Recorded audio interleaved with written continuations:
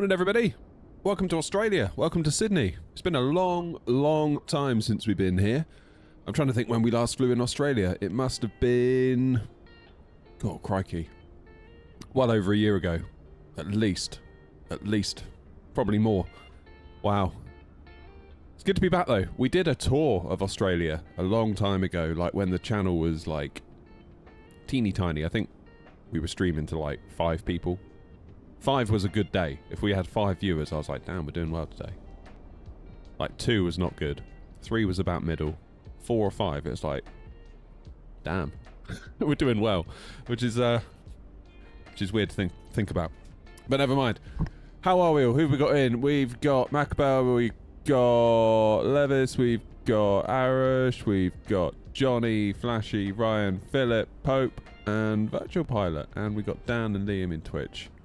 And Josh in YouTube Vertical. Nice to see you all. How you all doing? So we're going to be testing out Boris AudioWorks 737 pack that is now compatible with 2024. Looking forward to that. I had a good time with it in the 777. I don't know if you remember, we did a video sort of comparing default PMDG to Boris sounds. Might do the same thing again actually after this stream. That could be cool. Anyway. Plan for today is we're going to fly from Sydney, where we're currently at, and we're going up to Gladstone, which is quite a small regional airport. I think there's only like 4 parking stands there that would be big enough for us, so that'll be good fun when we get there. And I don't know what we're going to do afterwards, to be quite honest. We'll maybe take a poll and see where the wind takes us, pun intended. But yeah, lovely to be back in Australia. We need to do a bit more of that, really. Joanna's been hard at work at the tours. Doing various different regions, pretty much the whole world, to be honest, at this point. And Australia is one of them, so we are going to be doing that on the stream as well in due course. That'll be good fun. But we did a mini tour of Australia ages ago. We started in, I can't remember where we started in, somewhere up north. Brisbane? I think we went Brisbane, Sydney, Sydney, Melbourne, Melbourne, Adelaide, Adelaide, Alice Springs, Darwin, Darwin to Broome, Broome to I don't know where. Maybe straight to Perth after that. I think that's where we struggled. After Broome, it's like, where do we go to break it up on the way to Perth? Is there somewhere we can go on the way to Perth? I don't think we had quite enough local knowledge to make the best of that situation, to be honest, but it was good fun. It was good fun, and I believe it was in the 737. It's kind of, that was my learning the 737 phase. It's wild how things change, isn't it? Quite a few things on your setup since the last stream I watched. Yeah, the screen's going to be the biggest one. In fact, you'll see that in a second when we fire up the plane. Because we are dark at the moment. So, hopefully I can... Where's the little switch?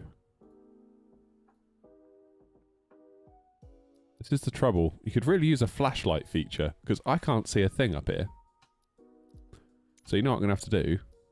I have to like fiddle the weather, turn the battery on, turn the emergency lights on, take the ground power. Now we can go back to live weather. Live weather's been a bit funny today as well. It's popped me out a couple of times and I don't really know why. Yeah, because that ain't live weather anymore, is it? But it should. Yes, he's gone to custom. Go to live. Come on. That's better. Morning, Grumpy. So when I checked a minute ago, we had tower on, and we also had... Oh, F was the flashlight. I didn't know that. Maybe there is a flashlight feature then. I've just wiped my keyboard settings though, so that might be partially why. Hopefully in a minute, when the screens light up here on the sim, they're also going to light up here. So, keep your eyes open for that. I'm hoping they're going to.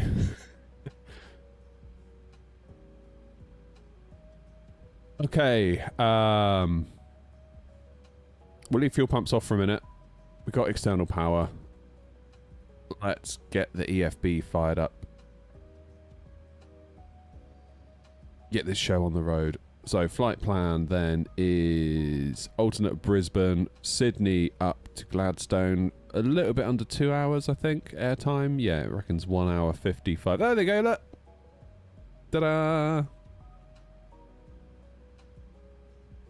Annoyingly, I can see my RGB fan from my CPU cooler in my screen. I don't know if you can see it too. That's quite annoying, actually. Never mind. Yeah, never mind. Not a lot we can do about that.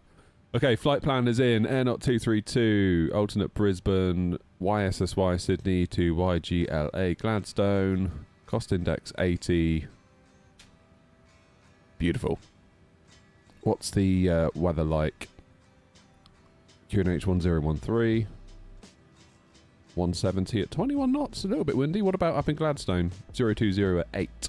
We'll make a call on the way up what to do about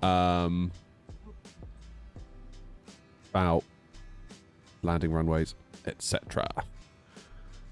So, FMC menu, pausing it, next page, grab a GPS coordinate, and we will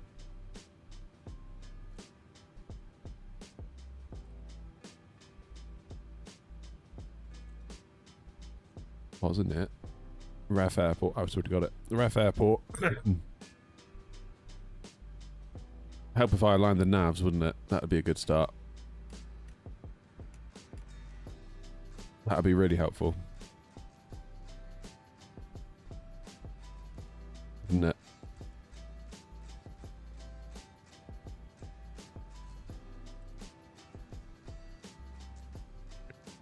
That IRS position, there it is. Good. Ref Airport, Y, SSY, gate.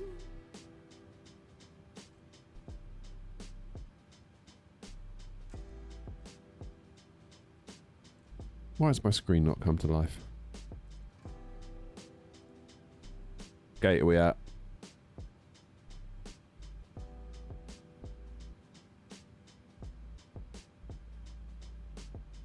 Three, 5.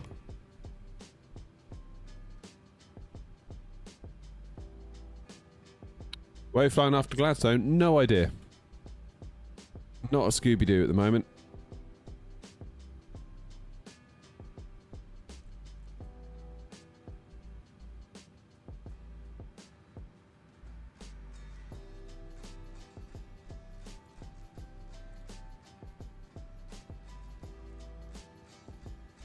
Okay, flight plan request.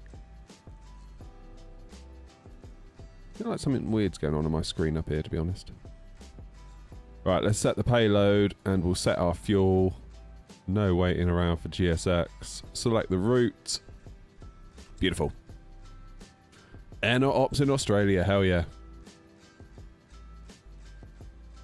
Messed around with DLSS FSR frame gen. Significant improvement. Sent me from 40 to 75 under DLSS. Around the same with FSR. Yeah, but they're fake frames, aren't they? It's not actual performance. Upscaling? Yeah. But frame gen? Ugh.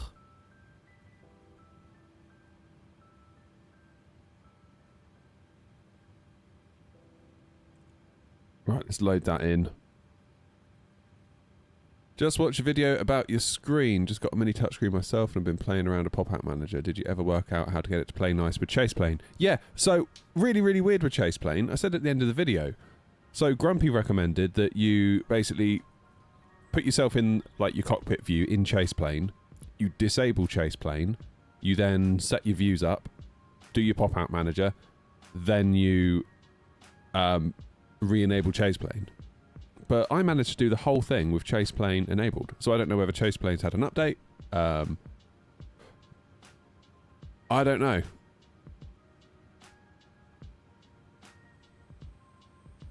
I don't know. Seemed alright to me with Chaseplane running.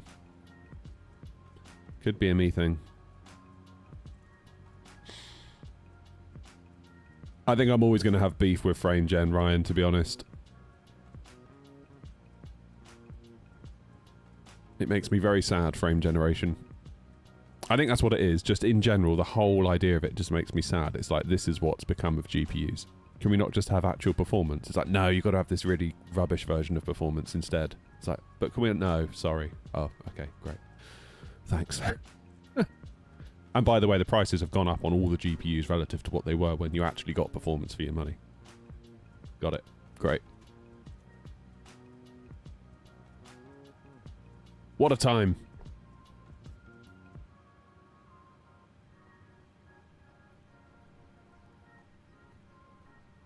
You need to enable create new UI window. Put that to right alt.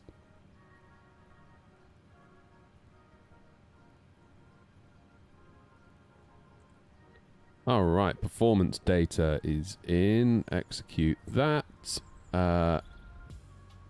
Before we go putting in our N1 limits, we need to put in our departure. And before we do the departure, we need to get our clearance. And who have we got on land? Oh, we've got Sydney. We've got Tower now. That's ideal.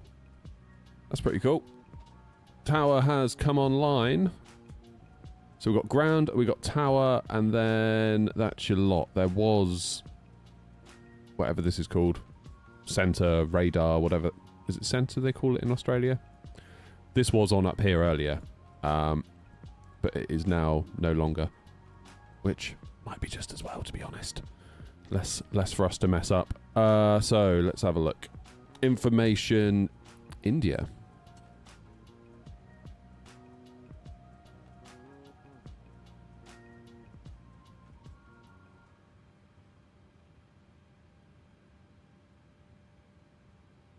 I need a new notebook.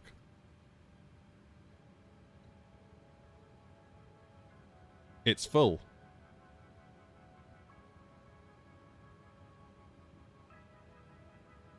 Yeah, I found half a page. That'll do.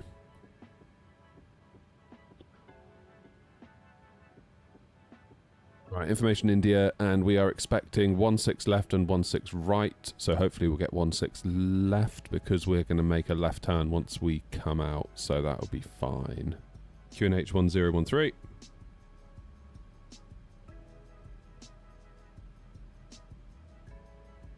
We are, of course, Air 232.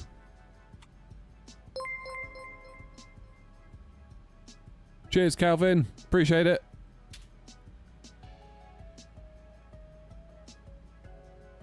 Right, now what frequency are we going to talk to? We're going to talk to Sydney Ground, 121-700.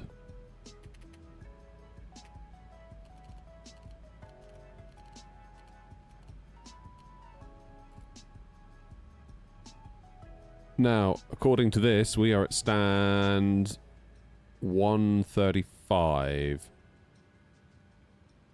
Oh no, that's not a 1, is it? That's an... Is that India 35?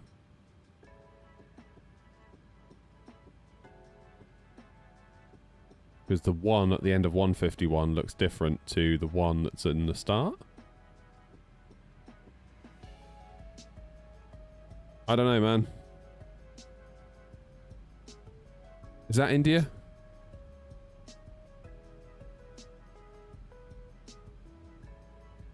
It's India. Got it. India 35.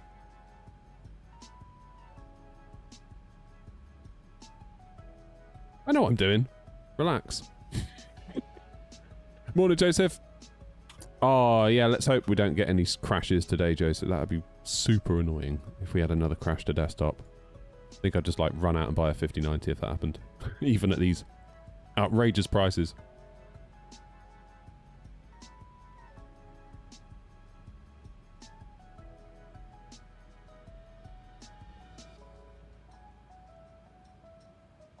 And we're expecting 1-6 left on the Olsen.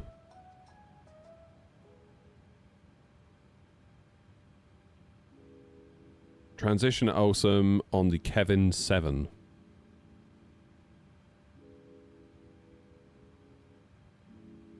So we'll see if we get that.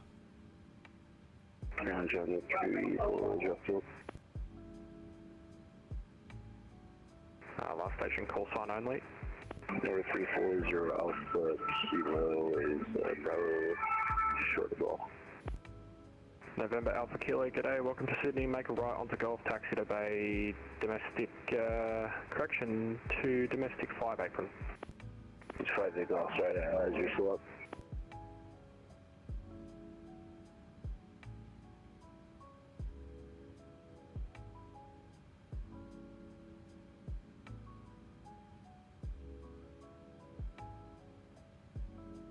I updated FS LTL and GSX last night and had back-to-back crashes flying out of Gatwick.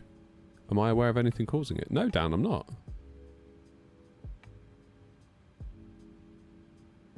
I am not.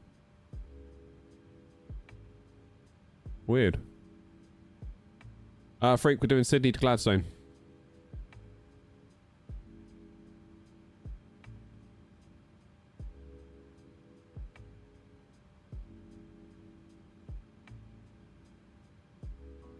Okay, let's give ground a shout and get our clearance. Because in 10 minutes we should be on the go. Ground Air Knot 232, stand India 35, information India on board, aircraft type 737-800 with IFR to Gladstone. Air Knot 232, Sydney ground, g'day, cleared to Gladstone, Olsen flight plan route, runway 16 left, Kevin 7 departure, Olsen transition, climb via SID 5000, squawk 6017, departure 122.8. Cleared to Gladstone on the Kevin 7, Olsen transition via 16 left, initial climb 5000, squawk 6017, and departures 122.8, Air Knot 232. Air Knot 232. Sydney ground, Qantas 3 requesting PDC. Qantas 3, Sydney ground, g'day, expect PDC. 6017. Qantas 3, just advise, can you accept 16 left? Does that mean tower's gone offline then? Negative. Departure's 122.8, but tower's on. So is tower just doing arrivals? Is that what that is? FedEx 404, you with me? Don't know. Oh, there's Grumpy. Grumpy's over there, look. 5-6 Tango. Anyone else in? FedEx 404. I'm with you. FedEx 404, g'day, welcome to Sydney. Make a right turn onto Alpha, International Cargo Bay 5. Right turn onto Alpha, International Cargo Bay 5. FedEx 404. All station, Sydney terminal information, Juliet, now current changes, clouds, view 4100, QNH 1014, Juliet. Information Juliet, now current. Kevin 7, and we're going to go via Awesome. That'll do. So now we can do our N1 limits. Now we know where it is we are going. So let's go to... Wrong one. Let's go to Performance Tool. 16 left out of Sydney. Then... import from aircraft, import the weather, 1014, that's correct. So it wants us on a flaps 5, TO1 D rating, select temp 43, 145, 146, 149. So TO1 D rating, what was the select temp? 43. In there. Go to takeoff, of course it's flaps 5, it pretty much always is, 145, 146, 150, that's only a knot difference, that's fine, that's within limits. Trim of 5.29.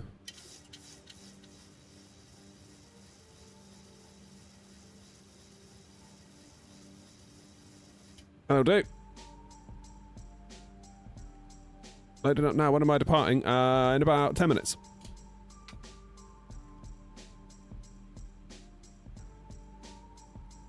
After departure, switch to Unicom. Okay, fair enough. I say, surely they're going to hand me off to tower first, right?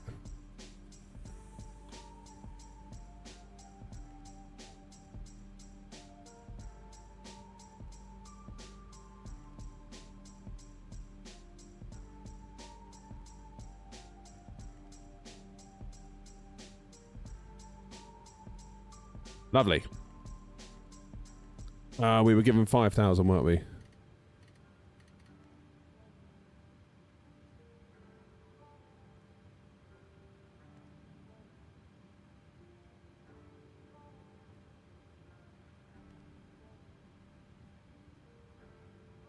Runway heading is 155.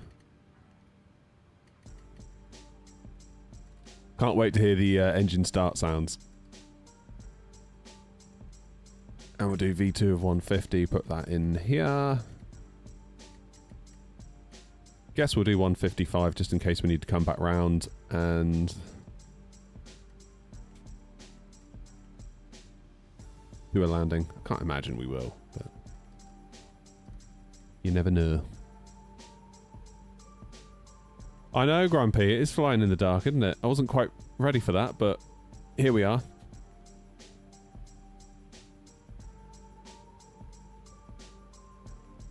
Good. What I think I'm going to do then. Sydney Ground, g'day, Qantas 174, PTC reback. Qantas 174, go ahead. Is it going to give us low pressure warnings? No, it's not. Let's start the APU. Squawk is 3651 Bay International 37, Qantas 174. Qantas 174.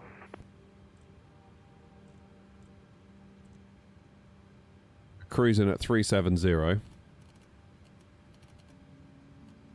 And what's Gladstone looking like in terms of our arrival? It wants us on 28 for now. Don't really know why. But just do that.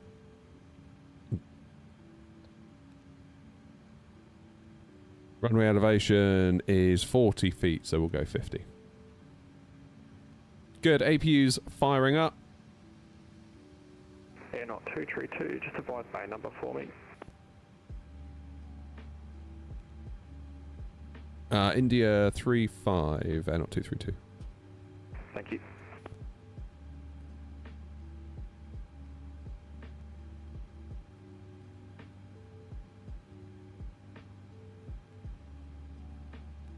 Looking at the Just Flight PA28, wondering if you recommend it. Wouldn't have a clue. Wouldn't have a clue. Not the sort of thing I fly.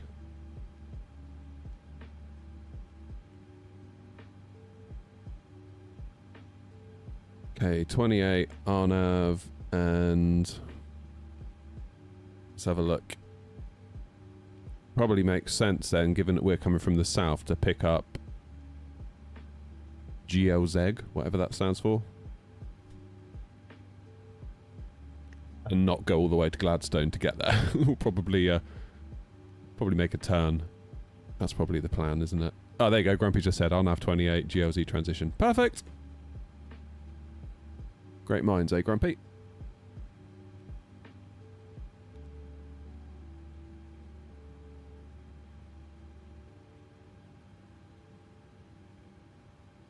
The PA28, Philip?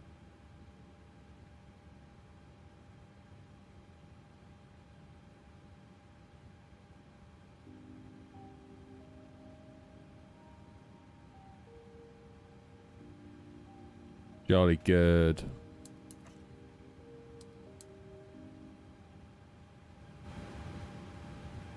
Right, let's get the sound up. We'll lose the music because, of course, we're all here for the Boris sounds today, aren't we? Let's be honest.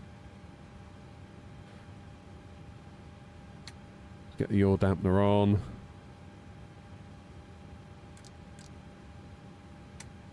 Get the window heat on.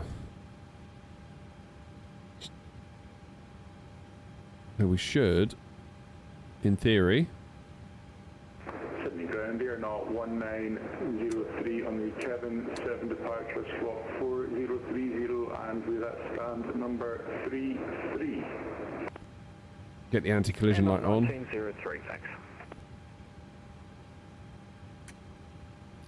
Let's tell GSX we would like to go, but not before we remove the chocks, because I've made that mistake before, I can tell you.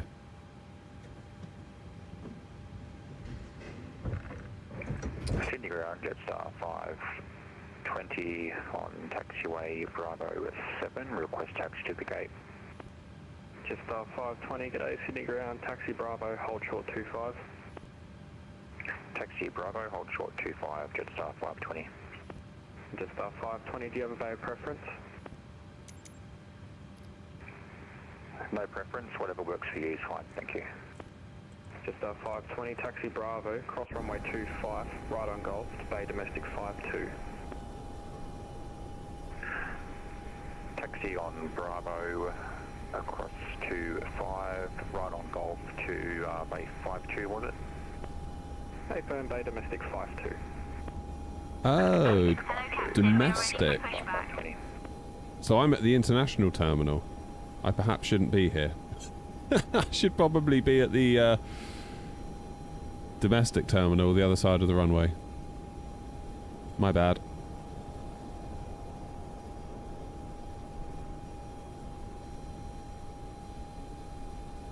My bad. Departure checks completed. Bypass pin inserted.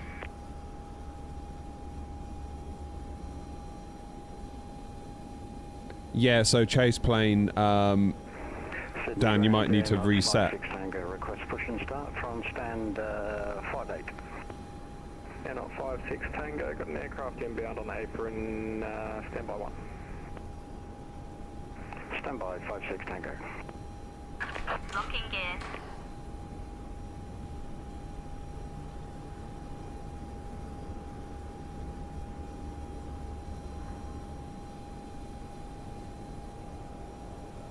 Yeah, I've just realised I'm at the wrong terminal.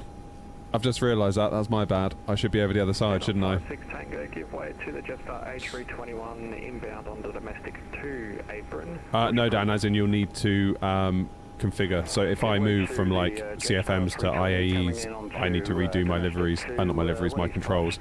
But you can import from another plane that you've done it for. So if you've done it for the IAEs, you should be able to re-import the IAEs into the CFMs, save yourself a load of time.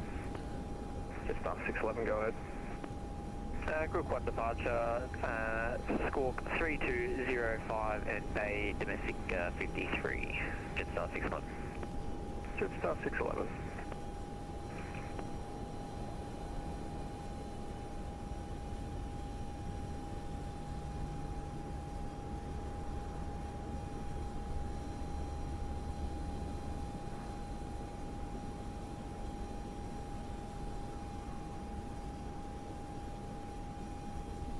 Ground, Air Not 232, India 35, ready for push and start. Air Not 232, push approved. Push approved, Air Not 232.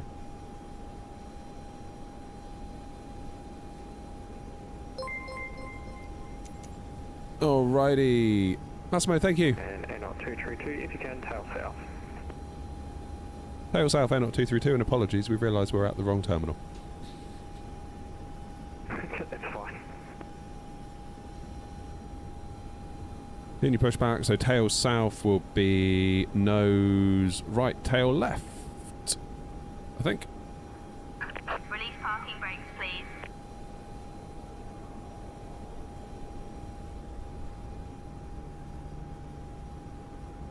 Commencing push.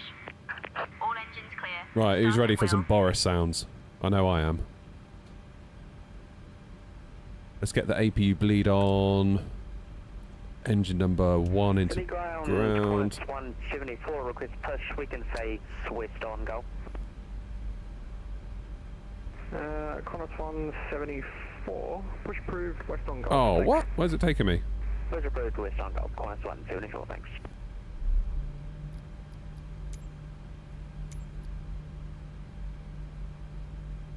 It's taking me somewhere, right? Okay, that's good. And Qantas 174, I just want to confirm that's Tower west on Golf.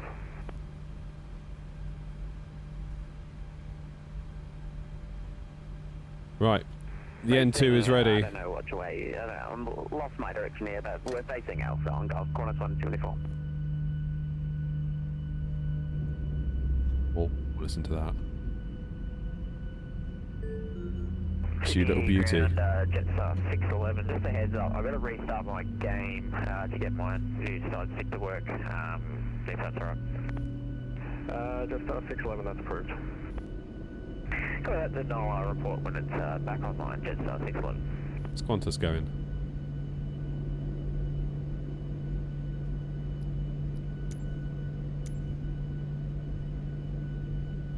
I'm going to stop here, I think.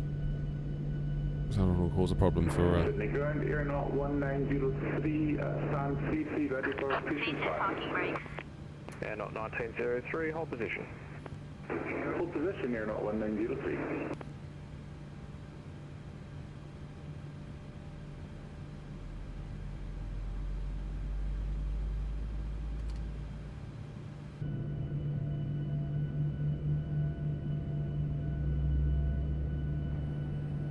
Do the flaps.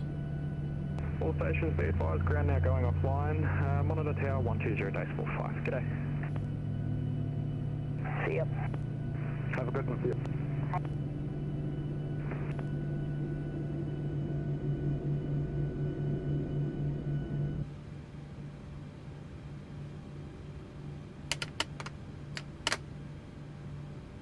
Alright, we are good with flaps 5.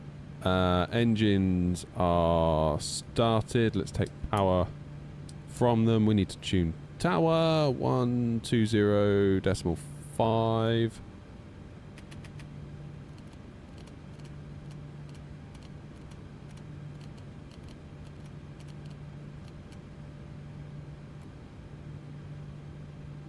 Cracking.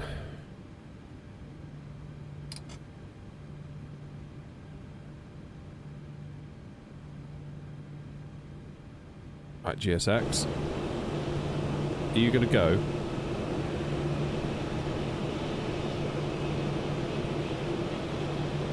How you doing, Joanna?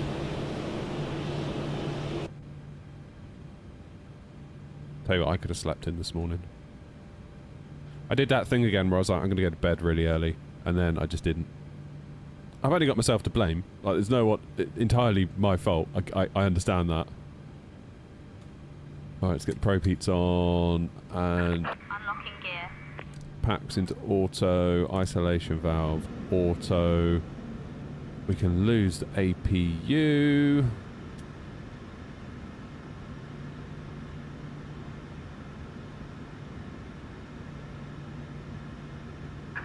Tow truck disconnected. Bypass pin removed. Thank you. Left is clear. Right is clear. Do rejected takeoff. Good evening to you, sir. Request taxi currently on domestic 2. Airlot 57 Tango. Taxi Charlie, cross runway 25, Bravo 10, hold short Sierra.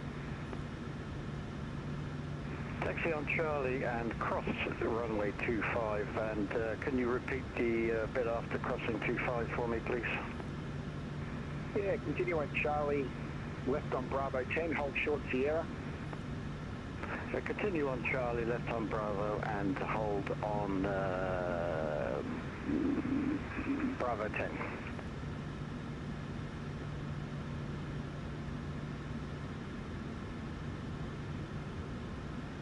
Right, I'm going 16 left, which is, thinking about it, all the way down here.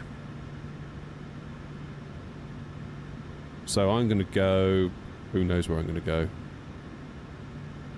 Wherever we're going, it could be a long old taxi. Good evening, this 103, look at slated.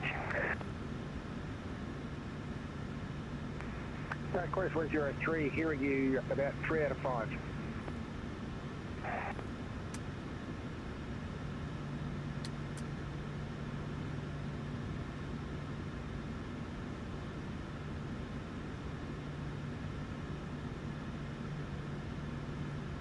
Sydney Tower, Airnaut 232, facing north, International 4, ready for taxi.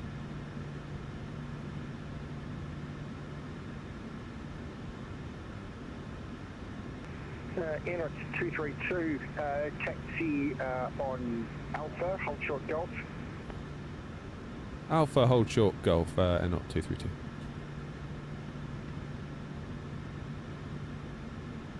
Alright, so Alpha then we have to do a little loop up around, aren't we, and do a 180, hold short, Golf. So basically we're going to taxi over there.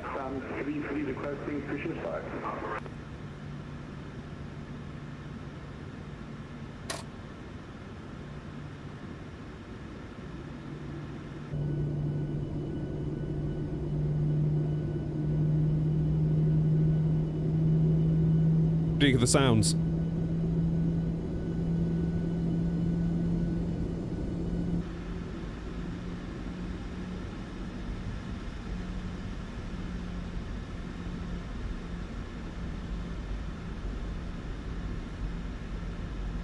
Ground Qantas 174, request taxi.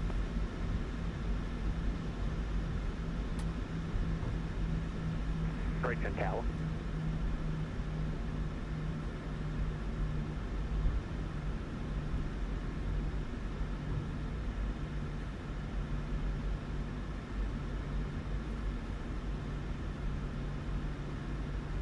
Blake Tower's gone offline.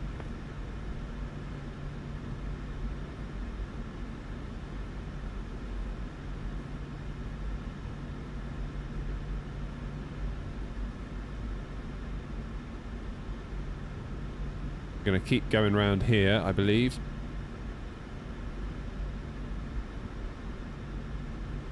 Follow the greens.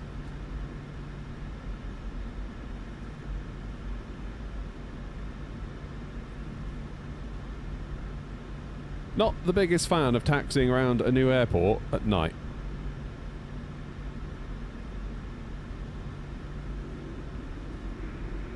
Station Sydney Tower, my apologies, just had a few computer issues.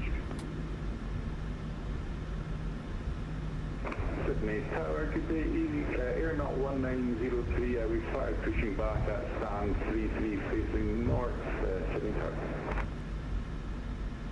Air Knot 903, roger. Sydney Tower, Qantas 174, taxing Gulf Boy, holding shore, runway 16 right. Qantas 174, thank you. Los Angeles Dallas is KF350, currently 11 nautical miles and touching down on runway 16 left. Right, so we're going to hold. Two off Yankee 350, runway 16 left. Yes. Please Alpha again on. I haven't given you clearance just yet. I'm still trying to set back up.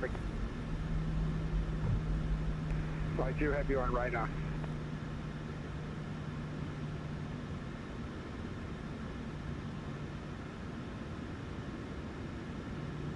Morning, Andy. The aircraft I'm most hyped for is the Phoenix Neo. Yeah, that's going to be a great day when that comes out. So I made a video yesterday. I took a flight in the A32NX. Really good fun. The video is currently in edit. City Tower, Qantas 31, g'day. 3 mile final, runway 16 right, sorry didn't see you on. Just logged on, that's no worries. Qantas 31, runway 16 right, clear to land. Runway 16 right, clear to land, Qantas 31, thanks.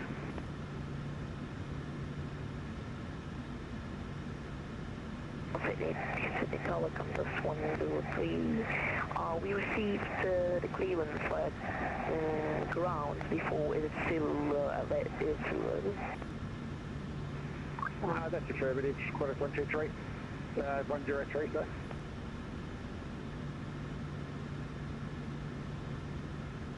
Turn my fans on, it's roasting in here. Do you think Boris will make an A320 sound pack for the Phoenix? I'm not sure it's necessary for the Phoenix, to be honest. Sydney Tower, Knot 1903 requesting taxi. Not sure it's necessary. I feel like Phoenix went to town with the sounds with the BFU update. You're the Qantas ahead, nice. Yeah, we might be here for a minute. We've got to wait for this aircraft, haven't we, that's on final.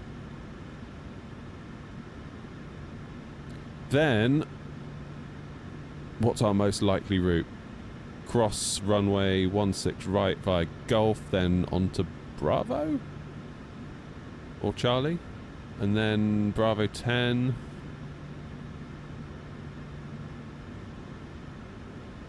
Don't know. Get the hang of it. Boris is planning FSS E-Jets, then he builds A330. Oh, okay. I mean, Boris is in a good position. There's loads of planes you can work on. Just which one do you pick next is the question. heading over, good 1 departure, out of runway 16 right, Scott 1074, stand 10 international terminal. What we really need is a Phoenix A330. All stations contact ground 121.7. Oh, back onto ground. Okay. Ground, good evening, Kansas 103. We got the clearance for the PDC, so we're clear to PA Papa Hotel November Lima via Nova, Kirk 1 departure, out for runway 16 right, Scott 1074, send 10, and the international terminal. Okay, all stations, Sydney ground, stand by 1 moment. Me and Tower just got to coordinate a bit, get everything sorted out. We've been having a lot of issues tonight, so stand by. I'll get you all very shortly. Roger, no problem. Qantas 174, Sydney ground, you with me? Go ahead for Qantas 174. Qantas 174, thanks. Give me 1 moment, sir, and I'll get you across and we'll get you on the way. Yeah, all good. Busy here, isn't it, tonight? Sydney ground, Qantas 31, good day. Make it a 16 right, Bravo 7. Qantas 31, Sydney ground, g'day, welcome to Sydney. Do you have a bay of preference? Sorry, just Qantas domestic, any bay, Qantas 31. Qantas 31, thanks. Taxi Bravo, hold short, runway 25. Bravo, hold short 25, Qantas 31. And Qantas 31, you can expect stand domestic 10. I think I'll get Golf 16 right, Charlie. 10 for Qantas 31. Oh, maybe.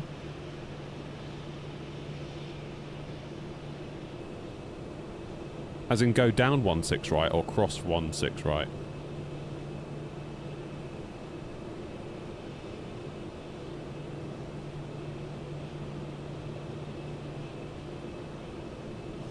Cross it, yeah, I was going to say it'd be weird to go down it, wouldn't it?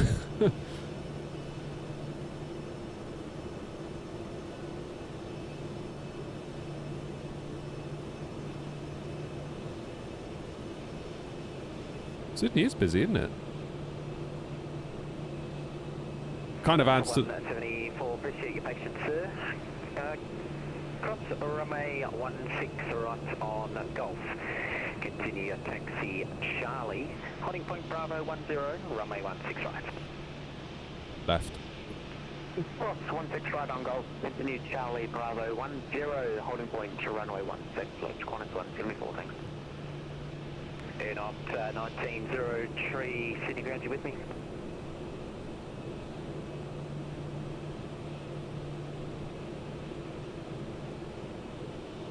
Air not 232, Sydney ground, you with me? Air not 232. Air not 232, apologies for the delays and confusion, sir. We'll get you moving now, so taxi left on Golf, cross runway 16, right on Charlie, holding point Bravo, run 10, runway 16 left. Problem at all. So on to Golf, then cross 16 right, on to Charlie, and Bravo 10 for 16 left, then up 232. Qantas 31, we'll get you moving very shortly, sir. Just be a short delay due to departing aircraft on the other side of the runway. Qantas 31.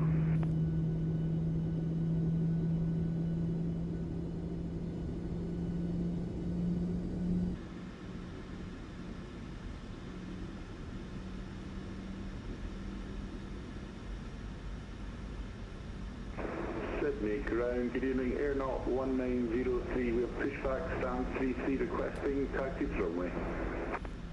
Air Not 1903, Sydney ground, g'day. Fortunately there's no ATIS up just yet, once it gets up I'll let you know what it is. For now, taxi international tree, Alpha, left on Golf, hold short runway 16 right. Taxi Alpha, left on Golf and hold short 16 right, Air Not 1903. Let's get the strobe on to go across the runway.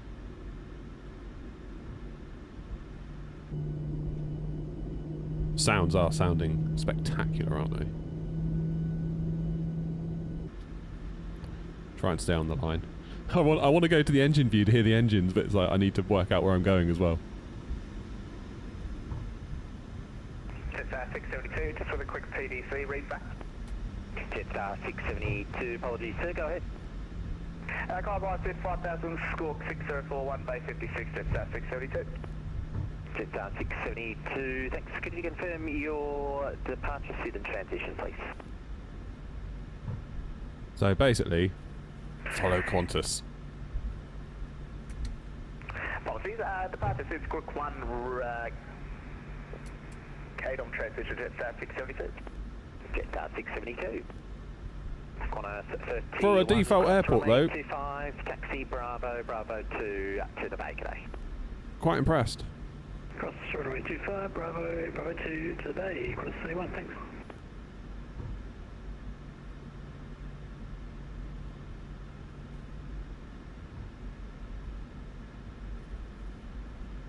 Now I wasn't given a... Good evening, Sydney ground. This is K350, currently holding short Lima. I wasn't given explicit instructions to cross 25, but I was given instructions beyond it, so I'm going to assume I can cross it, but I'm going to also double check.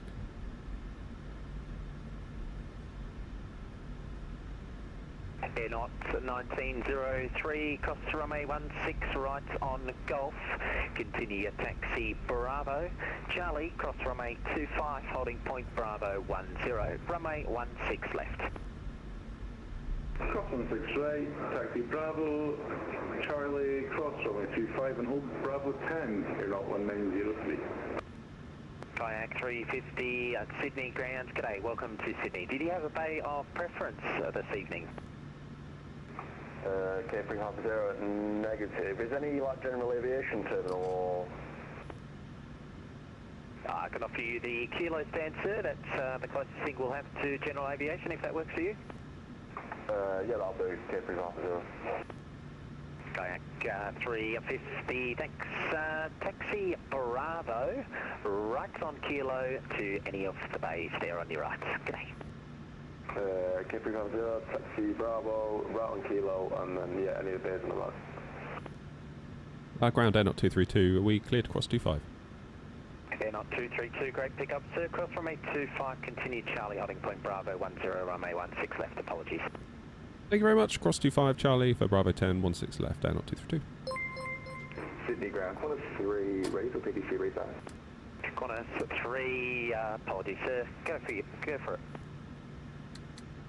Qantas 3, clear to Honolulu via... Cheers, Ethan. Departure, runway 16 right, squawk 1152, and we're at bay number 8 internationals. Qantas 3, thanks. Confirm the radar transition for the Group 1 departure. Group 1, did you say KDOM transition, Qantas 1? Oh, that sounds bloody good, doesn't 3 it? negative, the radar transition for the Group 1 departure. Apologies, radar transition for the Group 1 departure, Qantas 3. Qantas 3. And Qantas 103, Sydney ground. Qantas 103, go ahead. Yeah, Qantas 103, your readback was correct, sir. Roger, Qantas 103. Station Sydney terminal information, Alpha. It reads expect independent visual approach. Runways 16 left and right for arrivals and departures. Independent parallel approaches and departures in progress. It's a long taxi, this, isn't it? What is it now? 20 past 10. QNH 1014. Kayak 350, hold short of Charlie. I like it in Australia. Flying a proper aircraft. Don't let Grumpy hear you saying that. Qantas 103, push approved. Grumpy, you up in the air? You must be long gone by now. Thank you. Qantas 174, contact tower, ready 120.5. Bye-bye, enjoy your flight. Tower 1205, thanks. Qantas 174, yeah, good night. You too, mate, bye-bye. Kayak 350, give way to the Air Knot A320, taxiing left to right on Kilo, then continue taxi Kilo to the bay, g'day. Continue taxi K350.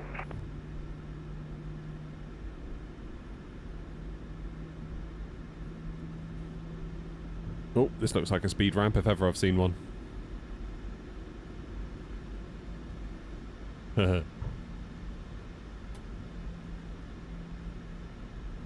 Up.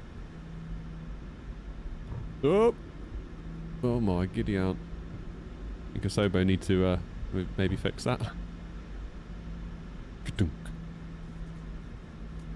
Ga-dunk. There we go. Fine.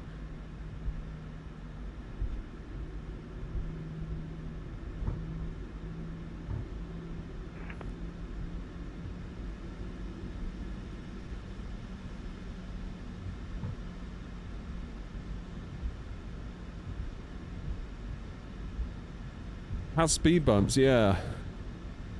Same as Amsterdam did when you come off of 1-8 right, is it? Morning, Dan. How's it going? Oh yeah, we do have new QNH, don't we?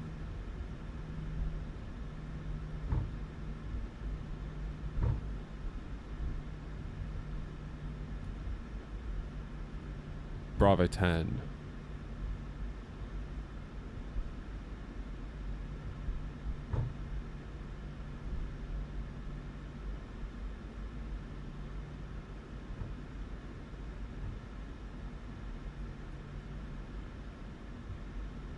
Why do I have the blue things on? Just to help you guys see what I'm doing a bit easier.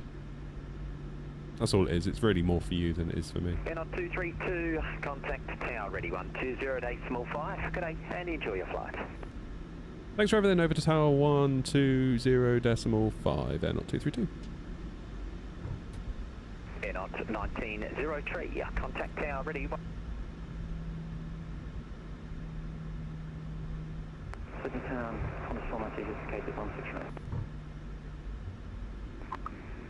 Quarter 490 over the ground, 121.0, break, Fiji 911, runway 16 right, clear to land. 16 right, clear to land, Fiji 911. Brussels is... Right, we're not talking about Brussels today, alright? We're not talking about it. Jetstar 508, go around. Going around, Jetstar 508. Yeah, Jetstar 508, flight missed approach and monitor Unicom 122.8.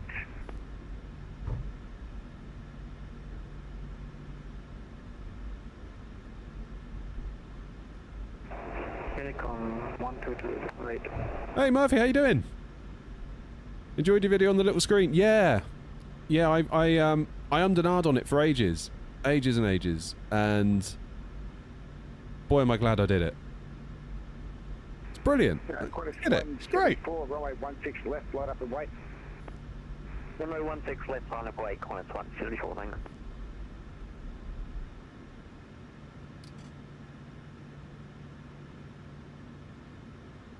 Tower Airnaut 232 with you, Bravo 10.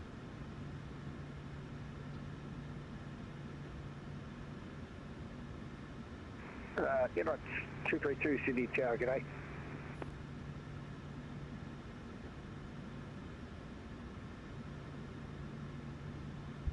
Hello, that should have said hello. Oh yeah. Qantas 174, number hey, Trigger. runway 16 left, clear for takeoff. Runway 16 left, clear for takeoff. The power in your eye, mate. 74. Yeah, considering what we spent on the setup, in terms of value delivered per pound spent, this little screen is definitely up there among the best, I would say. 100%. Airnaut 1903 with you, holding Bravo 10. Airnaut 1903, Sydney Tower, g'day.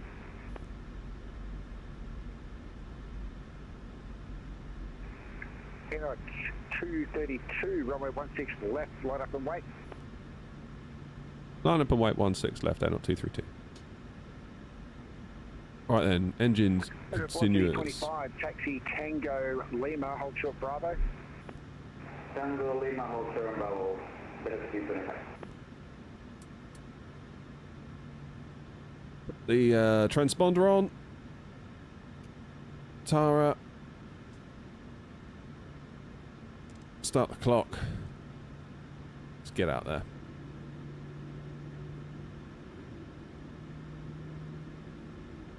Turn and burn? I don't know.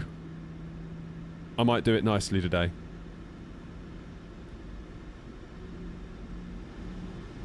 do love these sounds. Sound pack's so good.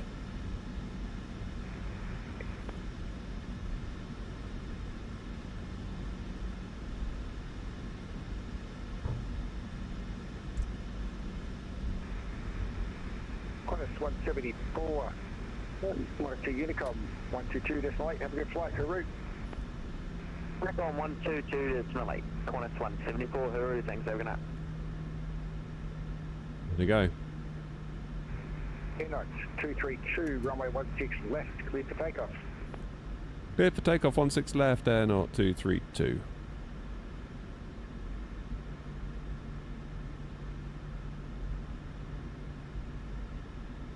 Okay, I'm getting a traffic warning, but that's that one over there. So we're okay with that.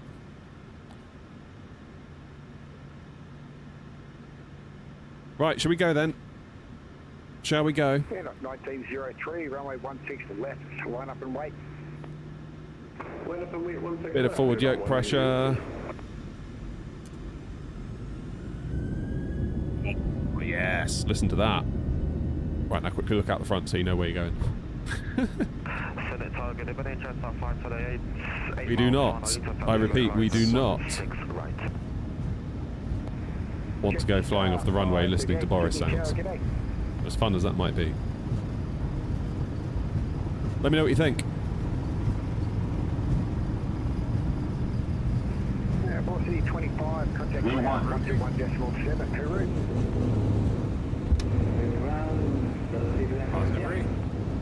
Gear up. Sounds weird without the RSR callouts, doesn't it?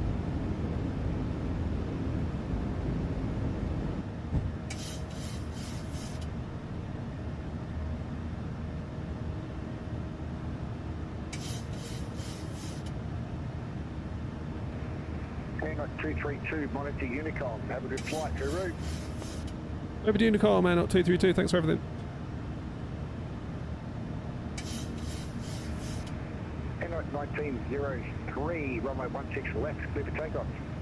Clear for takeoff, Air 1903.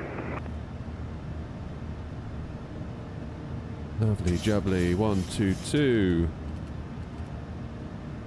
Decimal 8. Trying to do this while hand flying is rarely a good idea, but that's okay.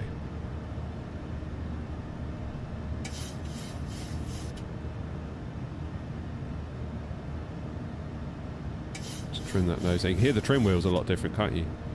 They're a lot more pronounced. What are my flaps doing?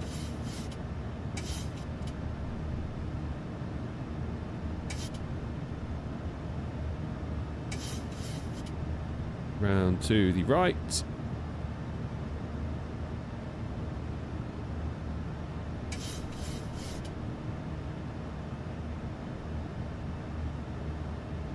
Beautiful.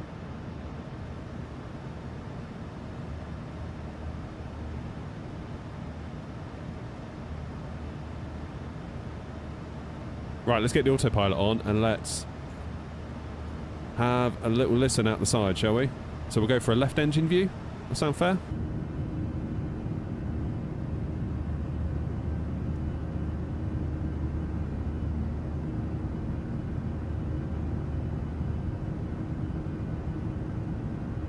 That's pretty good, huh?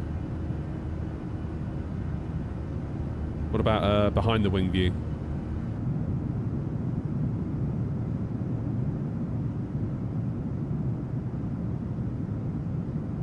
Nice.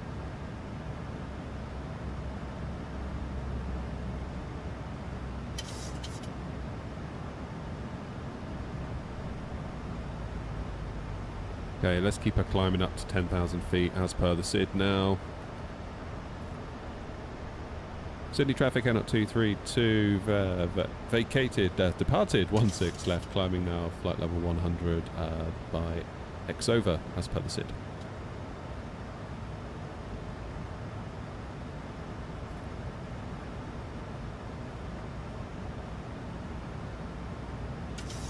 Okay, there's Kevin. Inbound Kevin. Never thought I'd say that.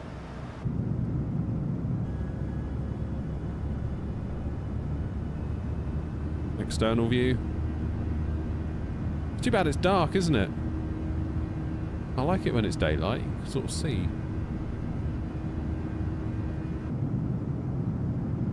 Either way, these sounds are very good, aren't they? What's it like up front?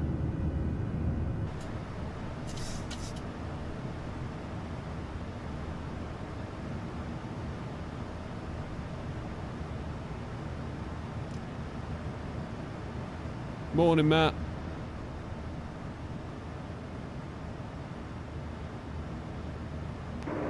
Sydney traffic, Air 1903 at 5,000 feet. Gear to neutral. I would love to do gear to neutral, but my hardware is currently overriding it. Sorry. That's... Weirdly, it just locks it into place. We did troubleshoot it a couple of streams ago because people were like, do this, do that, and we did it, and it still didn't do it. So I don't know. I need to look into it. Had the same issue with the Thrustmaster as well, with the TCAs. And it wasn't until I used spad.next that got rid of it.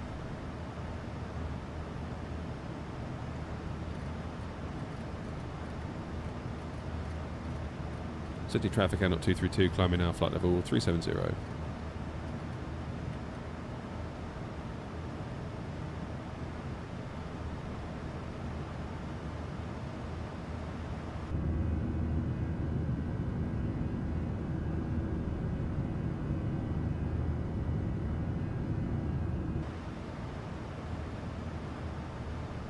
So transition here is 10,000, isn't it? So we'll get ready to do that.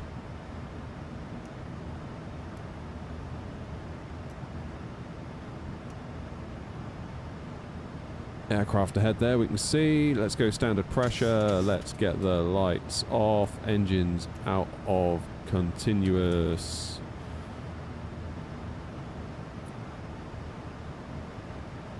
And we're looking fairly tidy. We are looking fairly tidy.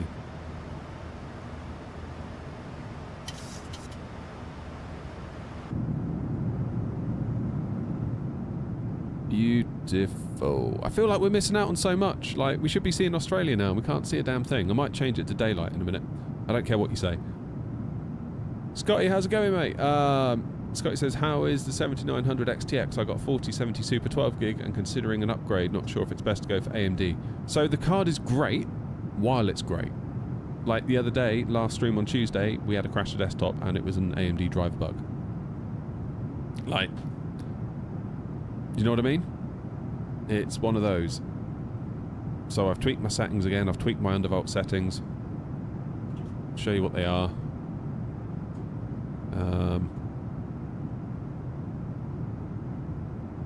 So I've got a minimum frequency of 2400, maximum of 2500, undervolted to 1120. I've left my VRAM tuning alone now and I've taken away the power limit.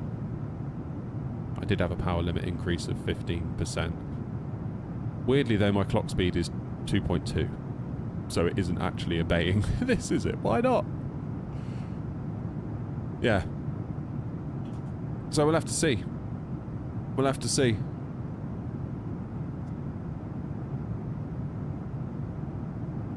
Gabe, there could be a million reasons why, to be honest.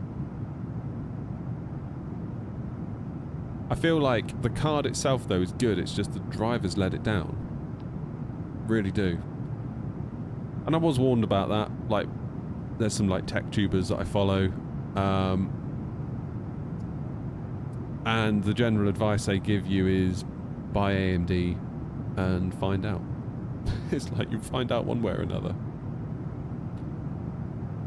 I mean, Scotty, I wouldn't go 16 gig for 4K, put it that way. Like, if you're running 1440, I think you'll probably be alright with a 16 gig card. There might be times where you come up against it.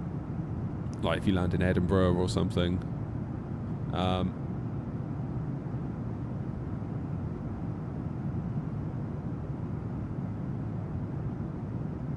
most of the time at 1440, I reckon you'll be okay. If you want to play 4K, really, I think you're kind of condemning yourself to buy a very, very expensive graphics card. Like, I keep wondering, am I better off losing the 4K dream? Particularly now I've got this little screen, I could get like a 1440p thing. I don't know, maybe. I might try it again. But I feel like I lose so much immersion if I go from this 4K TV to a 32-inch 1440p monitor. All of a sudden it feels like I'm playing a computer game, whereas now it feels like I'm in a simulator, if that makes sense.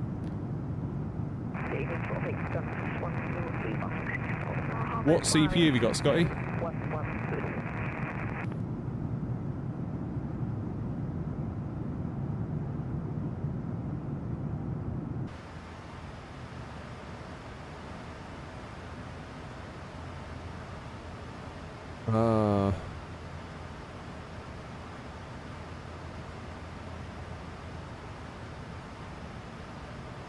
Where's the above-below thing? Do you have that on the 7.3?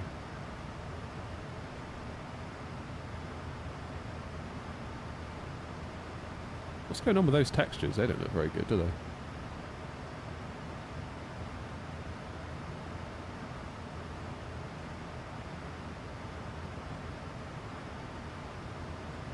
At least the rudder trim's in place, that's good. What do you think of the sounds, though? The sounds sound good, I think.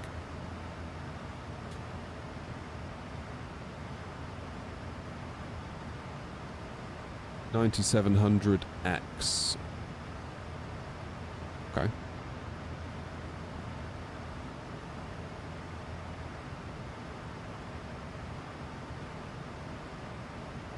Place a screen, but in favour just build a cockpit. All roads lead. Stop telling me to build a cockpit. It's not helpful.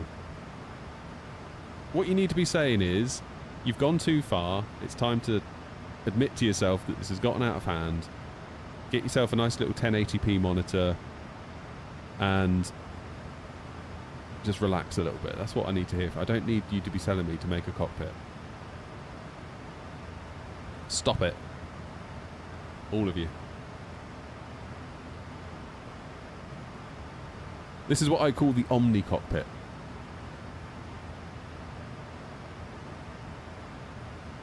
$30k subs and growing, that cockpit. Stop it. You've gone too far, you might as well go and build a cockpit. Oh my god.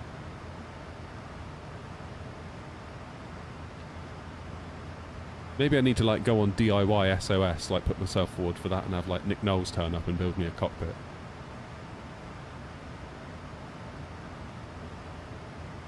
A 1080p monitor and then put it in the cockpit. Got it. Do I physically set up your FMC? Yeah. I mean, I use SimBrief to do the flight plan, but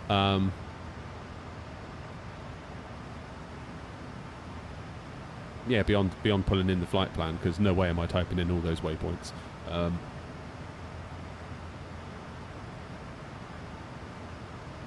Slightly concerned that I cannot see the plane ahead. I can see it physically, see it blinking away at me, but I cannot see it on here. Which is a bit weird. Just wondering if I'm doing... Ah, there it is.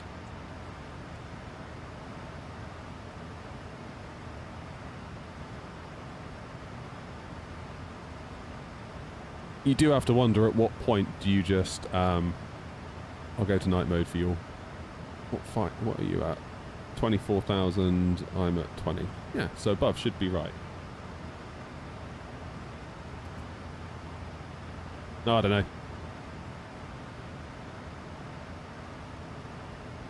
What range do I have set for traffic? That could be it. Fuel. That'll be the centre pumps. Just get those off.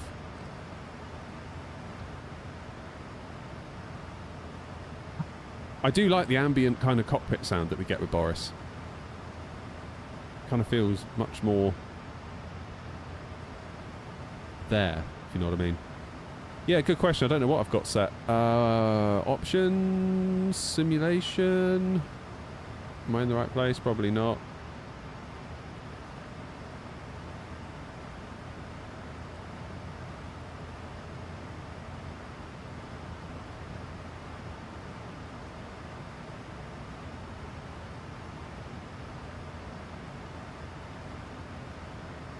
Not in there. Performance.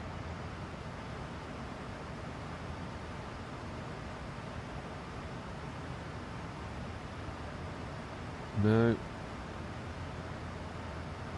Aircraft. Displays.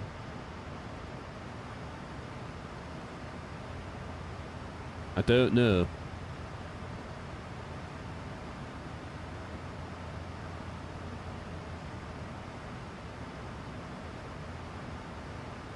Alt separation on the ND. Range 40.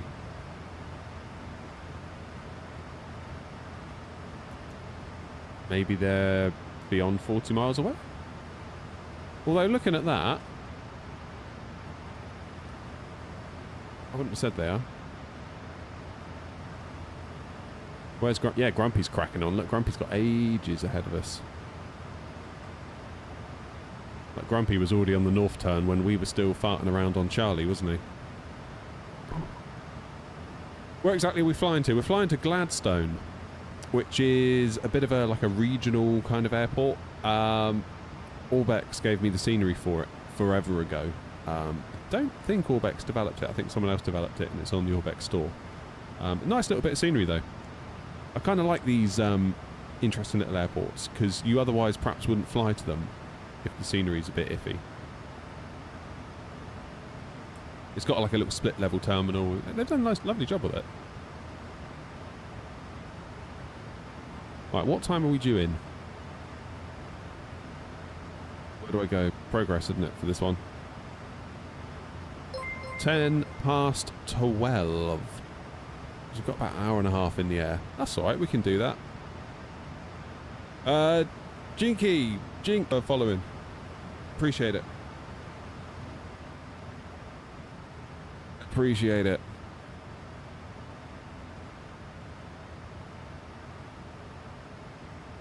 DIY SOS built you a cockpit, it would fall down a week later. I don't know, I think it'd probably be alright, wouldn't it?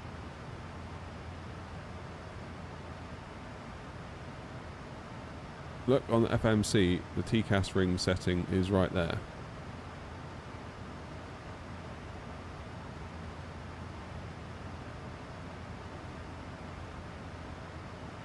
Where am I looking? In here. Where was I? I was in aircraft, then I was in displays, I think.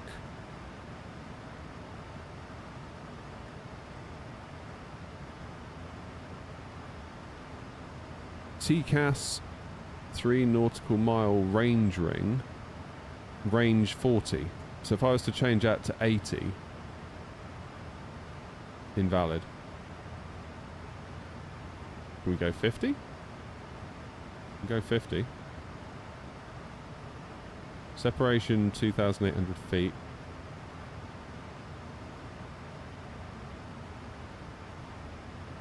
Ooh. Still can't see him.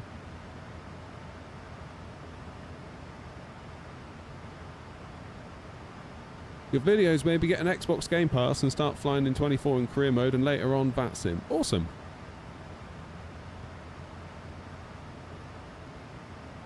Turn the TCAS ring off and it might go further than 3 nautical miles. Oh.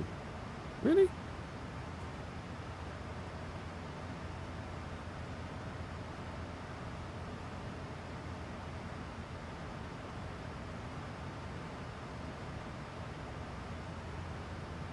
Weird, isn't it?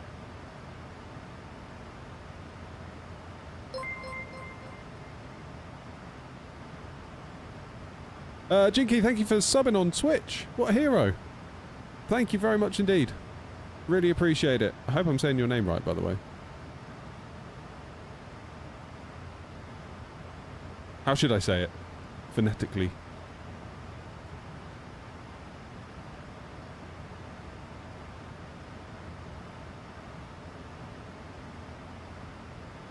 I do feel like we're missing a trick here, because I feel like there's a lot of coolness down below and we're just not going to be able to see it. I would go to custom weather, but I don't want to break anything. Yeah, I can still see the plane. How you doing, Westy? Bobby, I'm looking to see why I can actually see the plane ahead of me, but I can't see it on TCAS.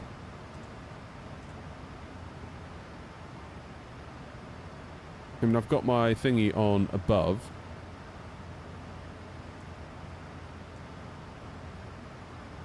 Go below, obviously it's not going to be there either.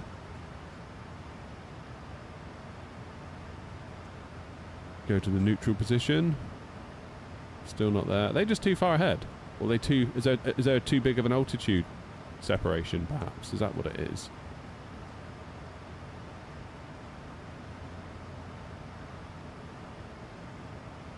Show all instead of filter. We'll give that a go, shall we? Hey, there it is. So why was it filtering? Why would it filter? What would it filter? What is the filter?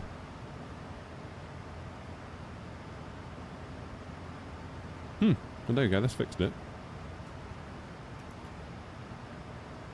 Okay, so 10 miles out we can't see him. 20 miles we can.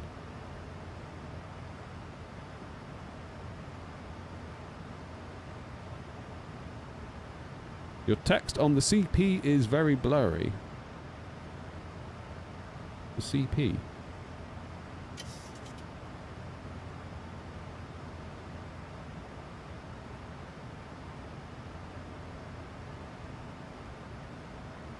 My name is from Belgium, but I'm Dutch. In Dutch, you speak it out as Sjanky. In English, I guess it's Yankee. But I listened to Bob as well. Okay.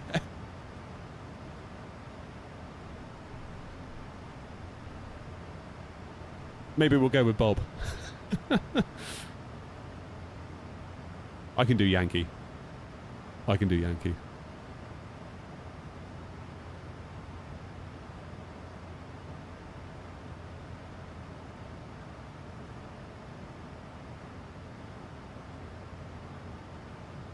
Bob's much easier.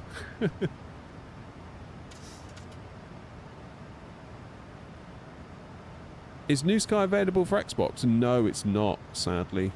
Because it's like a separate application that tracks what you do in the sim to therefore report your flight score to the virtual airline. So, sadly, yeah. The way I would look at Xbox is that it's a brilliant, brilliant way to get your feet wet. If you already own an Xbox and you just want to have a look, see if it's something you might like, but rest assured, if you get into it in any significant way, you are probably going to want a PC pretty soon.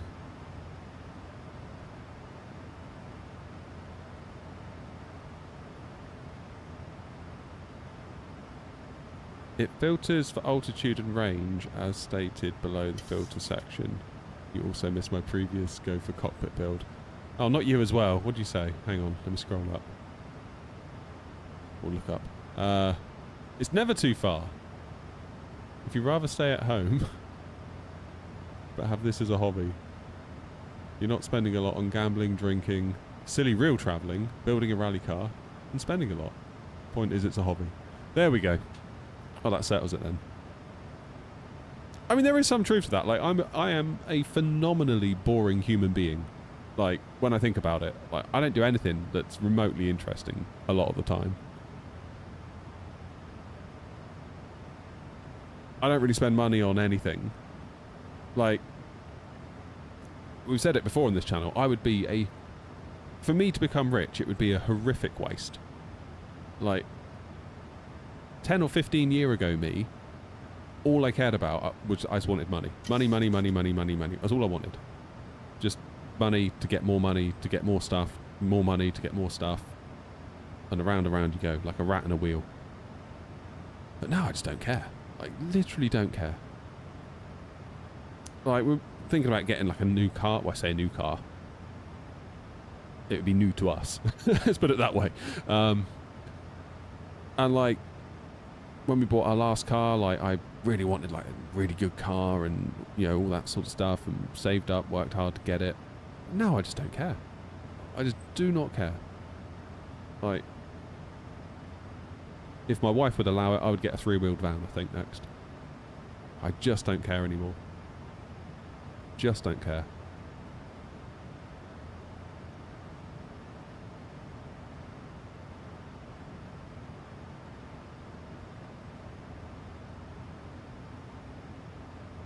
I think what it was, it's good. I think it is the car. The car did it for me. Like, I really, really wanted a car. Wanted a good car. Like, once I sort of came out of uni, got my first like proper job, and I thought, yeah, let's get a good car.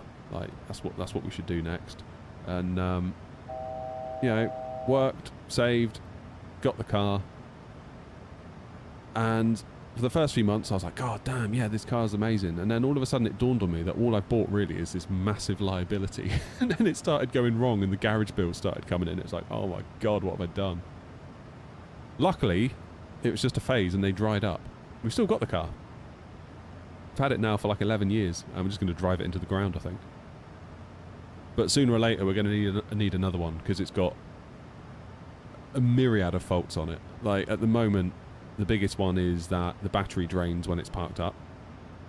But thankfully it's smart enough to detect it, and then it cuts off all electronic components. So it kind of saves itself. So you never come out to a car that won't start.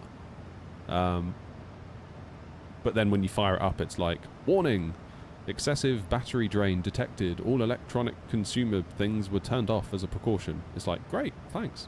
And the car starts. So sooner or later that's going to cause a big problem, I think. I spoke to the garage about it and they were like, yeah, that could be really expensive to diagnose. Like really, like hours and hours and hours. They were like, you might be better off, given that the car is essentially saving itself. You might be better off just putting loads of charge cycles on your battery through it dying and recharging and dying and recharging.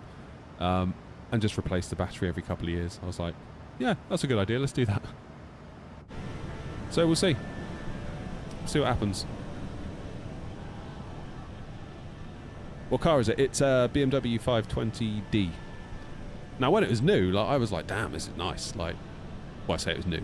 I bought it, it was like 14 months old, 15 months old, something like that. I was super precious over it. Like, it was the be-all and end-all. Whereas now I'm just like, whatever. You know, drive it into the ground. Who cares? Like, no way I would replace it with another one. I would probably get like a, I don't know. What's a reasonable car these days? Like, I don't even know. No idea. Ford Focus? Would that be acceptable? I don't know. Something like that. One thing we did look at when we were looking potentially at getting another one would be Mitsubishi ASX. They seem to be really, really good value. Really good value.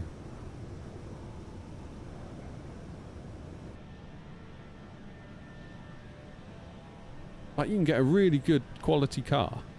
Only thing is, they don't sell them in the UK anymore, so then the fear would be, could you get parts? If you needed to get parts, if it went wrong, given that they don't sell the car in the UK, are the parts still available in the UK? I hope they are.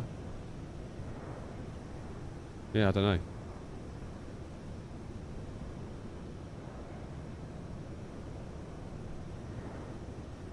Mitsubishi, very expensive to repair. Yeah, but they don't go wrong, do they? I had a Mitsubishi Colt, which is like their Fiesta. Ford Fiesta style car. That was my first car. And I passed my driving test. And I was on a gap year, as they call it. And obviously living at home, working a full-time job, I had cash on the hip, basically. I was doing quite well, considering I was like an 18-year-old idiot. And I went and bought a 12-month-old Mitsubishi Colt. And I only sold it last year. And like, just nothing really went wrong with it. The whole time we owned it. Obviously brakes and suspension, like all that sort of stuff. Like, but other than that, the only thing that went wrong was the bearing on the air conditioner compressor, where the auxiliary belt connects to it and obviously turns it to drive the aircon. The bearings in that went a bit weird, and they were like, well, you can fit a new compressor for $450, or we can fit a shorter drive belt and just lose your aircon. I was like, yeah, do that.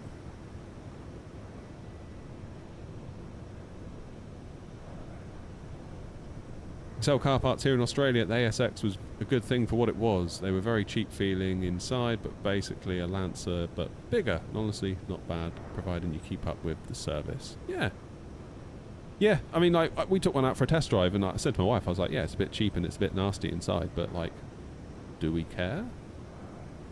Like, really? Do we care? I certainly don't.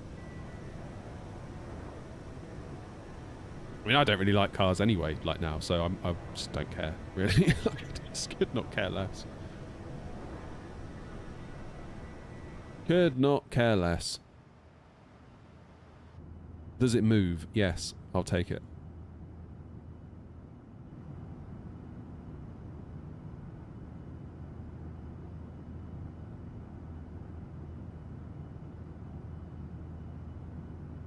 I thought of the next destination. No, we should have a look at that, shouldn't we?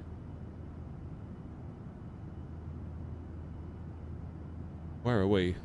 We're making reasonable progress. We're getting up towards Brisbane. Just think about time. So there's Gladstone. Could we go up to... what's it called? How do you say it? Cairns? Could we go up there? Smallish airport. We might get away with that on default scenery, I think. Basically land and turn right. And park somewhere. That might be the way to do it. How do you say it, Grumpy? Is it Cairns?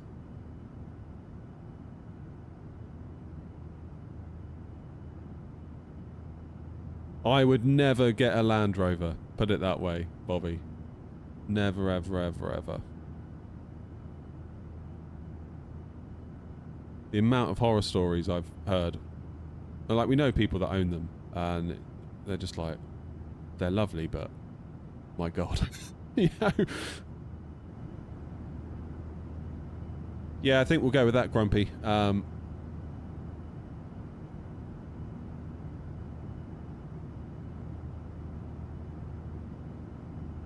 Where are we flying to? We're going Gladstone. You delivered Rolls-Royce cars. Damn, Lee, that's nice. Cairns.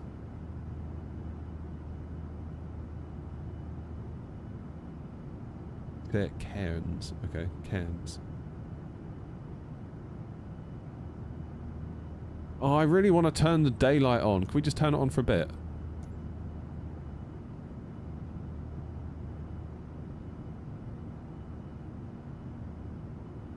Oh, that's so much nicer. Look at that!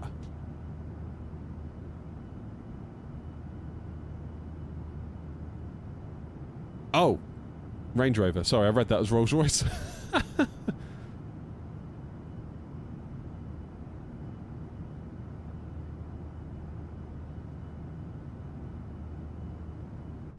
That's more like it.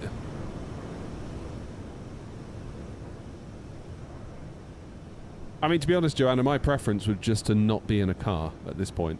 Like, generally, when I'm getting in a car, it's taking me to somewhere that I'd probably rather not go. If you want to know the truth. The only exception to that was when I drove myself to Gatwick to go to Infinity Simwings, but pretty much every time I get in the car, it's to go somewhere I'd be like, yeah, I don't really want to go here. I have to go here, but I don't really want to go here. Usually it's to the shop or somewhere, yeah. I could be at home not doing this, is kind of what I think.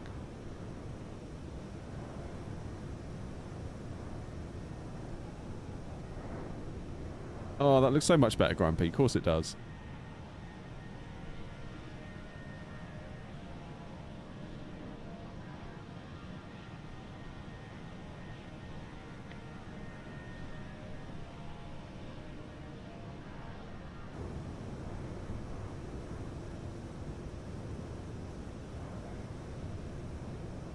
It looks glorious.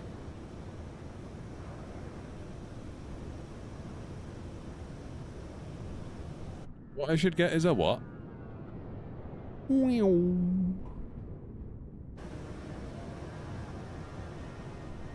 Is this a sim channel or car talk? I may have a dilemma on my hands, that's all. The car's going into the garage next week. Oh, the other thing that keeps coming up, I keep getting a big warning. Like, there's amber warnings on the car, like on the screen. They come up in, like, amber text. And it's like, you know, seek service when available. You know, like, it's not a big deal. Now I'm getting red warnings saying my brake systems, I need to replace my discs and pads. But the last time we took it into the garage, they were like, no, the brakes and pads are fine. We think it's a dodgy sensor. So it's like, at what point do we... But if we keep saying it's a dodgy sensor, eventually the brakes are going to fail and we're not going to realise it. So it's going in next week to have another look.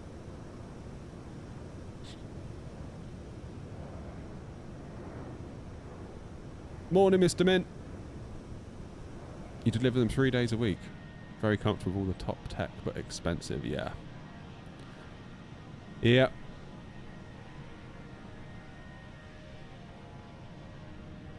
Yeah, I mean, to even consider a car, I mean, what are they? They've got to be getting on for 100 grand, surely. Like a top spec Range Rover, surely. Instead of, I mean, if I was to ever get a car of that value, I'd have to be like a multi-millionaire to even justify it, I think. To have that much of your net worth tied up in a vehicle without being like a multi-millionaire, I think would be a bit weird. Like as a ratio.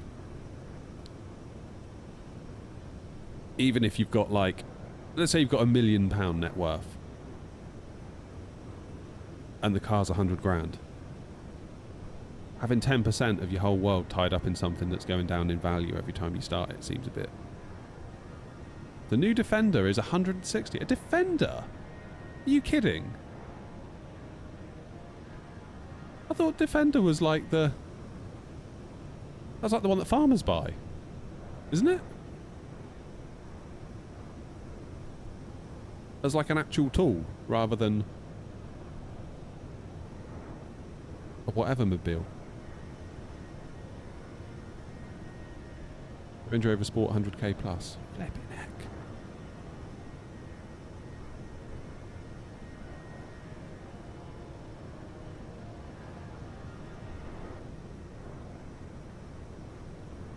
Octa Special Edition. 100... Oh my god.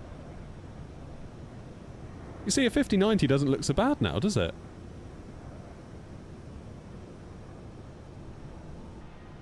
Maybe we'll get a 5090 after all. Yeah, but I could have bought a Range Rover. We're saving like 97.5 grand. That'll be my pitch.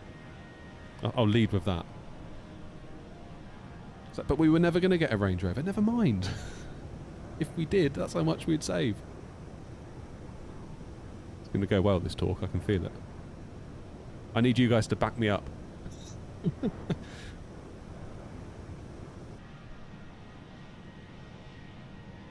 Oh, I do love a bit of chase plane.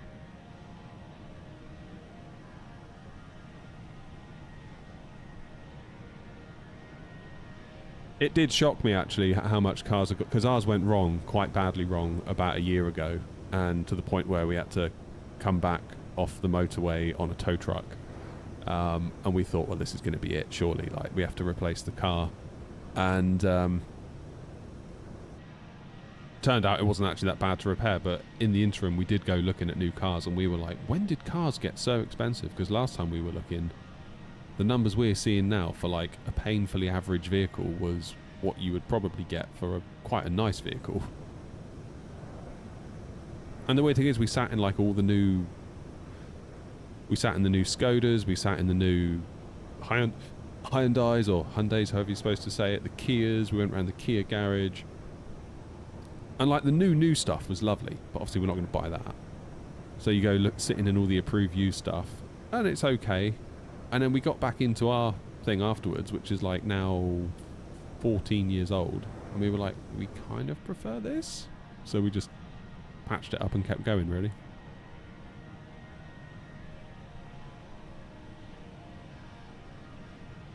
Swap your 64 gig of DDR5 for a Range Rover. How much is it worth now? We need to do Wordle as well, Philip. I saw your comment about Wordle, sorry. How much is my RAM?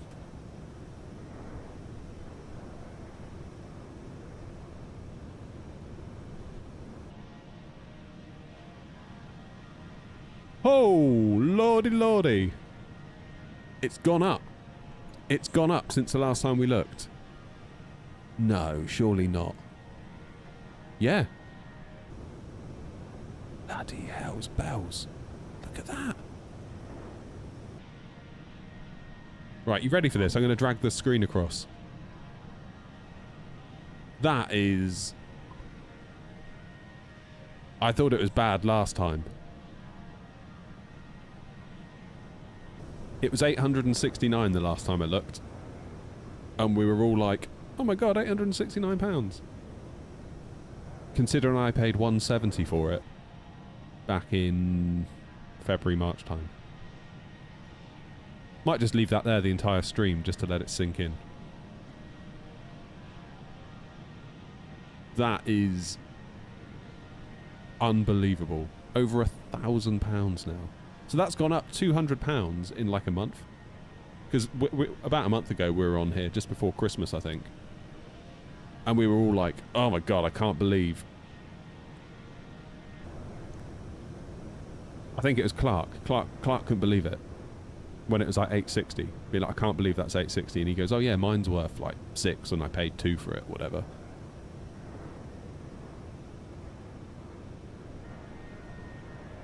Yeah, I mean, you could build a whole PC for that.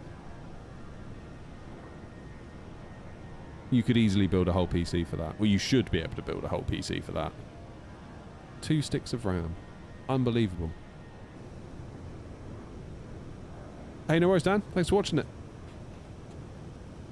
That is absolutely ridiculous. £1,000 for RAM. And now you're starting to see, like, your pre-built vendors basically building you a PC, but then you have to supply the RAM. Like, bring your own RAM. Because there's no way they can...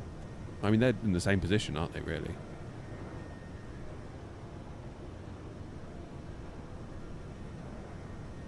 That is absolutely ridiculous. All for what? Bloody ChatGPT. You serious?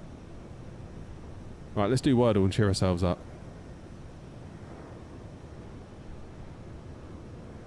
Philip, how long did you say you got it in for? I'll probably get it in 2.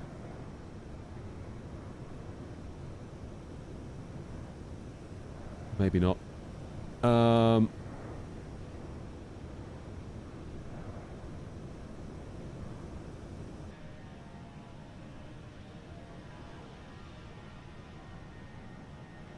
Oh, okay.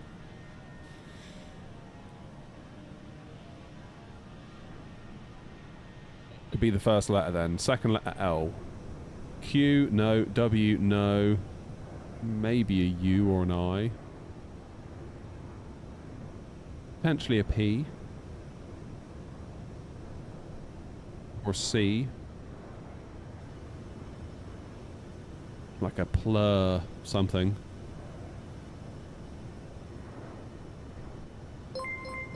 Something. Cheers, Aid. Cheers to the raid. Stefan's in, how you doing? Wordle in 3. Oh no.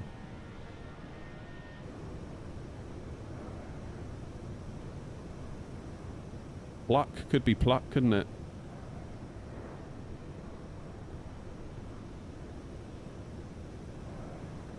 Oh, okay. Click?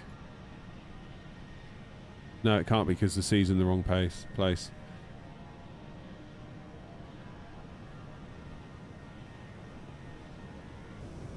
Got to be an I, isn't it? Cliff? No, you need to get that K in there. Oh, come on, we can't lose to Philip.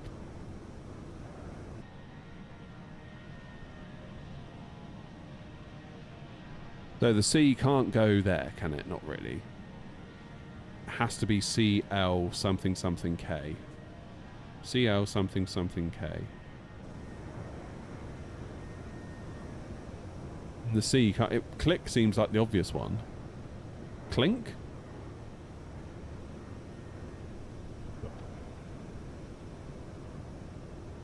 Could that work? Yes! Alright, Philip, we matched you. Alright, Grant, we're just doing our daily dose of Wordle while flying to Gladstone with the new Boris sounds.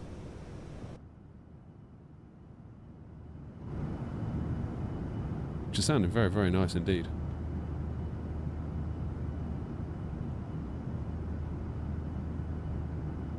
It sounds very much like it does when you're on one, doesn't it?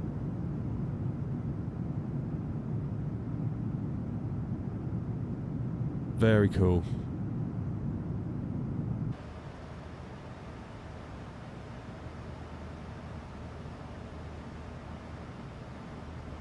I've been taking more time to configure 2024, especially with my Bravo for it's always a problem, isn't it? Always a problem setting up your hardware.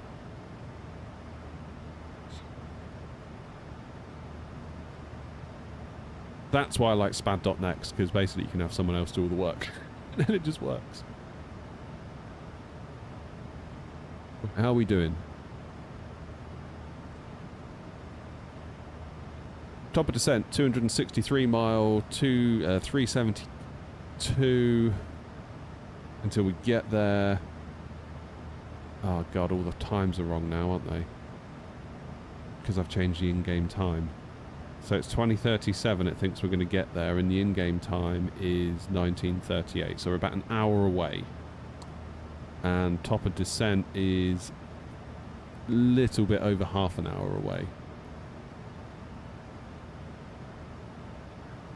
Do you think it'll make a big difference if I move my installation to my M.2 from my mechanical drive? Yeah, I'd have thought so. Switch to night time when we fly over Brisbane. Alright. Don't even know where we are. We are not... Oh, we've got quite a way to go yet. So we're going to fly over Gold Coast, aren't we? Then we've got to go up a little bit to Brisbane. Can you show off your 737 displays on the 12.3 inch screen? That and the 777 are my main add-ons. Hoping to use the GTN 750, especially with the touch screen. Yeah, so mine isn't a touch screen. So bizarrely, the product on Amazon that I bought is no longer available, and it's been replaced with the touchscreen version. Kind of cool that you get a touchscreen version now for like no more money. Well, not a lot more money. It's like £4 more if you add their little voucher thing. So that's kind of cool. But mine is not a touchscreen. But yeah, you can see it on the yoke cam there. Can't really show you much better because the yoke cam is kind of screwed to my wall, so you can't really move any closer. After Gladstone, Cairns, I think.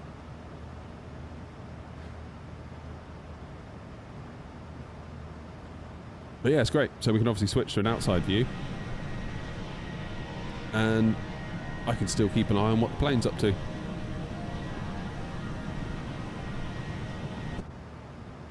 Ordered yours from the Canadian store, pretty sure it's touchscreen. Yeah, I imagine it probably is. I must admit, I did think it was weird that mine didn't have touchscreen. I mean, honestly, as long as it's the right size and the right res, and I mean, you could just buy, like, over here, I don't know if you can see it, I've got a, see if I can twist my camera. This one here, that's where I do my charts. So if I put the charts up, you see I move my finger on the screen. And I obviously move the charts. I think it was like £100. It's like a 15 point something inch monitor. It's great.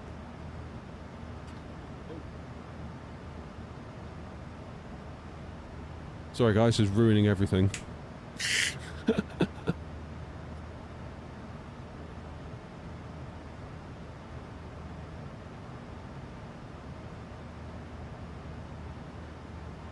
That's better. Right.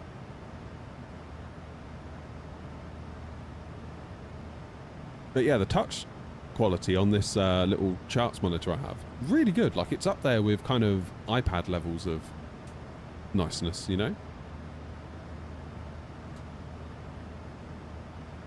Alright, Joanne, show off. My logo's in the right place.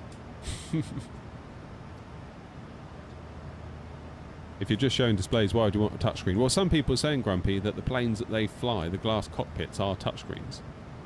I think, in the comments. So, potentially, it would have utility. But for, like, me and you, I'd have no use at all.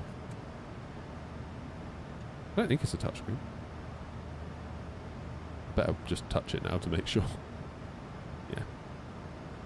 Nothing when I touch it. Just did my flight from EDDK, that's Cologne, isn't it, to Gatwick. Nice. Yeah, that's a nice little route, that. It's not too long, is it? Not too long. I like little flights like that.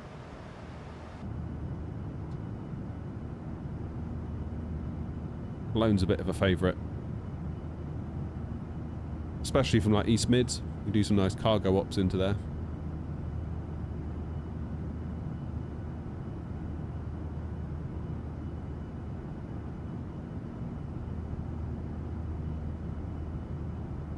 I don't know, Chris. I don't know about that.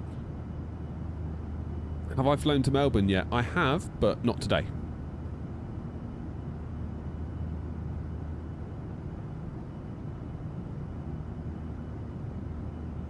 Trying my best to get the affiliate program done. What's that for VATSIM? For the VA?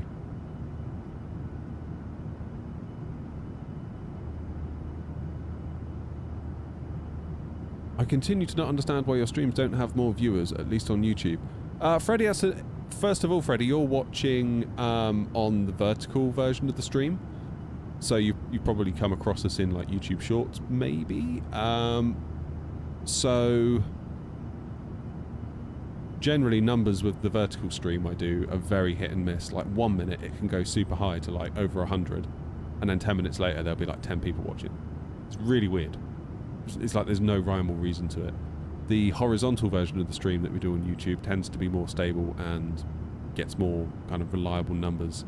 The thing you got to remember with the stream is that it's a very small cross-section of your audience that can watch at any one time. So even if you've got, like I'm at 30k subs now, which is awesome, like I'm really pleased with that. But even if I was at say 100 or 200k, at the same time, you've got 100,000 people there that have hit the button to say I'm basically signing up for this content because I like it. But if I do a stream, it doesn't mean to say you're going to get many people in at all, because first of all you've got people that are around watching YouTube at that exact moment that you're streaming. Out of those 100,000, that cuts out a lot of people immediately.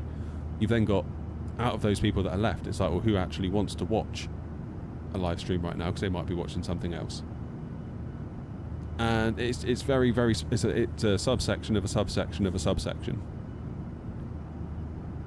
So I think some people do say, like, why do you not get more views? Why do you not get this? It's like, actually, it's kind of in line. Like, if I look at creators that are bigger than me, and they get loads more viewers, and you think, oh, it'd be great to get more viewers like they do. It's actually all quite proportional. Like, they have more subs, they get more views. It's like, they've been in the game a bit longer. I tend not to think about it, to be quite honest with you. I used to freak out about it all the time. But that was when we were like streaming to 5 people on YouTube. Like 5 was a good day. 8. Remember once I had 8 viewers, I was like, God damn, 8 viewers. What a great day. I was so pleased. I'd be horrified if that happened, like now, honestly. But yeah, I just sort of stopped looking at it. It just wasn't healthy, because I'd spend my whole time obsessing over that number going up or going down. You think, oh, what have I done wrong? Why are people leaving? It's like, people are just leaving because they've got lives. Like, they've got things to do. Like, they can't sit watching you all day. They like to pop in and say hello, and that's lovely. But you can't expect people to, like, stay for a whole time. Some people love it. Like, they leave it on like, a background monitor, or they second screen at work, whatever. Like, different people are different. That's kind of what I've had to come to realise. Oh, the affiliate program for Twitch. I see. I see. Yeah, you should get there. It's Twitch partner that's the tricky one, isn't it?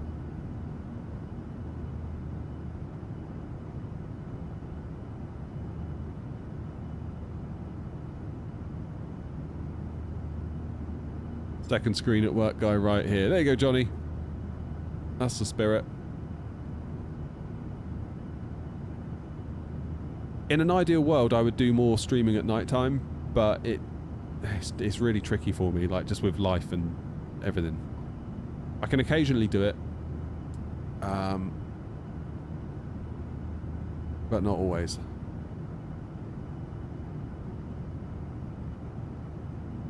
It's tricky.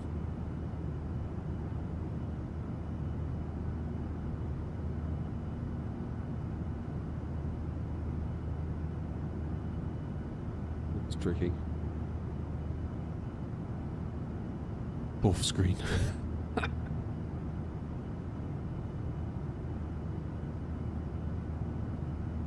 Yeah, I mean, by the time the kids are... by the time the kids are fed, put to bed, then the dog's been out for his walk. Like last night, it was 5 to 9 by the time all my life stuff was done. Then it's like, well, if I start a stream now,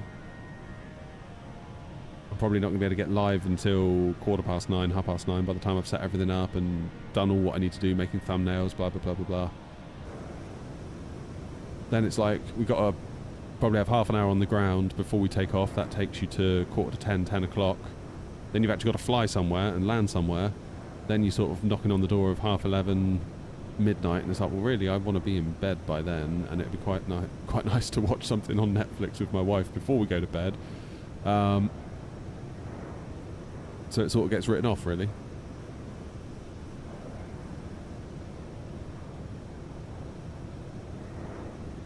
Whereas this time of day, I've got the house all to myself.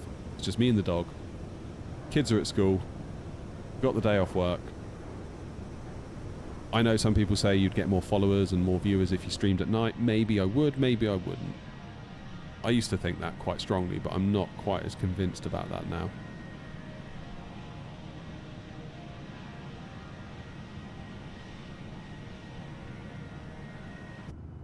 Okay, there is a plane 2,000 feet beneath me.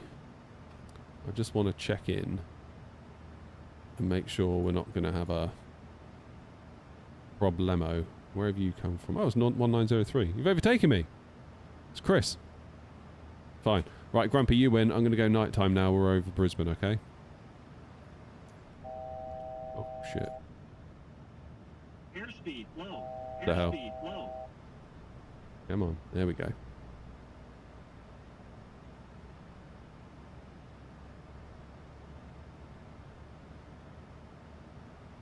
Maybe we'll leave it in nighttime from now. Let's not do that again. I thought we were in live weather though, so why did it snap us? Maybe it wasn't.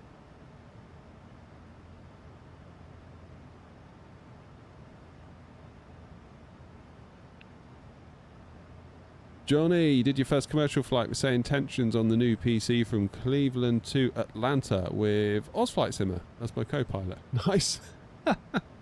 That's cool. So they got his voice in there, have they? That's really cool. I like Ozflight Simmer. He's a good guy. Strikes me as a good egg, that one. I like him.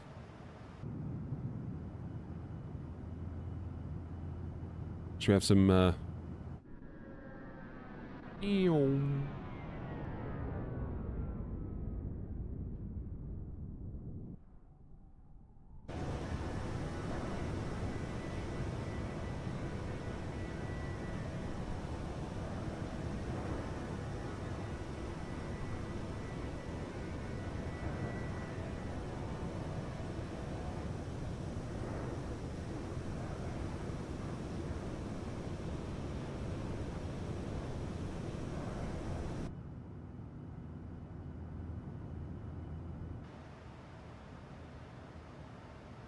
Air not 1903, Air not 232.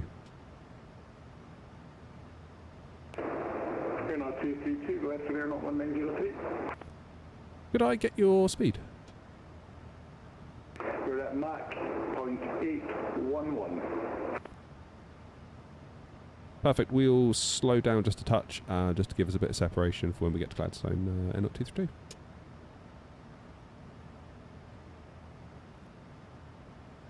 Yeah, no problem. If you want to keep your speed up, I can descend and fly at flight level 350. No, you're all good. We'll slow down to 0.79. That'll be perfect. Thanks, 232.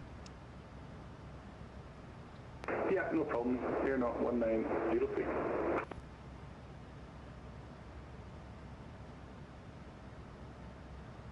Slow it down a little bit.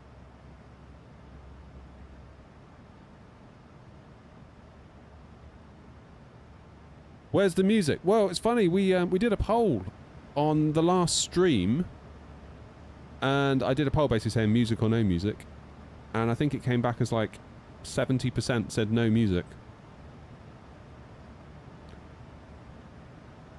Hey, Dunyaz.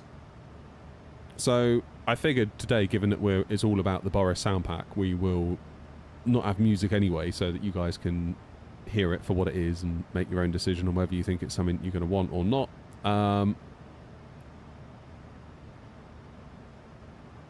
And in general, you say you don't want the music. So I've got to be honest, I'm kind of getting a bit sick of it as well. So it might not be the worst idea. Some people like it, some people hate it. As a creator, I like it because it feels like there's less pressure on me. If I can just hear, like, even if it's just like a little like radio drum beat background bed that you like hear on the radio sometimes when presenters are talking. Just something to fill the void. But I think that's probably just my own insecurities, to be honest, rather than an actual thing.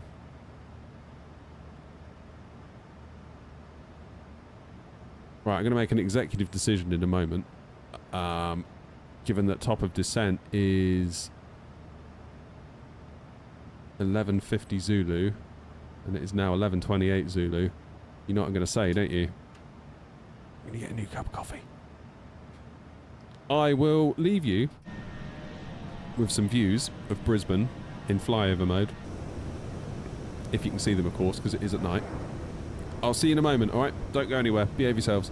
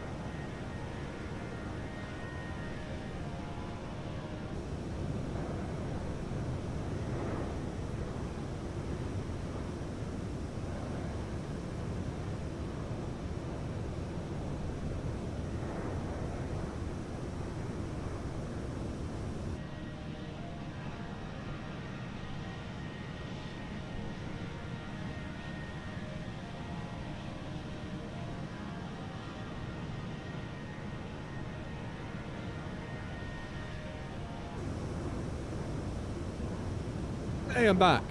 What did I miss? What did I miss? I've got coffee and mini cheddar, so I'm having the greatest day.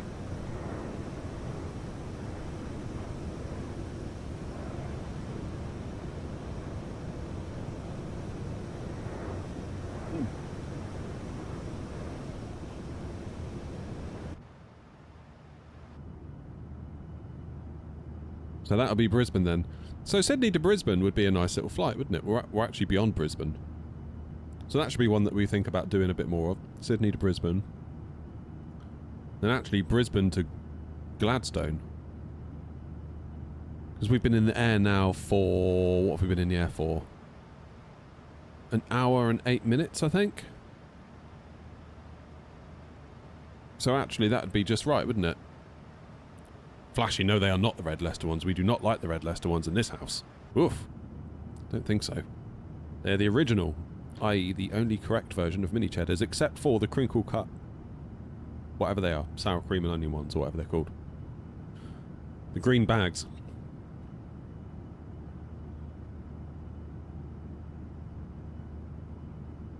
What am I planning for the arrival? My plan is to go Loafer, then to GLZ, whatever that is, Gladstone Zeg.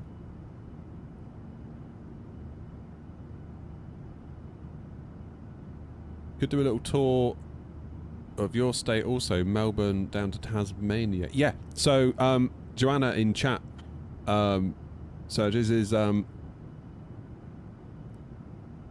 made a tour of Australia that's going to be going live. Have we done have we made Australia live yet, Joanna? I don't think we have we? Either way, it's going live shortly if it isn't already. Since you got your own airline, what's the call sign? X-Ray November Oscar. And then obviously we just call ourselves Air Not on frequency because we're a VATSIM partner now. So hopefully we shouldn't need to put like call sign /Air Not in the remarks on VATSIM. Controllers should start to know who we are, but Australia needs a thumbnail. Alright. We'll sort Australia tonight. But Melbourne to Tasmania is on the tour, I believe.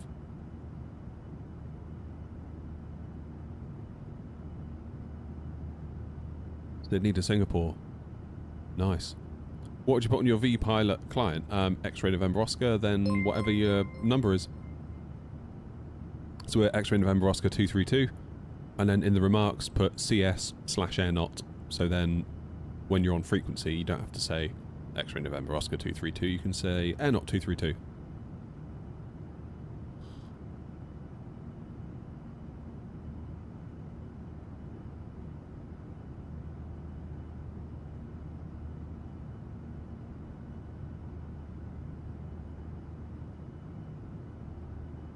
But now we're a VATSIM partner, we can submit our liveries to FSLTL, because at the moment, if you were to see an Air Not plane, it would likely be just a plain white aeroplane, possibly even the wrong aeroplane type. So what we do, like Air Not pilots, so that we can see each other, along with our liveries, we've got a VMR file that you can add into V-Pilot. So if you're in, say, the 737-800 and you see another Air Not 737-800, it will swap out that plain white livery for the PMDG 3D model, and then it puts our Air Not livery on top of it. The trouble is that's quite performance intensive, because obviously the PMDG model is very detailed relative to FSLTL, because they're very like low polygon count, low texture resolution, but it's fine because you're not doing walkarounds around them, are you? It's like you see them from a distance and it's fine. You're more interested in getting performance. So we've redone all of our liveries in the FSLTL paint kits that they provide, and we've uploaded them and they got accepted a few days ago. So basically whenever the next update to FSLTL happens, we should be in it. I can't wait. I really hope they do it.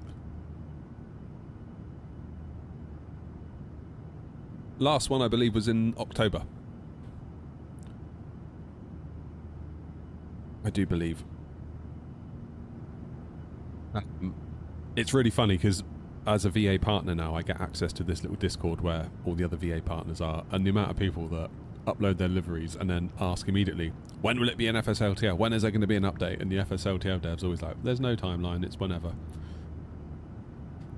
So hopefully they'll get a chance and get around to it at some point. I was afraid that we were going to miss the boat.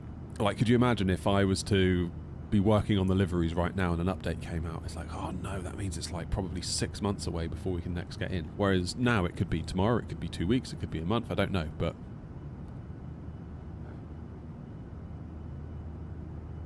super, super thrilled to be an FSLTL. That feels like a big milestone for us, really. What's one thing that should be added to 24? I would say multiple jet bridges. Yeah, that's a good shout. I feel like the whole ground handling as well is just still not quite right, even in 24. I don't feel like planes handle quite like they should when you hit the ground, to be honest. Sorry, Joseph, you'll have to forgive me. How you doing, Vetros?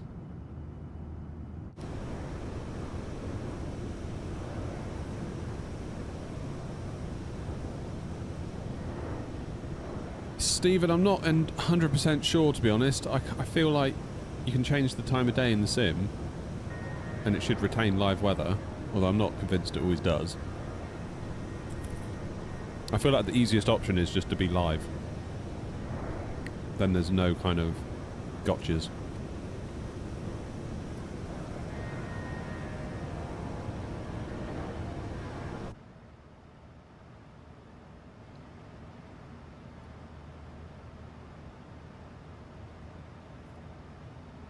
Okay, I'm going to put my speed back up to normal now. I think it's a flight sim limitation at the moment, like an Asobo limitation. I think what I would like to see is the glass cockpit displays being excluded from DLSS rendering. That would be a big thing. Cheers, Curry. Appreciate it. Keep up the great streams, man. Appreciate you. Thank you very much. Thank you for the support, really. David, how are you? Happy New Year. Oh, we are flying in complete darkness, aren't we now? I'm not feeling good about this landing into Gladstone. An RNAV at night. Go-arounds are plenty, perhaps.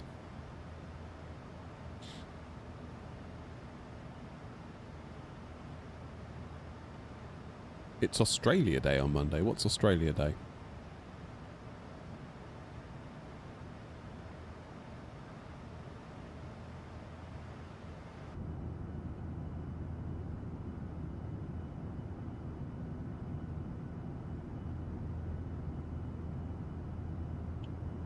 Just busy, yeah. Know that feeling.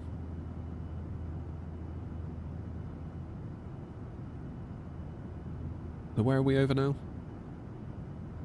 Tappet is the waypoint, but what's like the town?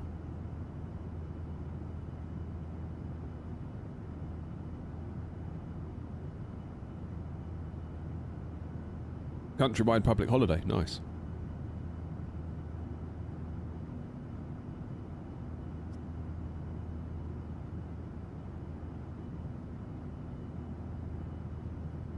Can't be that far from top of descent, can we? Yeah, 50 miles.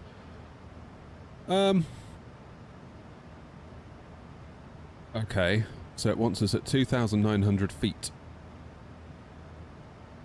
By the time we get to GLZ, however I'm supposed to say that.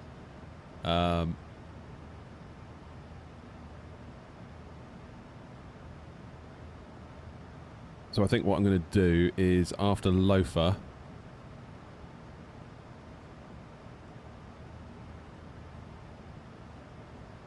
let's put in our destination, RNAV 28 via GLZ.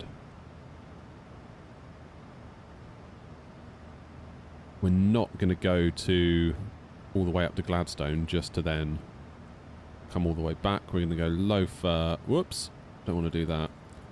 Loafer, then GLZ.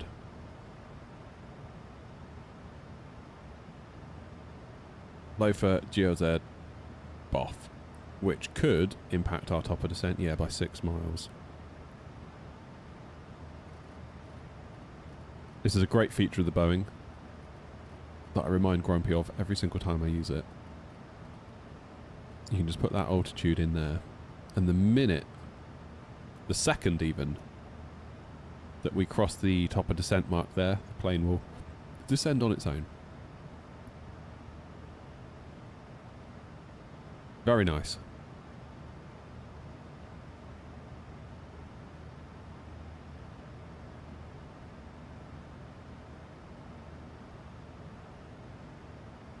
Then it's a case of following this in GLZ up to GLZ. I don't know. Turn left heading 281 and then down 3-degree glide slope all the way down to runway 28. What's our minimums? We'll set the minimums to 670. Then we'll go from there.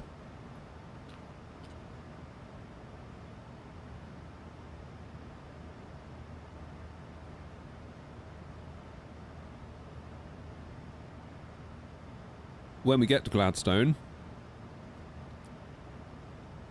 this is us, we're going to follow the orange line. Land into Gladstone. I don't think we're going to need to backtrack. I really hope we don't. It will be a case of vacating left on Alpha 1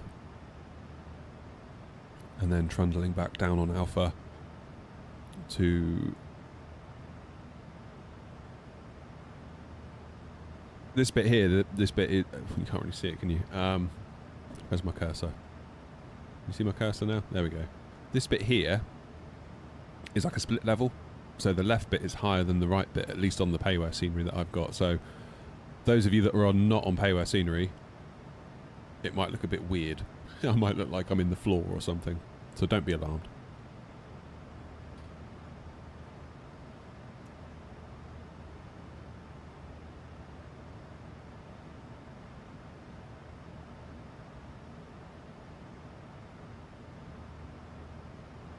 Okay, landing en route, Gladstone 28, import aircraft details, import weather, QNH 1010, auto brakes 3, what if we do max auto? Yeah, max auto, it's got to be that, hasn't it? Possible we might have to backtrack, possible. I'm going to try not to.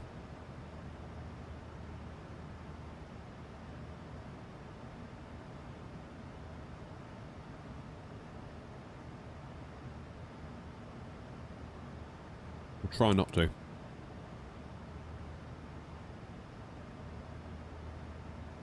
Am I the last one in the train? Yeah, I think I am actually. So actually, if these three go first, that might make life a bit easier. Tower still on, look at Sydney.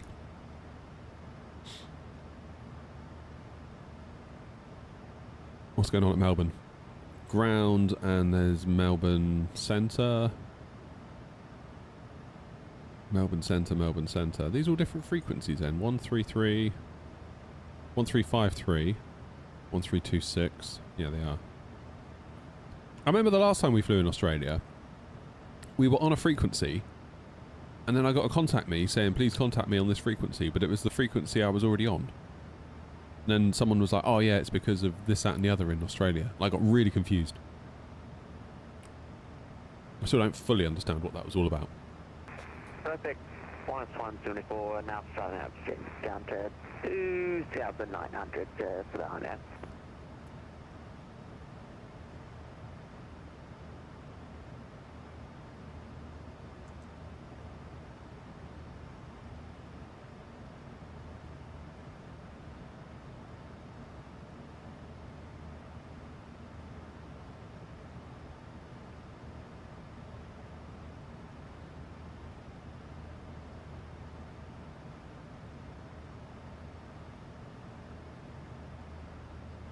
Okay, so we are Very, very close now. I'm going to pop the sound up because I want to hear the engine spool back with the Boris sounds.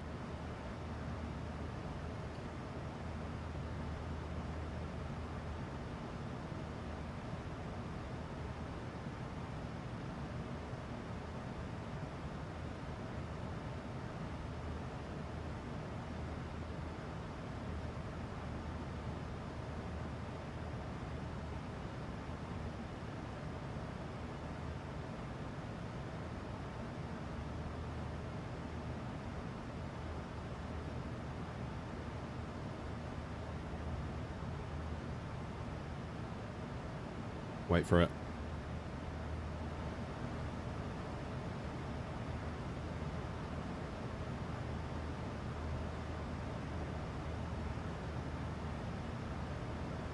Any second.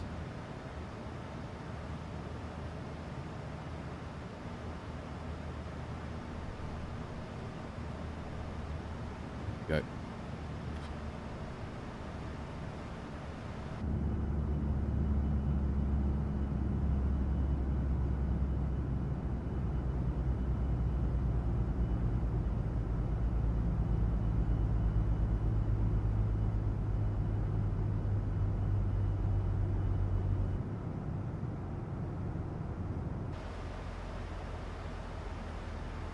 Very nice.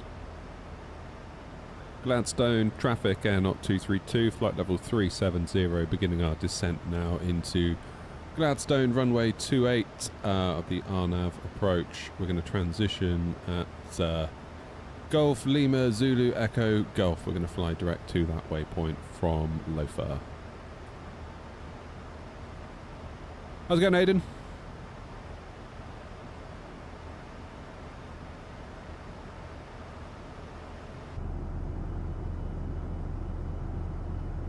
It's nice being back in Australia. We should fly to Australia more, shouldn't we?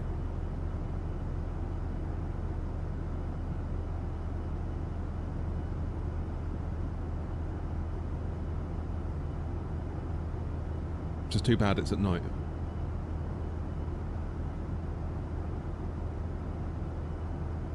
On holiday just south of Gladstone. Nice. I'll give you a wing wave.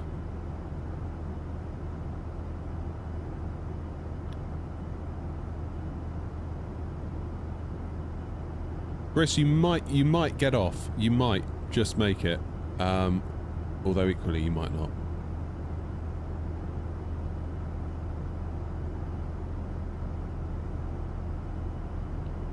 I am preparing to hold, put it that way.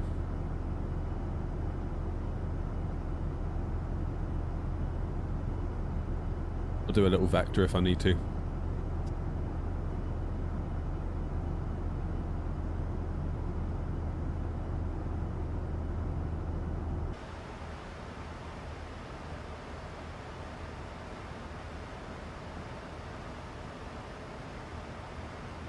Right, let's do a little test.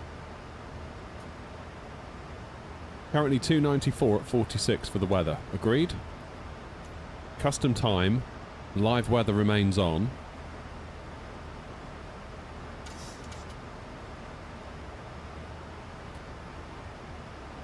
$294.44. Is it going to change? It shouldn't do.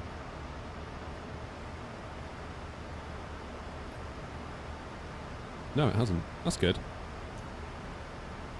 Oh, that looks so much nicer. Look, we can see. Like, we can actually see Australia. Look at that. We'd never have known that was there otherwise, would we?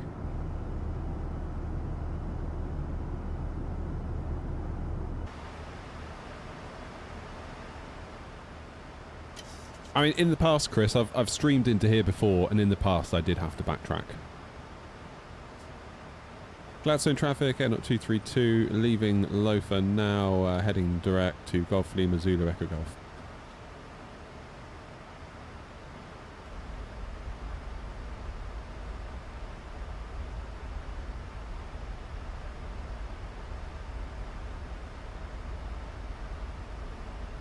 Damn, we're doing a bit of a nosedive here, aren't we?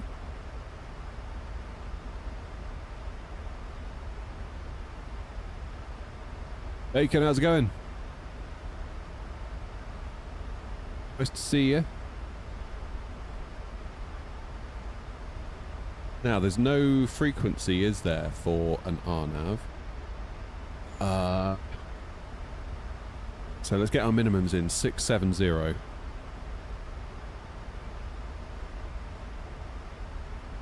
I really don't like the acceleration they do on the mouse wheel in the 737 and 777 now. I can never get it right.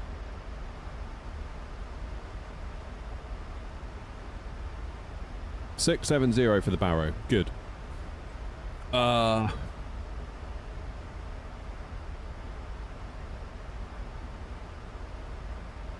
mean, I know some people seem to quite like flying at night, but I really don't get it, to be honest. It's like we've got this whole incredible world that they've rendered, and you can't see it. Right. Let's do a flaps... Should we do flaps 40? What if we do flaps 40? Will that change things for us drastically? Not by much. Let's go with 30. I'm going to go 30 and probably expect to use the... the backtrack at the end. Fairly certain I had to backtrack last time I was here, so rather than burning the brakes out, let's or potentially pop a tyre.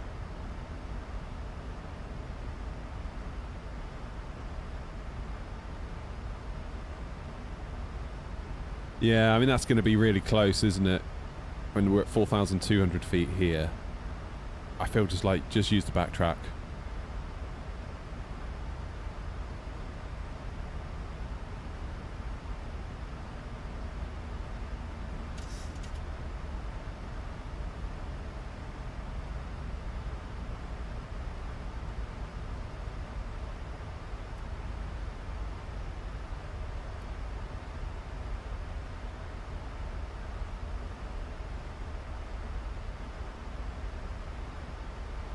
It looks beautiful out the window, doesn't it, Australia? See, I wouldn't have seen this in the dark, like that lake. Would never have known it was there.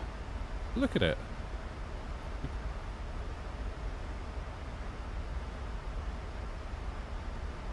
Hey, Bear. So we are 56 miles out from Golf Lima Echo Zulu, whatever it is. GLZ. That one. Right, let's resync the heading bug.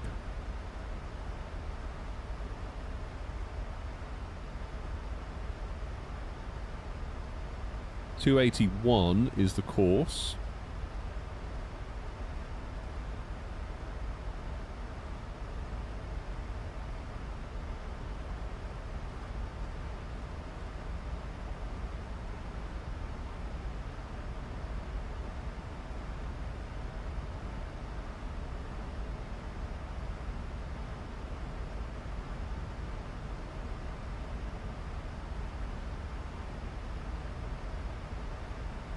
I'm just trying to remember how to do an RNAV in the 7.3 because I haven't done one in a long time. I think if I press the approach button, or do I just follow the flight directors? I forget how to do it now. I haven't done one in such a long time.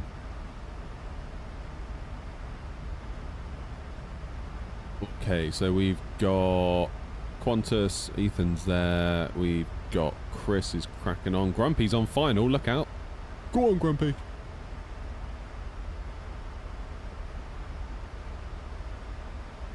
Sure, Grumpy won't let us down.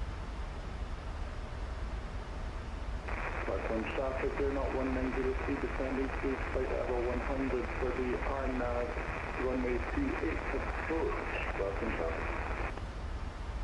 For a minute there, I wanted to grab my side stick to fly the plane.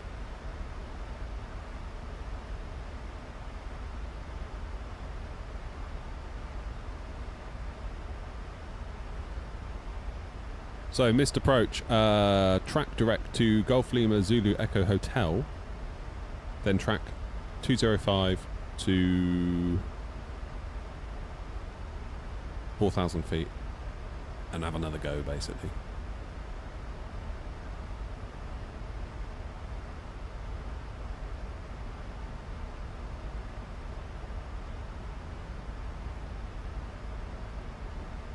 No, 1903 Qantas 170. Paul, if you could just give a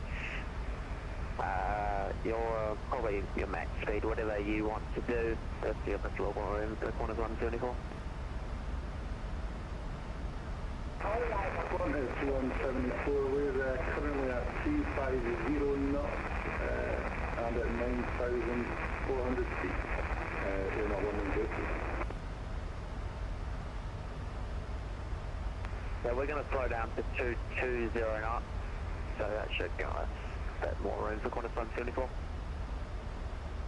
232 will slow to 220 as well to keep up separation.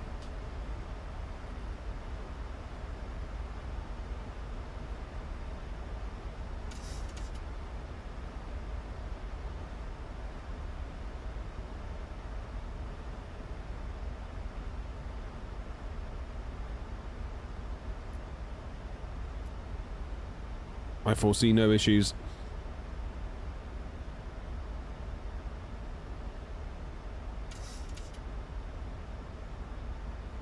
Though Qantas is... It's QNH here. 1010.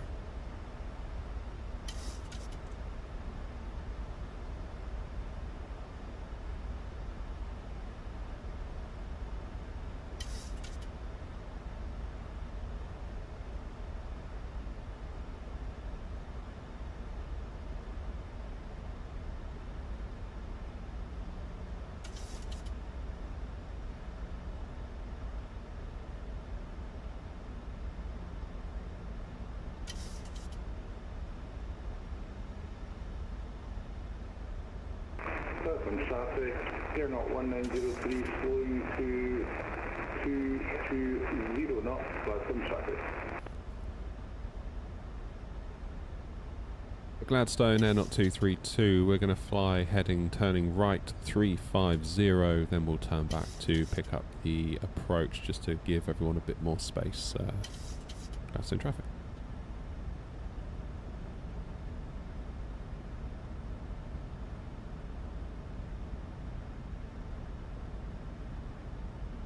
Yeah.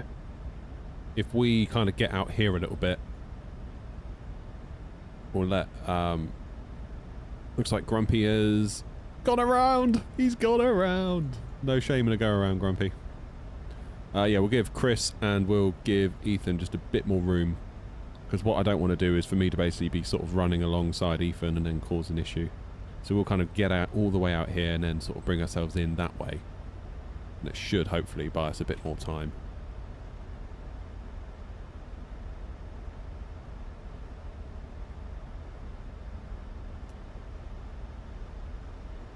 That be my plan.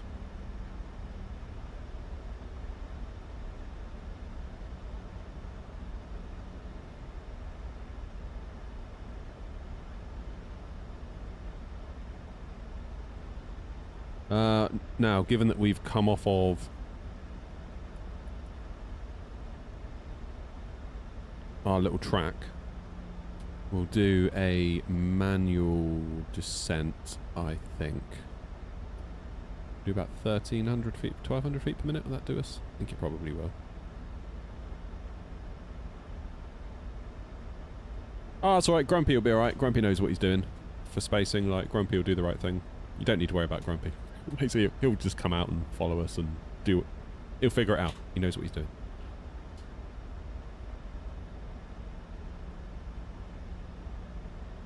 Alright, it's possible that I may go around yet, so, we've got 4.5 tons of fuel on, so we'll be alright. We'll be alright.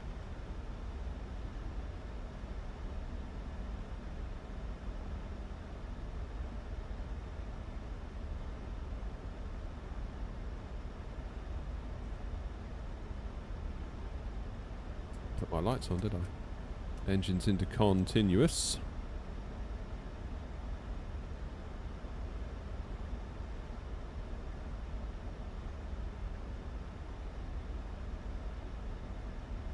If in doubt, go around. That's what they say, isn't it?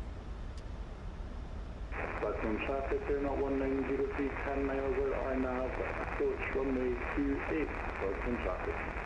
Going to 160 until 5 p.m.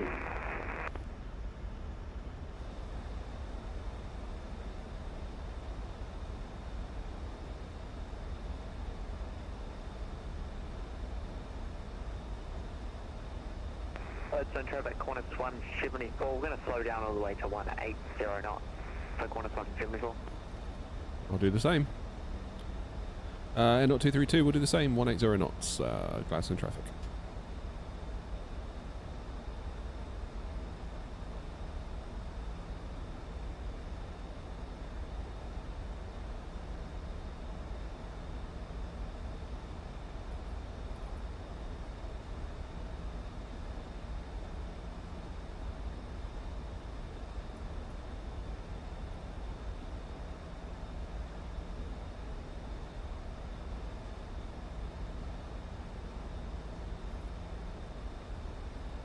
Okay, let's get LNAV and VNAV back on the go, shall we?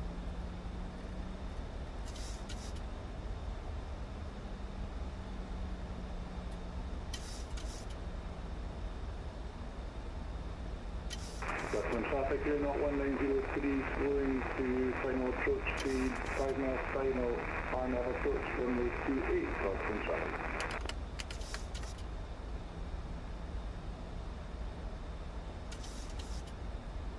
Gladstone traffic, N0 232, flying direct now to Golf Lima, Zulu, Echo, India, slowing speed 180 knots for separation.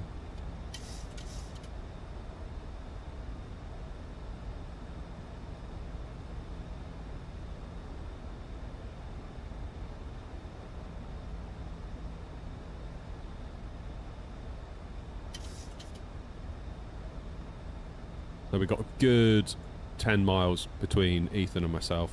That's what we want.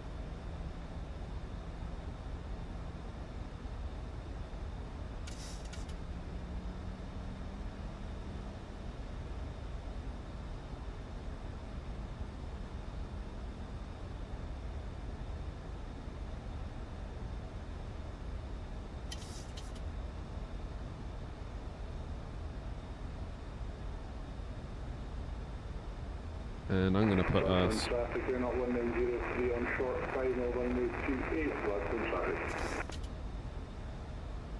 Take us down to 700 feet.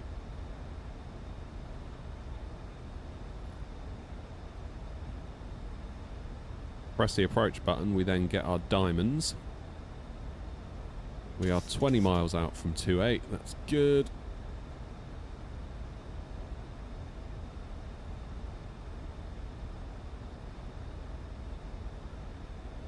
Qantas 174, you still at 180?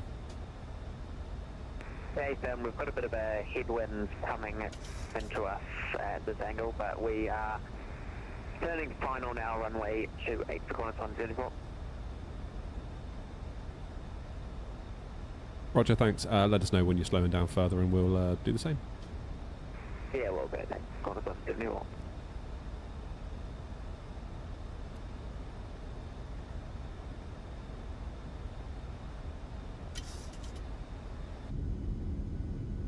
Look at that.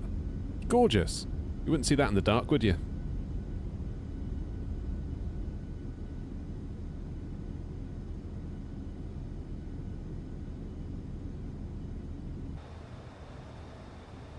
Okay, so we've got flaps 5 on the go at the minute, 180 knots.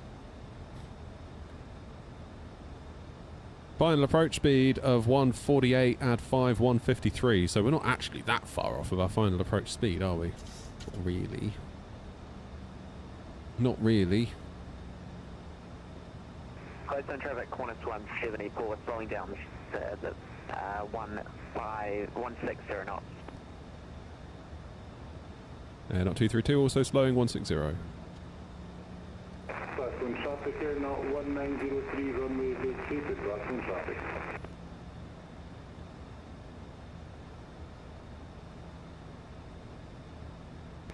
We're looking at our weight to Qantas 174. We should be easily be able to exit Alpha 1.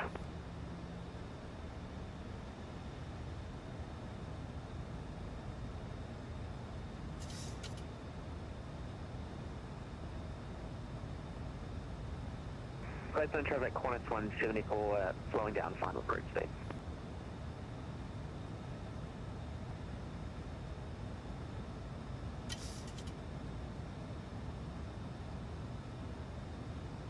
Gladstone traffic, out 232, also slowing, final approach speed of 153 knots, Gladstone traffic.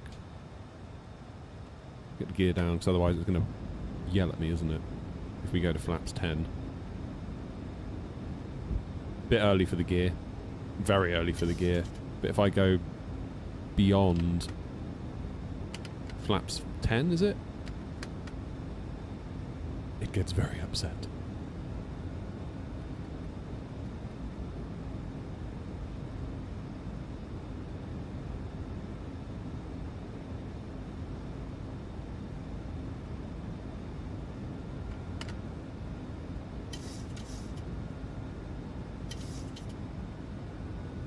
Alright, that is flaps 30.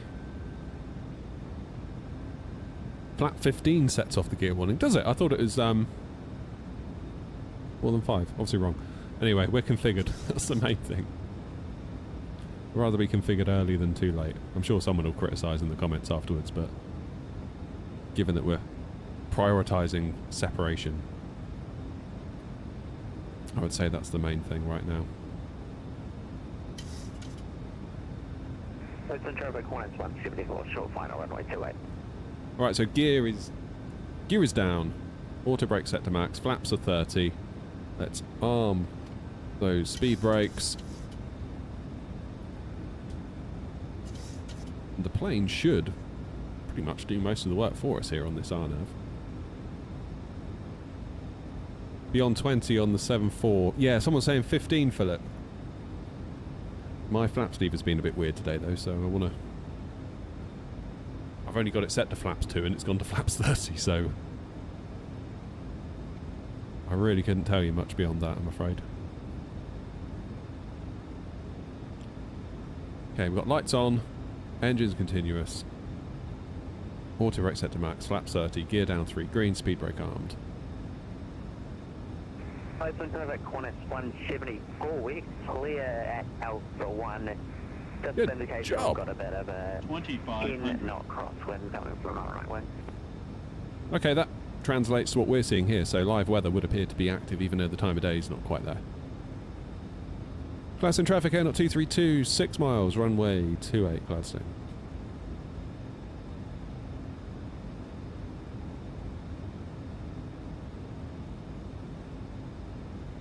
And then shall we?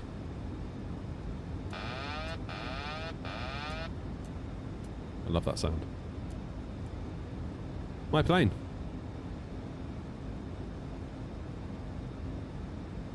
And of course, I can follow the flight directors on my lovely new screen.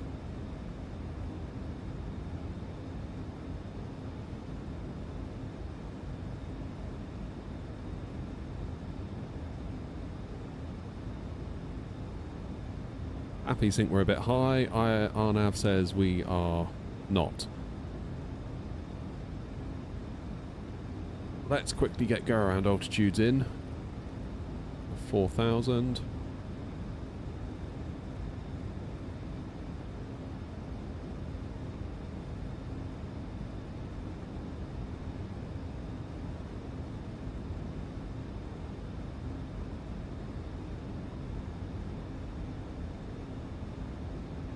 Gladstone traffic at 056 Tango, turning on a 50-mile final for 28.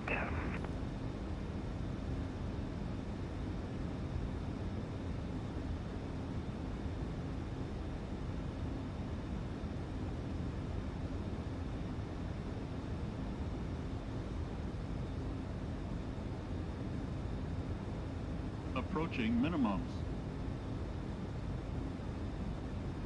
Minimums. Continue.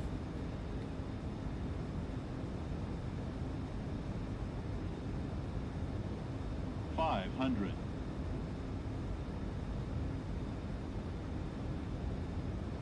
$400.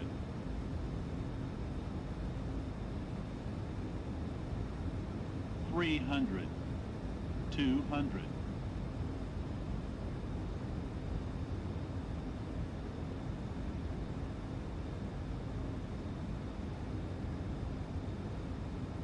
Come on.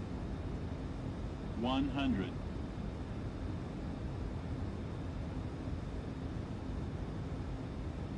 50, 30, 20, 10.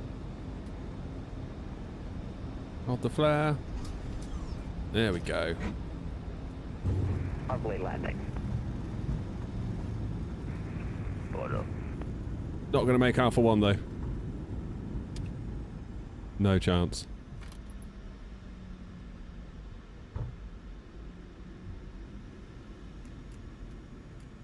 Come on, keep moving. Why is it yelling at me? They're saying I could have backtracked there. Oh shoot. Right, let's go up the end and get out of Grumpy's way. 5-6 Tango, how far have you got left?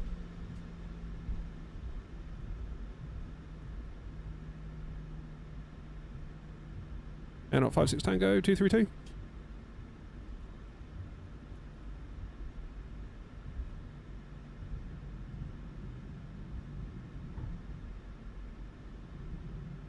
This has got to be the world's quickest backtrack. There's a train!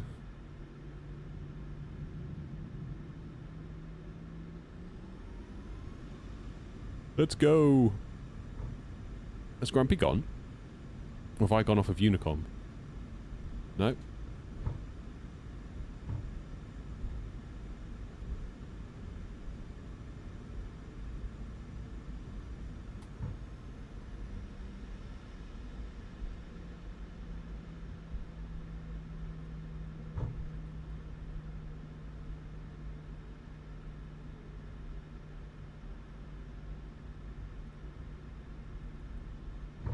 What's going on with these textures?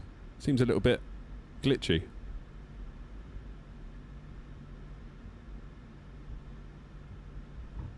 Okay, let's get beyond the line. Gladstone, traffic air not 232, runway 28 vacated.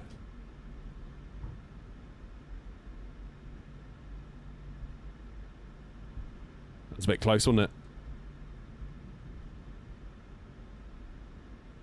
Right. Now we'll have a bit of music, shall we? Celebrate the landing. APU on, landing lights off. Gladstone traffic air not 56 Tango short, final 5 miles, runway 28. Plenty of time. Maybe I didn't need to be so hasty, I just didn't want to cause Grumpy another go around, that would have been a nightmare for him. Alright, where shall I go? Yeah, Ken's next. Can I fit in there with Qantas? I'm hoping so. Not entirely sure where we're going to go.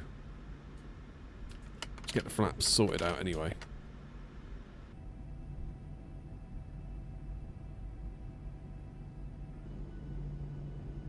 Go.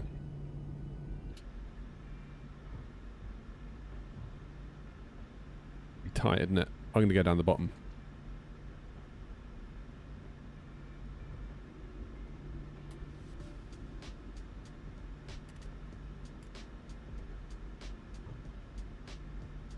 This is what I was saying about the split level.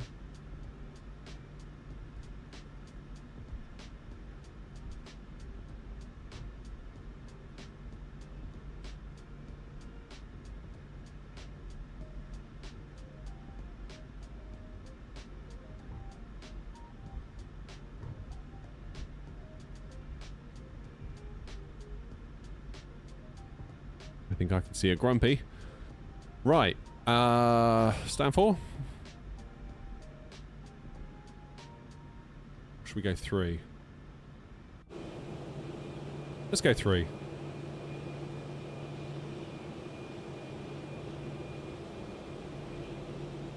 That way, hopefully someone can make their way in and get to 4 if they need it.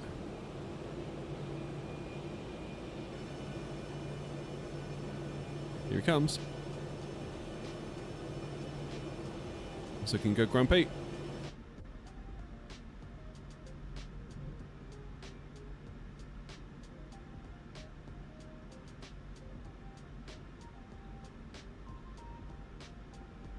It's a teeny little airport, this, isn't it?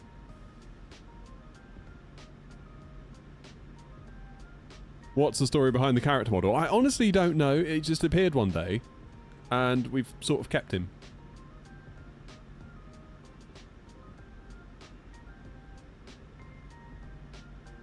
All right, Archie.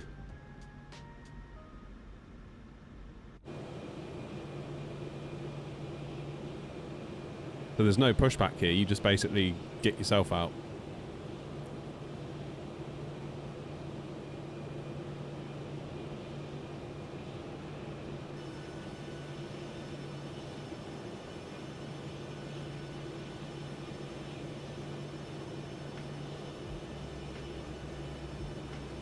That'll do. Gladstone traffic going up 56 Tango, backtracking on runway 28. It could be tricky getting two of us out of here, couldn't it? I don't know, we might do it. We might do it. Right, let's have a look up top. What time are we at? 20 past 12. What do you reckon? Gladstone traffic to all and not. Have you left me any room anywhere?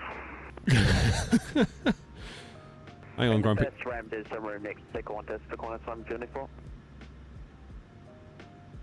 Okay, we've taken power from the APU. Which is good. Which means we can now... Oh, let's lose the music. What we'll do... Qantas, did you say next to you is available? Yeah, it'll be a tight squeeze. On the right is on the first ramp. Cheers, Amir. Okay, I'll head for your tail, which is all I can see at the moment. Right, I'm going to turn the engines off, then we'll go to a wing view and listen to it.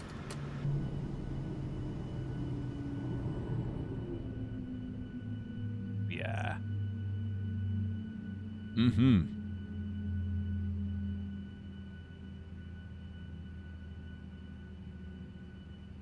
Fair play, Boris. Fair play. What do you reckon to the sounds? Obviously, you've all heard it in the same way that I have. Keen to hear what you think. Probe heat's off. Can we take a ground power? Not yet. Ground power, where are you? Set the chocks. And we'll request a ground power.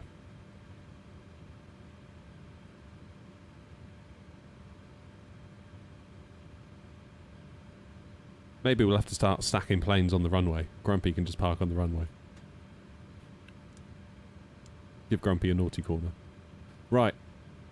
GPU is attached. Let's take power. Close the flight. Yes, please. We'll get the anti-collision light off. Seatbelts off. Taxi lights off. Logo light off. I do believe. Turn the APU off. Now we've got ground power.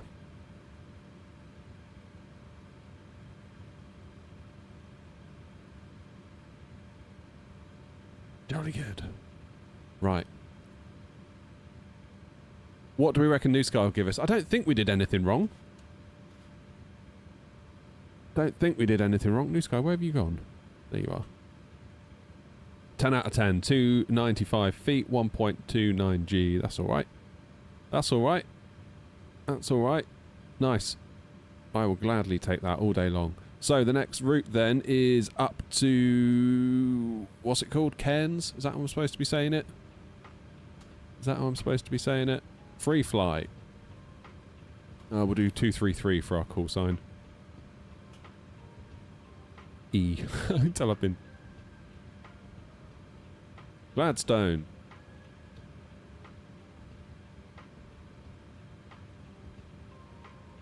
Am I spelling Cairns right? Cairns right. There we go. Cairns.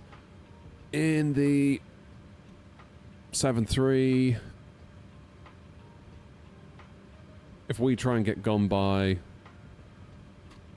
1:45, that should be alright. Let's get it booked.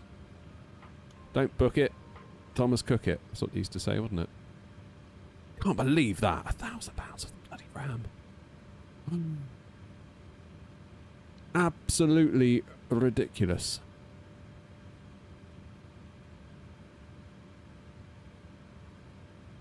Here we go. Nice. I'm going to take a little bit more fuel.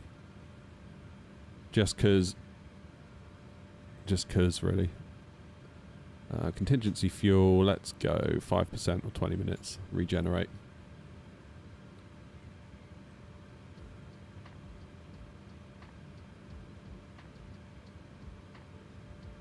Lovely. Right. VATSIM, let's pre-file that one then. Why does it log me out? What?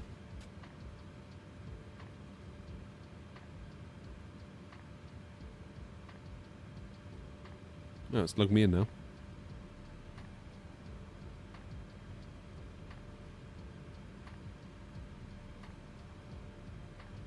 Disconnect and reconnect.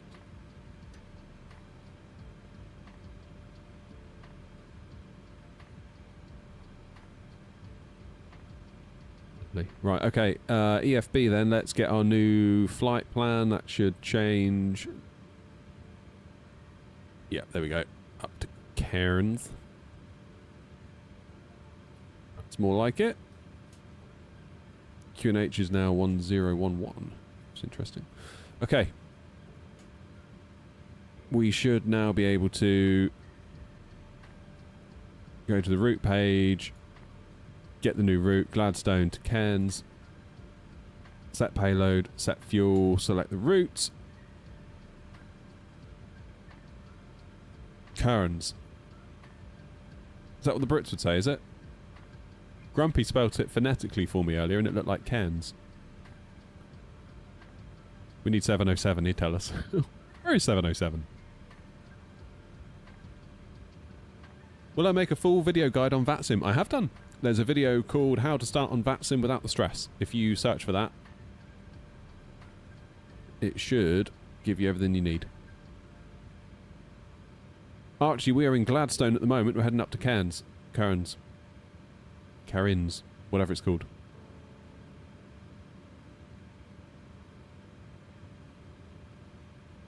What did I just do? I just redid that for no reason at all, didn't I? Never mind! Never mind. It's not important.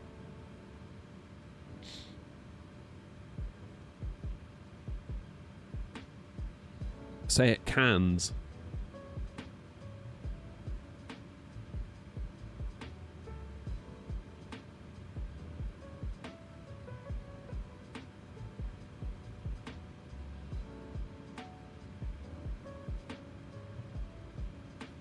Reset the barrows.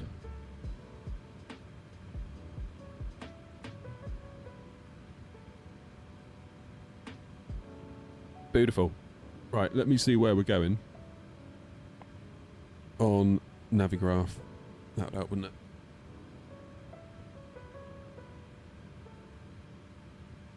So, straight out of 2.8, there is no SID. It's literally take off and basically at GLA turn, which is fine by me. Into Cairns. Cairns, whatever we're calling it. Looks like runway 15 is the favourite. So, what do we do? So no ILS. Surely there's got to be an RNAV or something. There's no ILS into 15. RNAV Zulu? RNAV Zulu via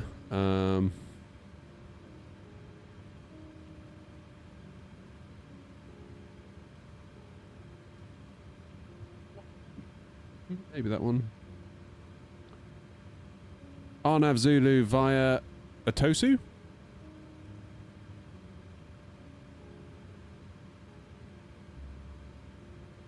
Yeah, and then we just join the dots there. That should work, right? Okay, depart 2.8. That's it. Love that. Arriving RNAV Zulu 15 on the Upollo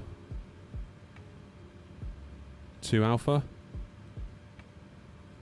via transitioning at Atosu.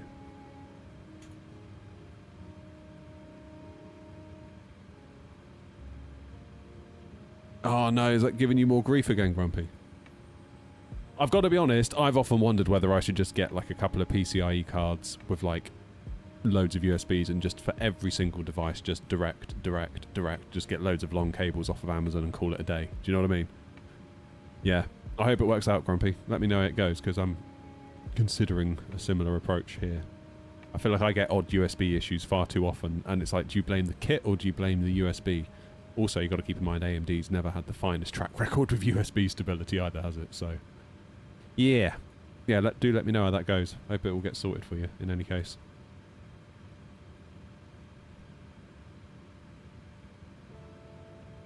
Am I on VATSIM? I am on VATSIM, yeah.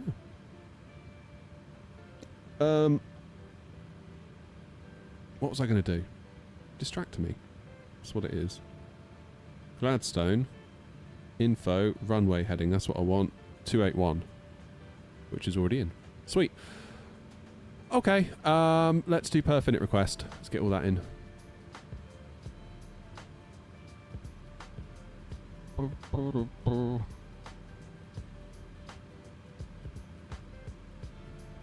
Thanks again to Orbx, by the way, for letting us have a go with Boris's sounds. There is a link in the description. It's not an affiliate link, nothing like that.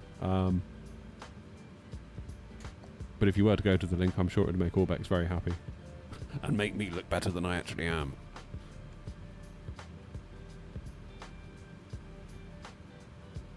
Okay, performance. Gladstone, runway 28, import from aircraft, import the weather. It's 1011 now. Yeah, that's right. Calculate. Flaps 5, TO1, select temp 42. TO1, select temp 42. Takeoff, flaps 5, 131, 3 and 40. We're 1 knot out on the V1, but that's fine. I can deal with that. Trimmer 495. Oops, wrong way. TV wants to turn itself off. Press a button so it doesn't do it. Lost rudders on the first landing attempt, hence the go around. Oh my god. Yeah, okay. Yeah, let me know how that goes.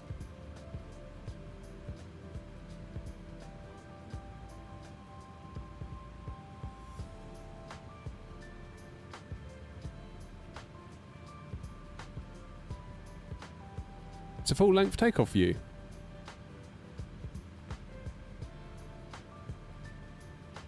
How many have we got on board? Maybe it's our weight. Yeah, we're only half full, that's why. Turns out not many people want to go to Cairns, whatever it's called, from Gladstone. But that's alright. If it means I get an easier time of it on the runway, so be it. Clark, how are you? Clark, we were talking about you earlier. All good, of course. I can't remember what we were saying now. Oh, that's it. We're talking about RAM pricing. Remember when we were talking about RAM, like, about a month ago? And mine was £869 and we were all super shocked. Well, it turns out, get ready to be more shocked again, because now that same kit of RAM that I have that was £869 is £1,060. That's in the space of a month. It's gone up nearly £200.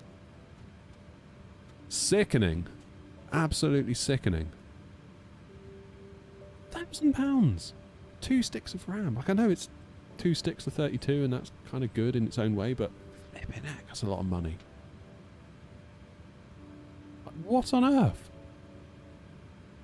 What on earth?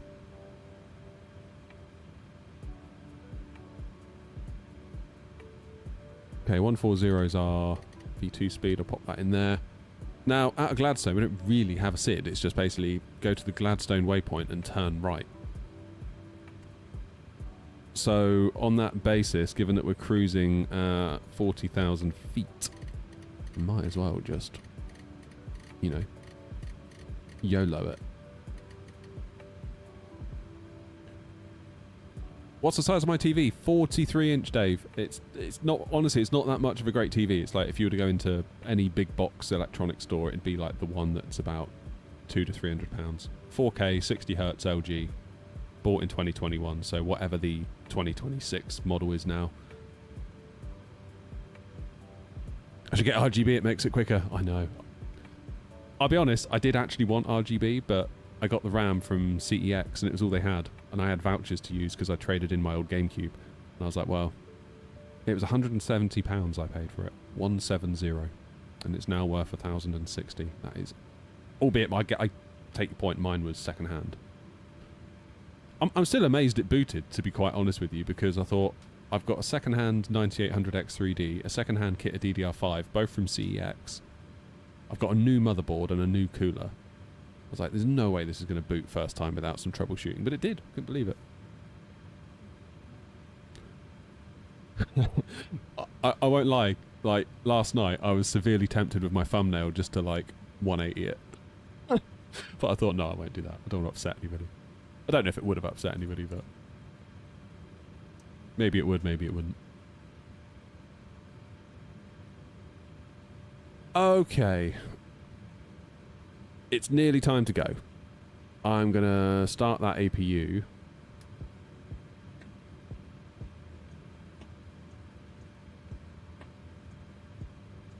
Yeah, they do seem quite thorough with the vetting. Like, when I traded in a load of my stuff, there was a lot of it they wouldn't take. For, like, very minimal reasons. Like, I traded in an old OG Xbox. And one of the controllers on the cable had a very slight tear in the cable. Just the outer sheath. And they wouldn't take it. And when I was in there, in the store, dropping the stuff off, like, someone was trying to trade in a drone, and they were like, no, we can't take that because of this tiny little reason. And the guy was like, what? There's nothing wrong with it. They were like, we'll sell it privately then. They're like, I don't want to. It's like, well then. It's probably, you know as well as we do. And they warranty the stuff for ages, don't they? So... I knew a guy that used to work in our local one.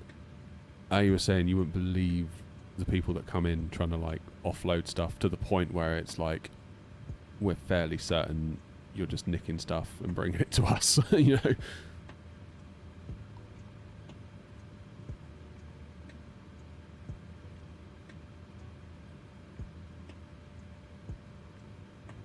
know. Julep, yeah. Yeah, we are. We are on VATSIM. I'm in a winter storm watch. What does that mean? As in you got like a weather warning? Right, before I forget, I need to Sim Toolkit Pro, plan a flight, load last sim brief, and we'll update the layout at the top.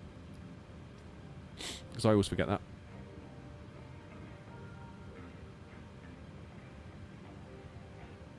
Good.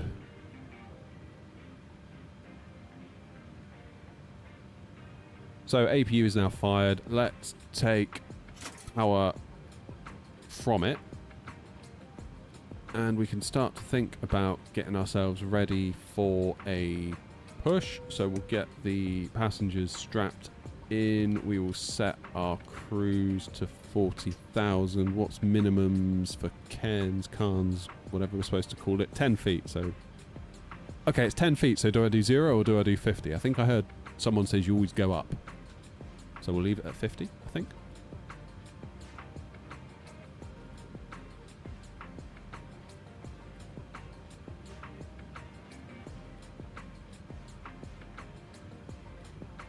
Yeah, I know what you mean, Clark. I know what you mean.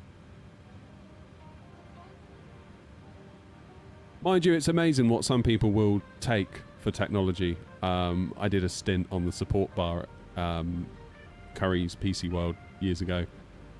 And someone wanted to trade in a laptop, and we put it through the till to find out what it was worth, and it was like a really insulting offer. It was like £3.10.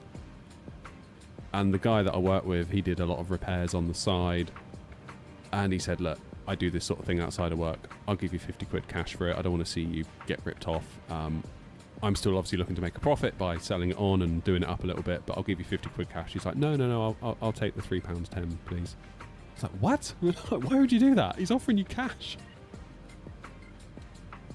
Oh, I just like to know that it's all done, you know, officially and properly through Curry's. It's like, they're ripping you off, man. £3.10 for a laptop. £3. You buy a sandwich in Tesco for that? Criminal. Thinking about it, this is a start and get yourself out without a pushback, isn't it? From this stand. So I should be able to once Qantas is clear. I wouldn't dare, Clark. I don't think that would end well for me. Ah! God, that was loud.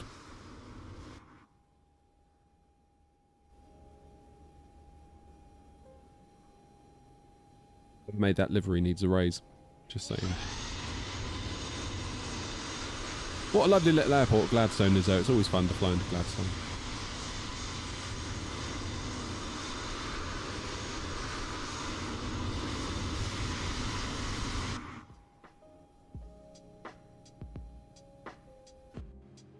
Yeah, me and all Philip. Bloody hell, that was loud, wasn't it?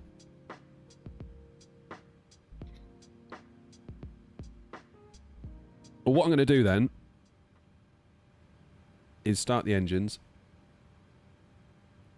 and we can all enjoy that. So APU bleed on, packs off, engine number 1 into ground, and we'll wait for that N2 figure to start rising down here.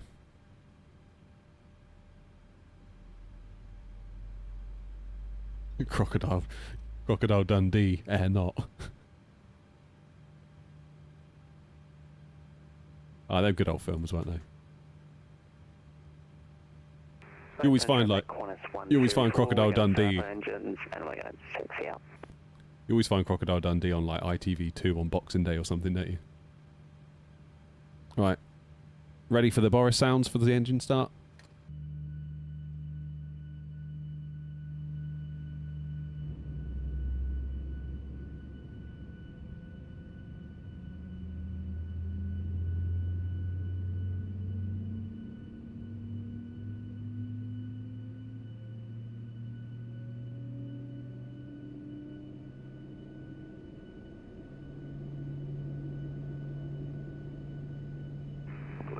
Traffic, Q-link 3212, backtracking, runway 28.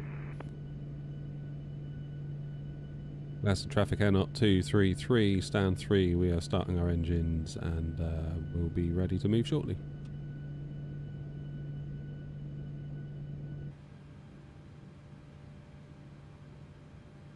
Alrighty, engine number 2. Wait for the N2 to rise. Let it get up to about 20, isn't it, I think? And then...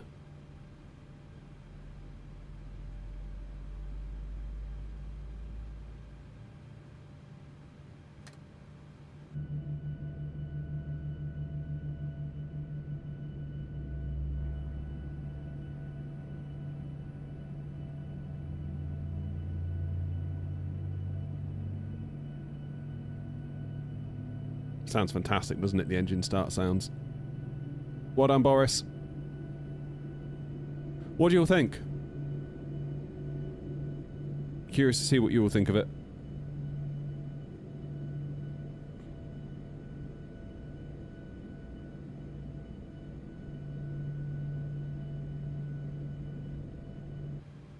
And that is engine 2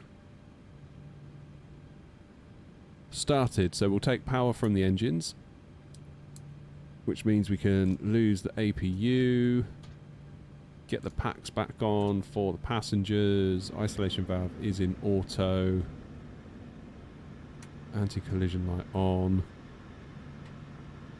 Should have done that first. Let's start New Sky, otherwise New Sky is going to freak out at us. Taxi light on.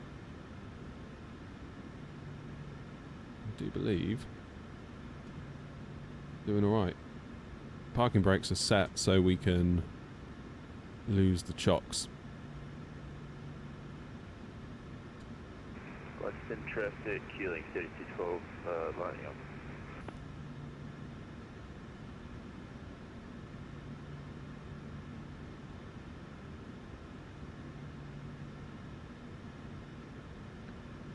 Right.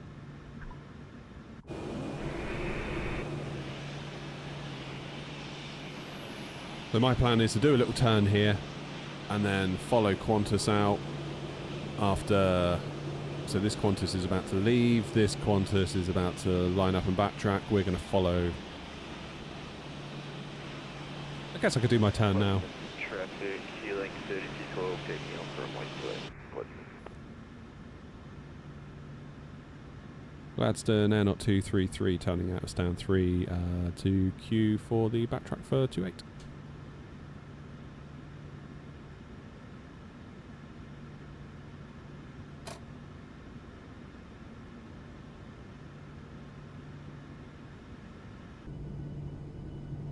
Off he goes.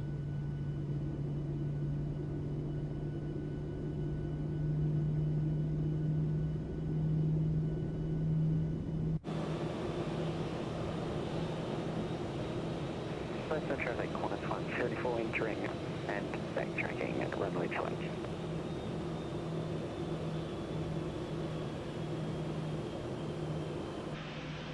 It's teeny tiny here for a 7.3, isn't it? But we are fitting, just.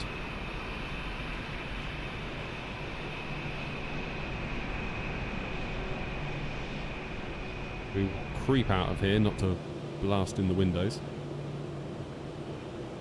Right, let's get back in there.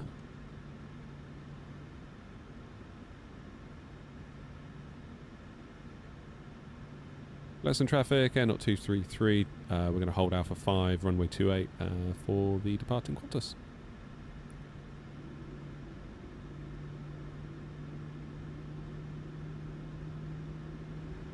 Oh yeah, Clark, you got to do Queenstown. It's amazing. So Joanna's made a new tour for the virtual airline, which I believe ends at Queenstown. So we're going to go all around Australia, then we hop over to New Zealand, sort of do Auckland, Wellington, and then it concludes at Queenstown, which is like, that feels so fitting to end it there. Going direct to Gladstone.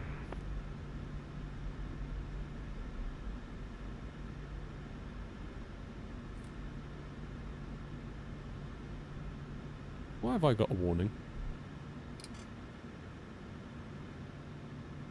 Anti-ice? Is my anti-ice on? It shouldn't be. Oh wait, Pro Peak. That'll do it.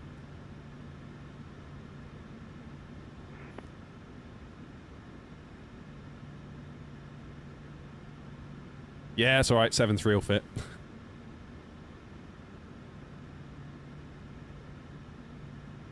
Unicom right now, Yankee, yeah.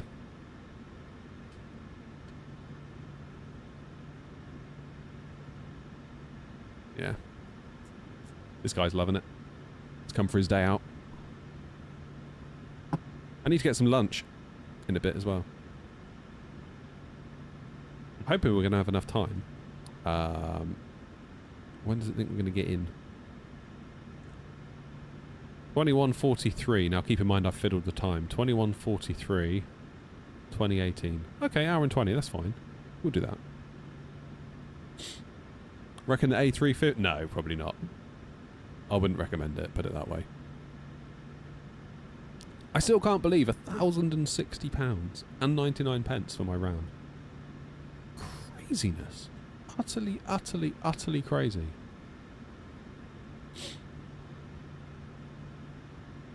When will it end? When will it break? The trouble is, what always bothers me is when this sort of thing happens, like when prices go up, it's like they come back down, but do they go back down to where they should, or do they go back down higher?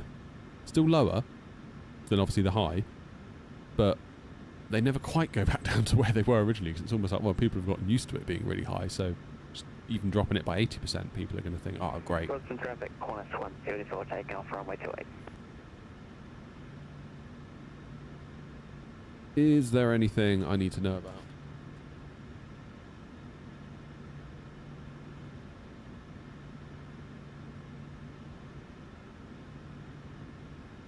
Nothing inbound. That's good. So after this one, it will settle at a new level. Yeah, that's what bothers me. So like a £200 kit of RAM will be like 280 or 250, or which will still seem like a great deal considering the mess we're in at the minute, but it's still not right, is it? Okay, FD's on. Is LNAV going to activate? No, it's not, because we've got such a tight turn, but VNAV will. Gladstone, Air 233, entering for the backtrack 28 via Alpha 5, Gladstone traffic.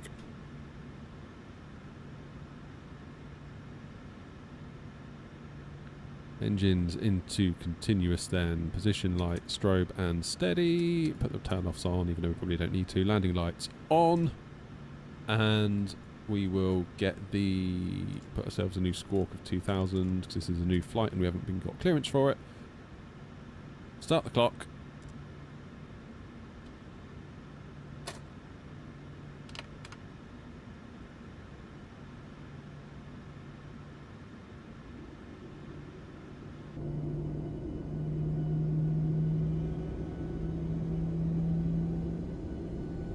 Bob, how you doing?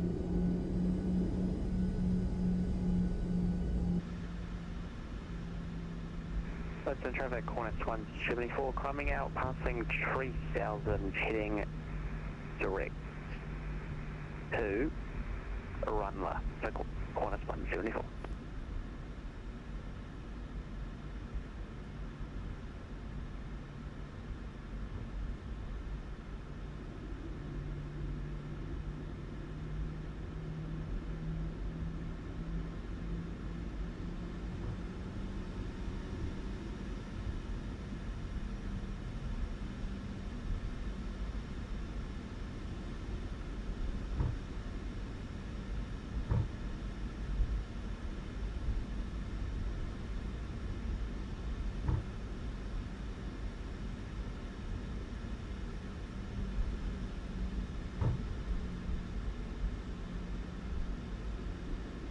Seems to be some weirdness going on with this runway texture.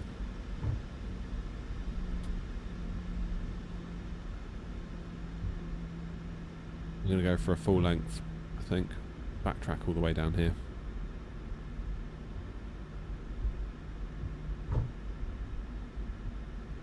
Oh, what's happened, Fab? Tried to mount my desk up at the new apartment, forgot one screw, the whole table fell on me. Oh no. I must admit, I've recently wall mounted my TV and I've raised it up a bit to accommodate the new screen so I can still see all the TV when I'm sat like I am now. And every time I come out here I'm like, is it going to have fallen off the wall? So far the answer's been no. But you never know.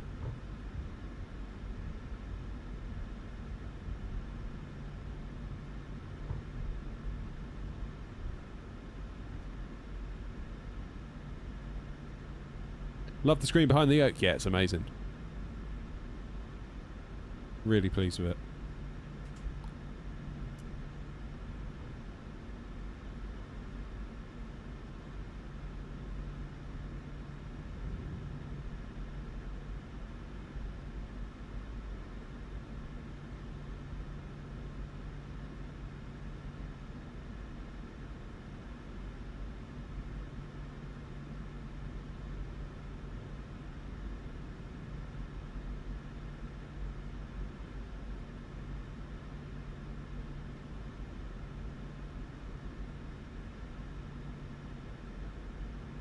Okay, flaps 5 is set. We'll get RTO set.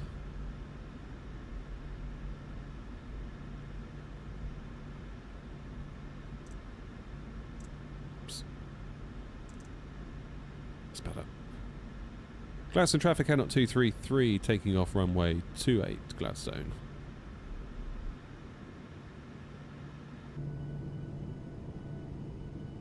Right, ready for some engine noise?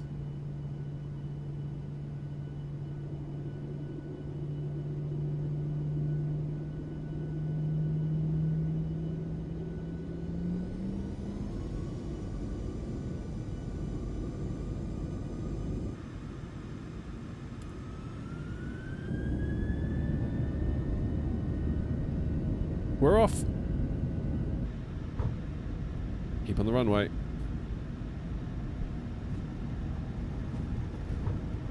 That's the price you pay for looking out the window, isn't it? 80 knots.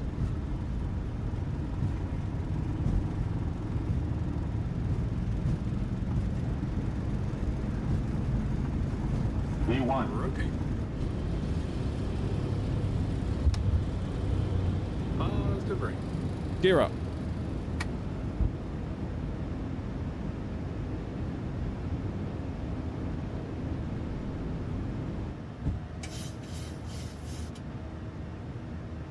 Here we go then.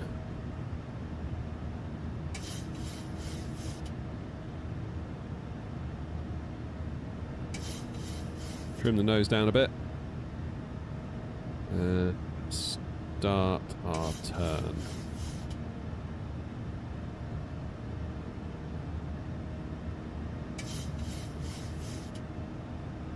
Gladstone traffic, air 233, airborne out of runway 28, passing 2000. Final call, Gladstone traffic.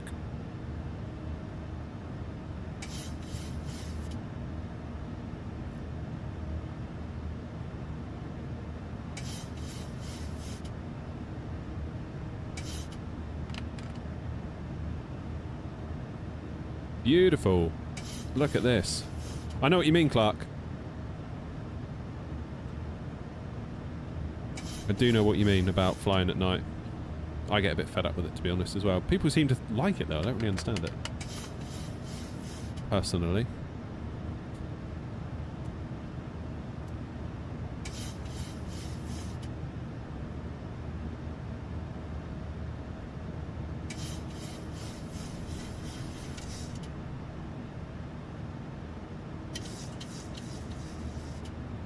First officer's voice is different. Yeah, I presume that's Boris. I don't know if it's Boris himself or what, but it's not RSR anymore, which I must admit I do find a bit strange.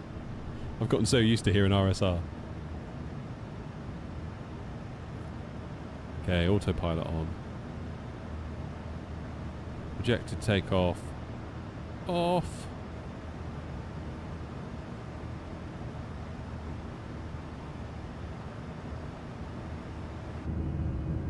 Look at that.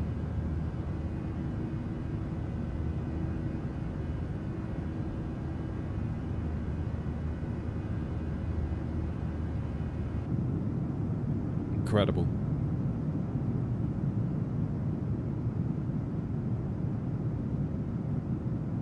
Hey, Cookie.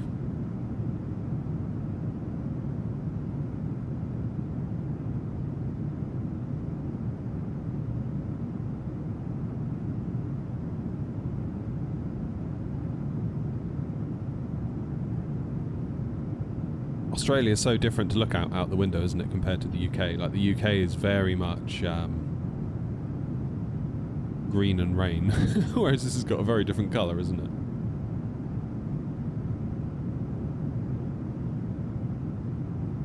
Should have way more viewers because your content is so good. I appreciate it, but it's an interesting one. We were talking about it earlier. You can't necessarily, no matter how many subs you've got, that does not necessarily mean you're going to get loads of live viewers. Like your videos might, if you make a good video and you've got a good sub base. Particularly if your sub base resonates with it and watches quite a lot of it.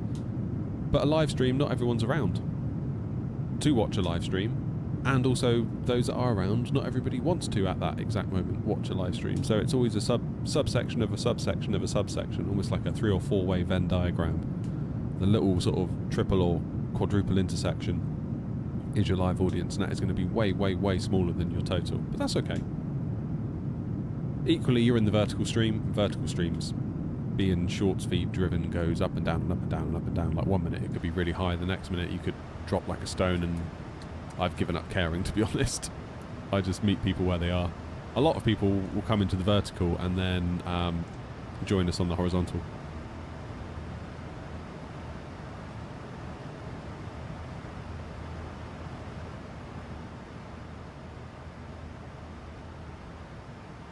There we are, folks. We are on the way to, however we're supposed to say it, Cairns, Cairns. I'm sure it's lovely, whatever it's called.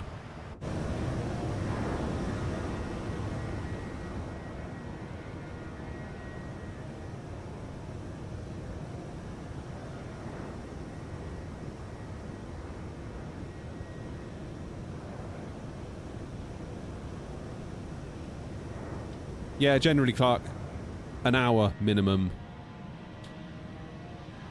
Imagine like Gatwick to Eddie, something like that. Like sometimes, like Joanna's saying, it's not always possible. Like occasionally you need to do like a 40 or a 50-minute leg, but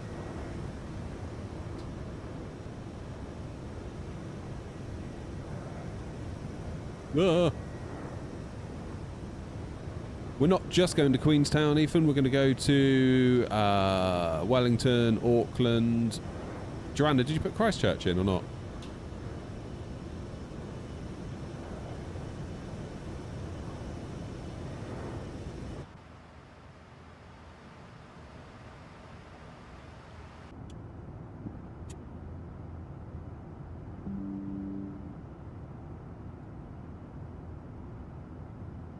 Apparently I'm back. Am I back? I just don't know what that's all about. I think we're back. Are we back? I think we disconnected there for a minute. Please say something in chat if we're back. It's alright, we'll get a crash to desktop in a minute anyway, so it won't matter. Yeah, Ryan, OBS just told me that I disconnected, but now I am reconnected. So hopefully we're all good. We're back. Good. Good, good, good. Yeah, I'll never understand people asking, like, the whole, like, name a plane for an edit. It's like, why? Don't understand it. I don't understand it. Can they not think of a plane name themselves? Like, there's not many. Not really. Like, maybe I'll go into, like, Jamie's stream or Kenko and be like, name a plane for an edit, see what they do. When is the tour? The tour is on New Sky, so basically once the tour is live, I'm going to put it live probably this evening, you all can join on the airline on New Sky and begin the tour.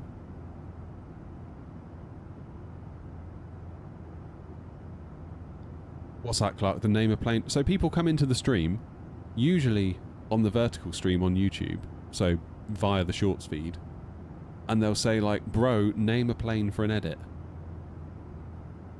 And, like, you get that a lot. A lot. And I just don't understand why they do it. Apparently, if I name a plane, they will then go and make a video out of it or something. It's like, just... There's not many planes, is there, really? Like A320, A330, A340, 737, 747... It's a bit weird.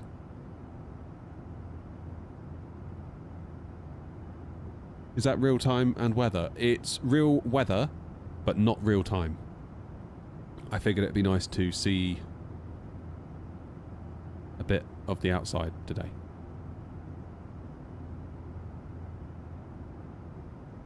Seeing as we're flying to Australia for the first time in ages, I thought it'd be nice to actually get to see some of Australia rather than complete darkness. Can I translate what they mean? I did. I asked one of them once, and I thought, honestly, I thought they were bots. I really thought they were bots. But then it turned out it was not a bot. They were like, bro, just name a plane. Like, first of all, start your message with bro. I'm immediately gonna question most of what you say thereafter. Bro, honestly.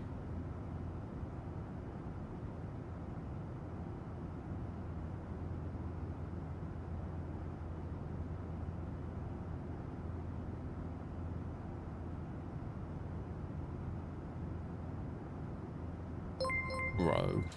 Cheers, Swanee. Appreciate you.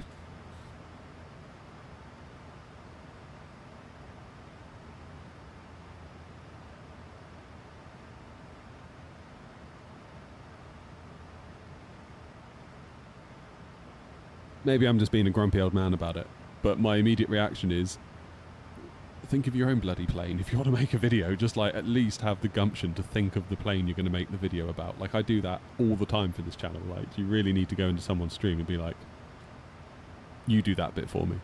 Like, what?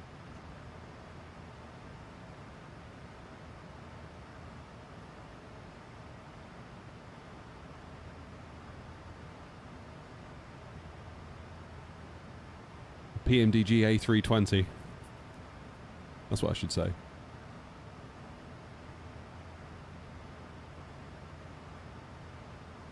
Yo, fam.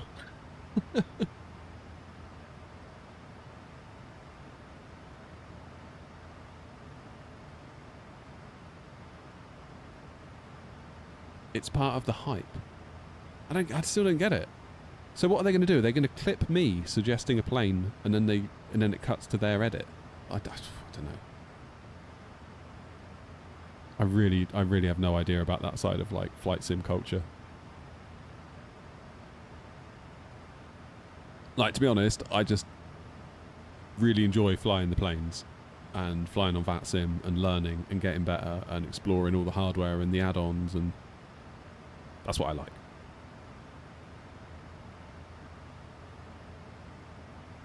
Is the grumpy bro driver flying as well? He was. He's having USB connectivity issues, so much so that when he was on final into Gladstone, his rudders disconnected and he had to go around, and then during the go around sequence he had to get under his desk and try and fix his rudders. So he's got a PCI Express USB card coming today, so I think his plan is to do away with all of his USB hubs and just direct everything into that USB PCI Express card, which is a good idea, I think.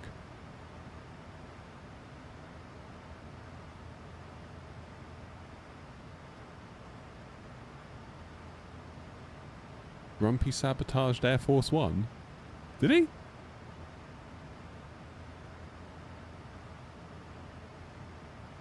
Grumpy bro driver.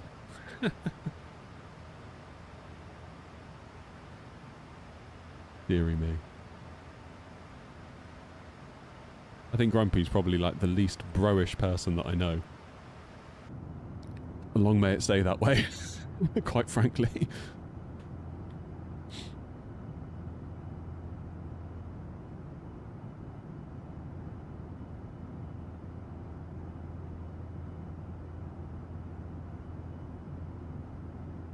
Yeah, it's a good call. It's a good call, Ryan. I mean, also keep in mind that both Grumpy and I are on AMD CPUs and AMD platforms, which are known to not have the greatest track record with USB reliability. So kind of handing it off to a PCI Express card with its own controller straight into a load of PCI Express lanes, which are generally solid as a rock.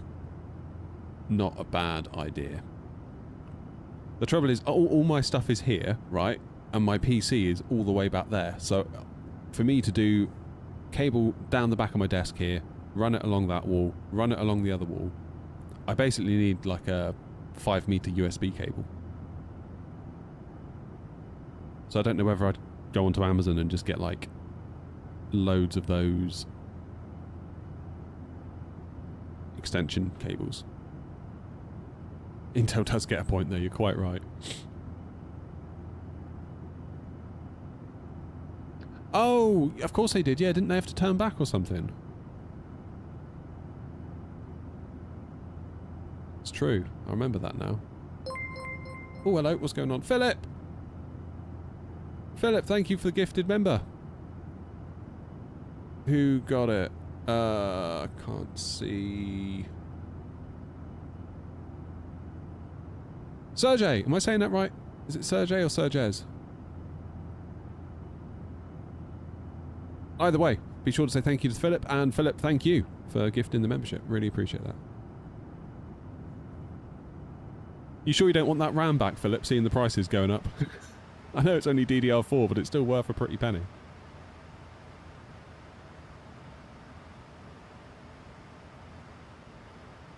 Sergez. Got it. Got it.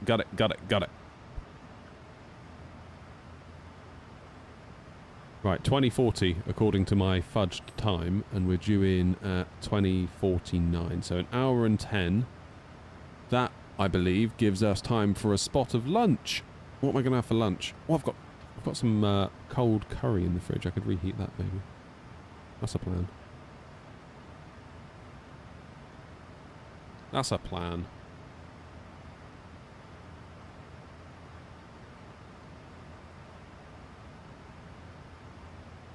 That's a good plan.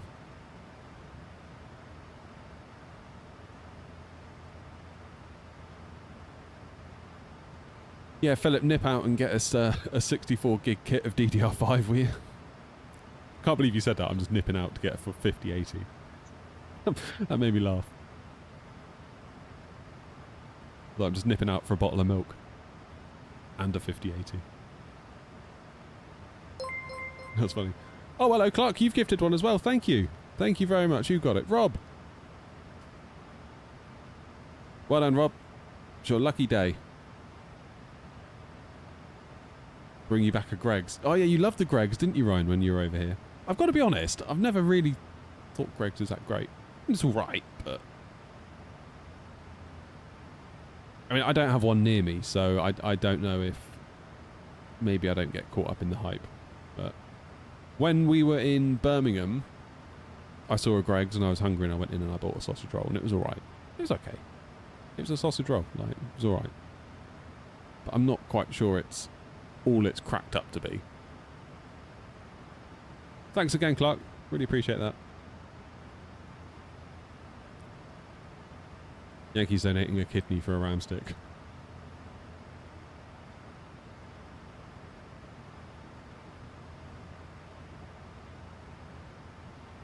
Could always do chips and gravy today, Philip. Whack on the oven. Put some oven chips in and whip up some gravy. Mind you, that might be a hot minute. I don't know. I could probably do it. Don't feel great about having the oven on in the house while I'm out here, though. That's the only thing.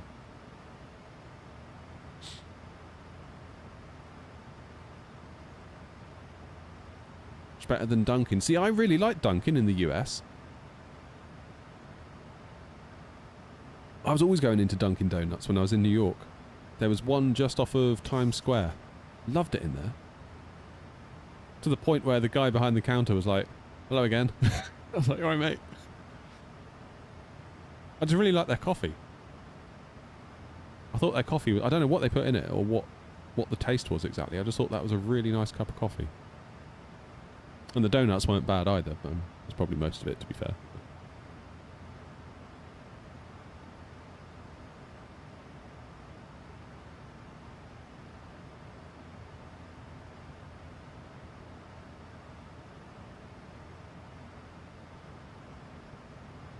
You're right there, Nicholas. There's a cat walked over the keyboard.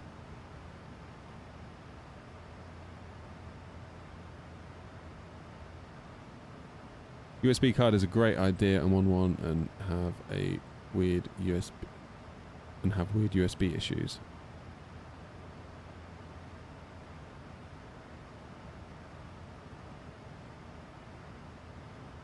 So you have one and you have weird USB issues, or you have one and you don't?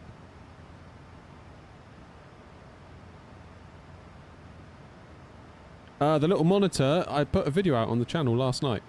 Although it was pointed out to me, the monitor that I referred to in the video is actually a new updated touchscreen version, whereas mine is not. So I guess now you get a touchscreen as well, which isn't bad.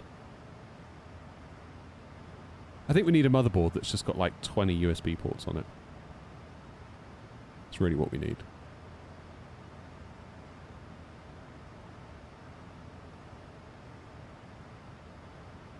Oh, sorry, gotcha. Yeah, AMD has not had a great track record for USB stability, has it? Particularly during the early Zen 1 days. It was not great.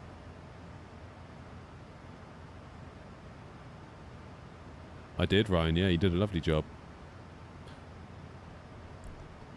Far superior to mine, just saying. I won't say any more. You'll have to wait for the excitement of the video, which I will edit at some point.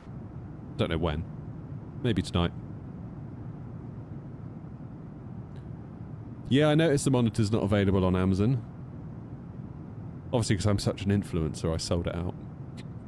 I think there's only like 3 in stock when I put the video up, so...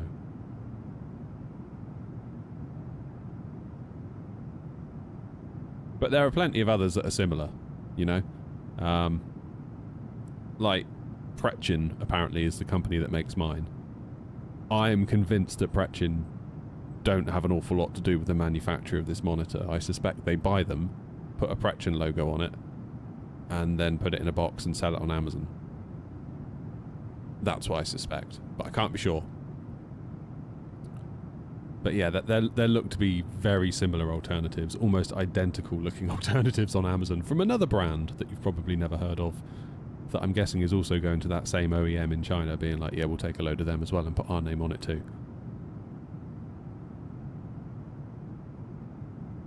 It's a funny old world, isn't it? Like the amount of companies that you buy stuff from that you think, I'm buying something from that company, and you're not.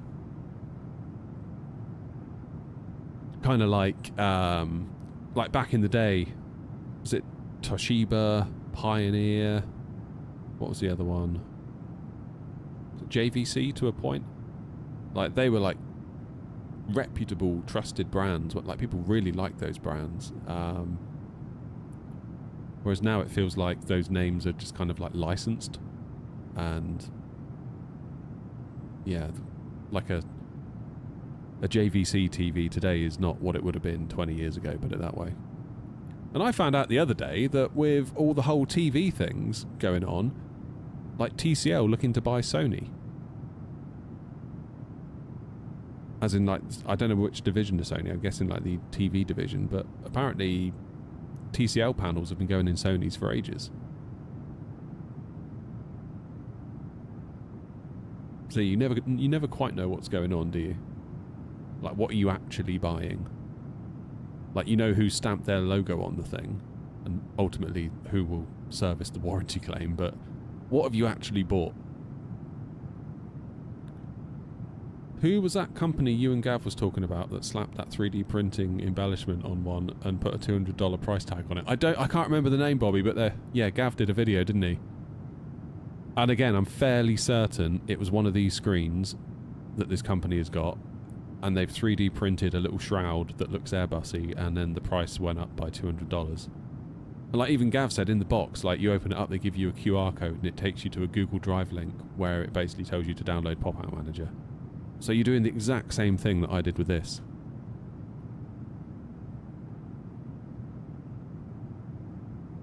It's a shame that Sony sold their laptop. The Vios, we used to have a Vio, or my mum used to have a Vio. I used to really like it. I thought they were good laptops.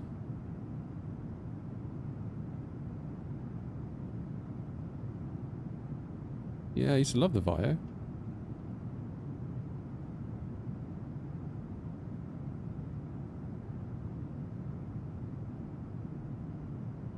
It's like you open up the bonnet on your car, like you think you bought a VW or a BMW or a Mercedes. Like half the parts come from goodness knows where. Vio still exists, but they only sell in Japan. Do they really? That's unacceptable, Ryan. Sorry, mate. I will have to report you to Grumpy. He'll deal with you.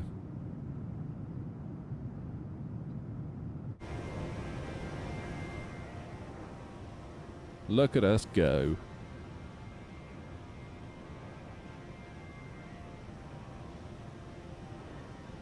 I must admit, we've been looking at a new TV, and I'm like deep into the rabbit hole of TV reviews at this point, and I still don't know what to buy.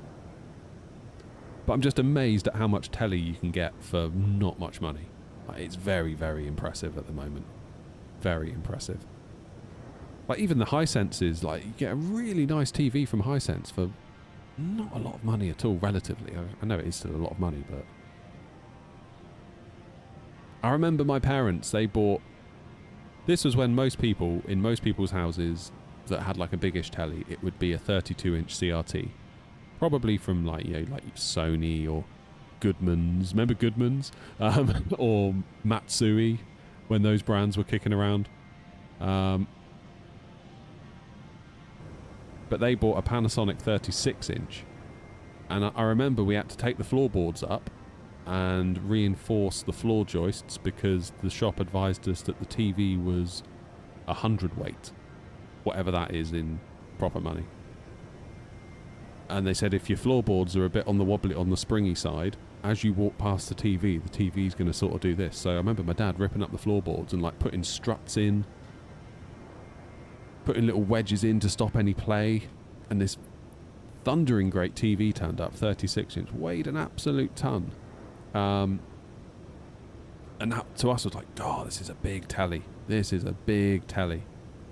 Whereas now you can go, I saw like a 77-inch for like $799 the other day. It's like, that is crazy.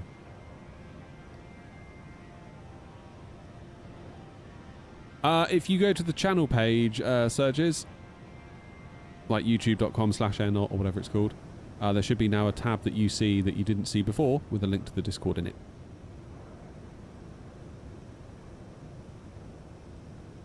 BMW motorcycles get produced in the same factory as their Chinese counterparts. Really?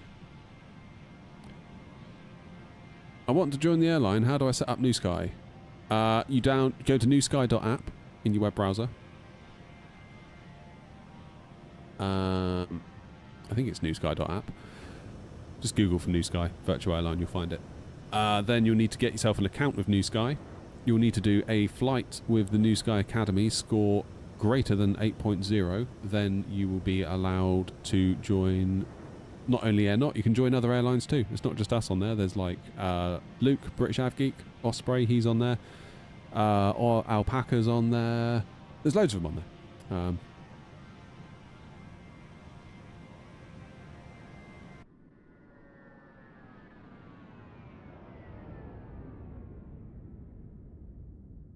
Get an OLED if you can. If not, then get a high-end Hisense or TCL.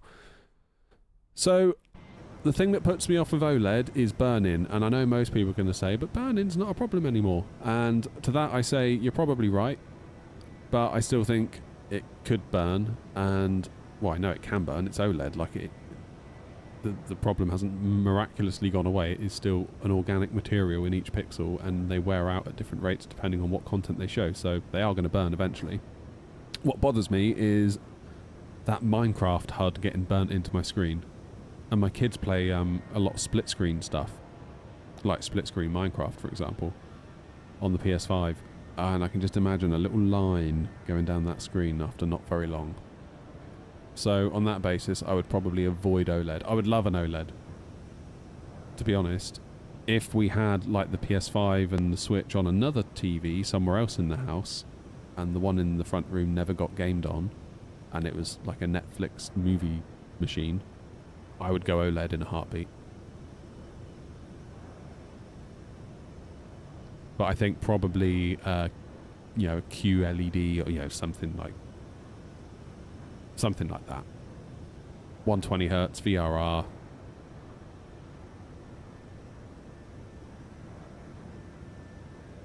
You done with it, Ryan, are you?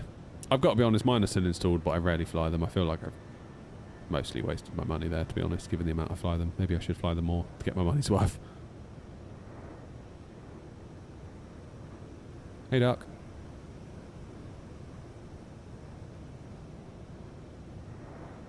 I will see what the towless A340 is like. I'm really, really curious to get that. I feel like even if I never fly it much, I want to spend the money to find out. That's my plan.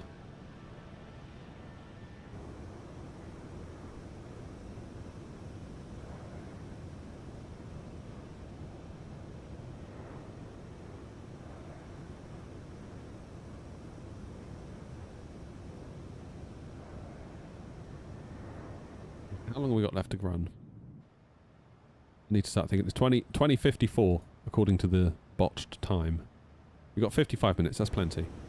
I am going to go grab some lunch then in that case, and I will be back in a couple of minutes. It's not going to be chips, unfortunately. I'm just going to microwave some old cold curry that I've got. So, see you in a mo. Enjoy the views.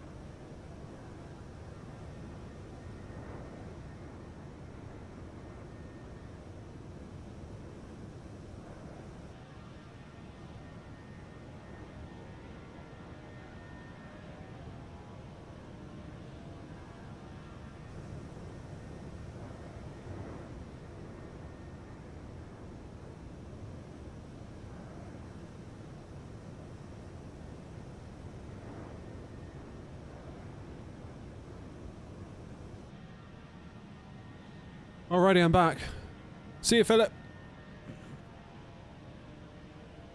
Right, I don't know what this is going to be like. There was loads of it in a bowl in the fridge, so I just microwaved it. I'm not going to eat it all. But equally, I'm probably not going to want to eat it tomorrow, so whatever I don't eat, I'll throw out.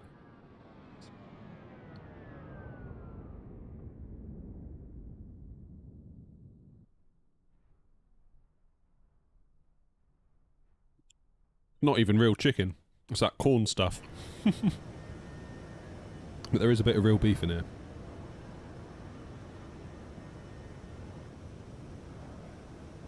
It's not too bad.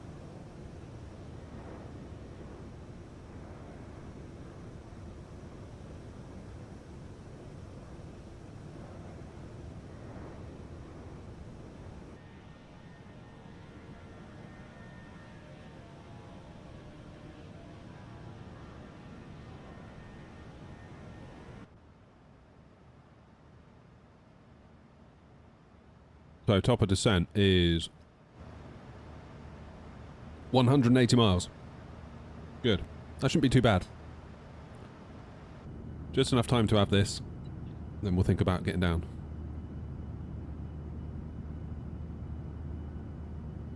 Then I can start my Thursday night of feeling sad that I'm going back to work tomorrow.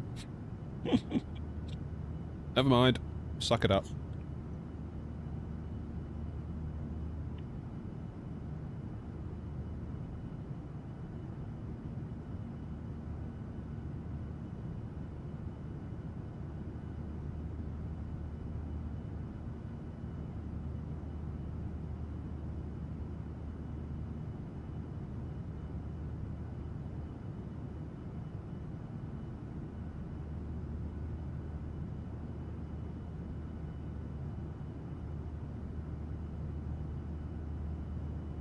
Never mind, Ryan, I'll be alright.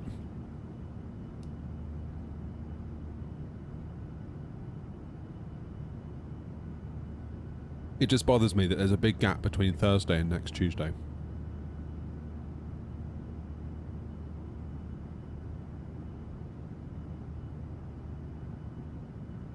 It's like I'm here, and then I'm gone for ages. And then I'm here again for a short period of time, then I'm gone for ages.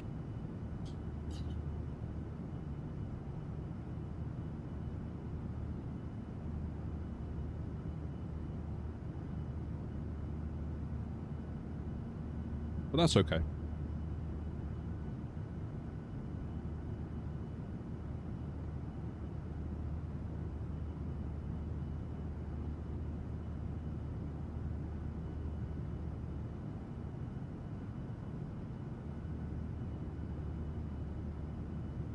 Not sure what it might mean to you, but I was updating GSX Pro and it stopped while processing and I saw a line that said air not livery.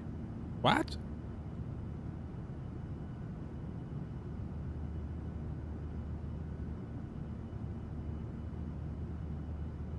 No clue.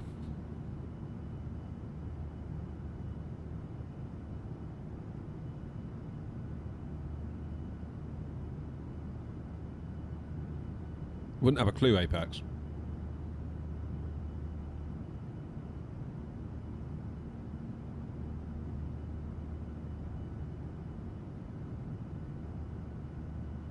Well done, Joanna. I'm taking a break as well. I'm having a microwaved curry.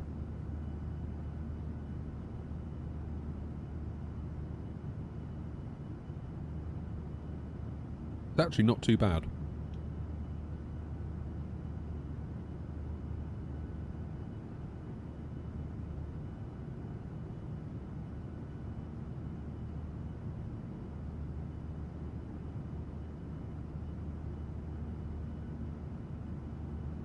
Yeah, what am I doing, Ethan? Ethan's planning the... I'm doing the Apollo 2 Alpha via Tosu into 1.5 on the Arnav Zulu. It's my little plan. What's the point of the game? What do you actually get once you finish and reach the point you're supposed to get to? That's an interesting point. I think unless you're like really into it, probably you won't get an awful lot. So the problem with Flight Sim 2020 is that loads of people got really excited about it when it launched because it like the graphics and all that stuff, and the fact they'd done the whole world with like, you know, well, look out the window, it looks great. Trouble was, lots of people tried it. Lots of people did a couple of landings, flew over their house, potentially even landed on their house in a helicopter, and then they were like, what do we do now? And then they just sort of rolled off of it. 2024 tried to kind of make it more of a, tried to make it more of a game. So they added a career mode, so you can kind of start in a small little Cessna plane somewhere, do your training, get qualified, move on, get a job as a pilot flying big stuff all around. And that's great. Although me personally, I don't feel like I needed that. I didn't need that at all. But because we've sort of made our own career mode in the form of New Sky, which is here. So this is where an application you can download, and this is where I run the virtual airline. So you can basically book flights if you join different airlines. Airnaut is one of them on there. Quiet. You can see here we've got all these routes that you can fly to that we've set up, and we've got different aircraft at different airports. So for example, this A319 at Heathrow, if I was to fly that A319 from Heathrow, fly it up to Edinburgh, it would no longer be at Heathrow and it would appear at Edinburgh. Then from Edinburgh you could do a flight in it, either back to Heathrow, or you could take it across to Billund, or you could take it over to Bergen, or you could take it up to the Faroe Islands. And if you leave it at the Faroe Islands, it will remain there. Then someone else could log on and maybe bring it back to Edinburgh, and someone else could log on and bring it back from Edinburgh back to Heathrow. So planes are where you leave them. Because as a virtual airline owner, we lease them, and the virtual airline gets a daily charge, so you want people to fly them so they earn money, so they're not just sat there costing money.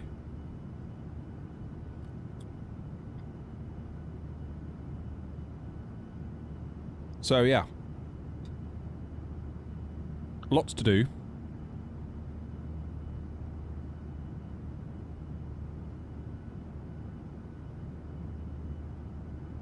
And it can be one of those things where you just log on and muck around.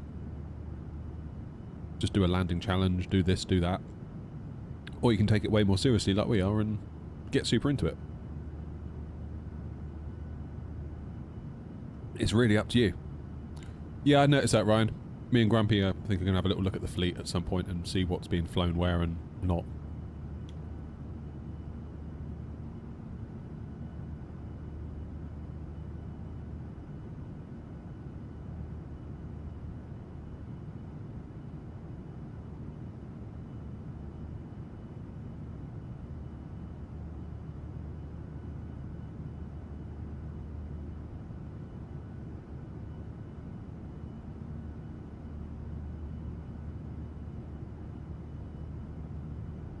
I did put out a post a little while ago. Like, I know the whole reset that we did was aimed really at allowing you to do onward flights. So rather than like Heathrow to Germany and back to Heathrow, you could like get to Germany and fly on to Copenhagen, and from Copenhagen you could fly on to Norway, and from Norway you could fly over to Scotland, and Scotland to Ireland. So you could basically keep moving around. My fear is that some planes are just being abandoned. They're being flown somewhere and not flown on.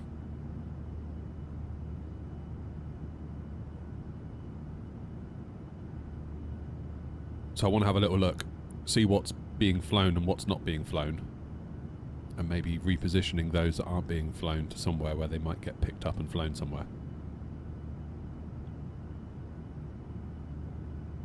I suppose the other way it could go is that we need to just add more planes, so that the hubs remain stocked even when planes get flown out of the hubs.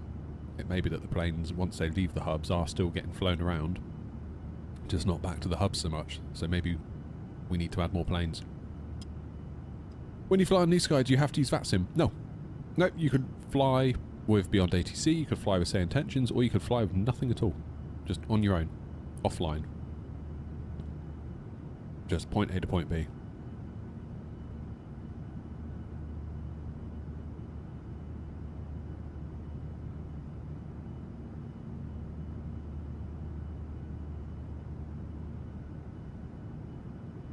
So it's entirely up to you. I mean, I'd encourage you to learn VATSIM and give it a go. It's an amazing experience once you get into it. Speaking to somebody that put it off for ages, coming up with every excuse in the book, one of which being, oh, I'm a streamer, I need to talk to chat and not worry about ATC. That was a big one. So glad I did it. So good for the channel, so good for me. Met loads of people through it. Brilliant.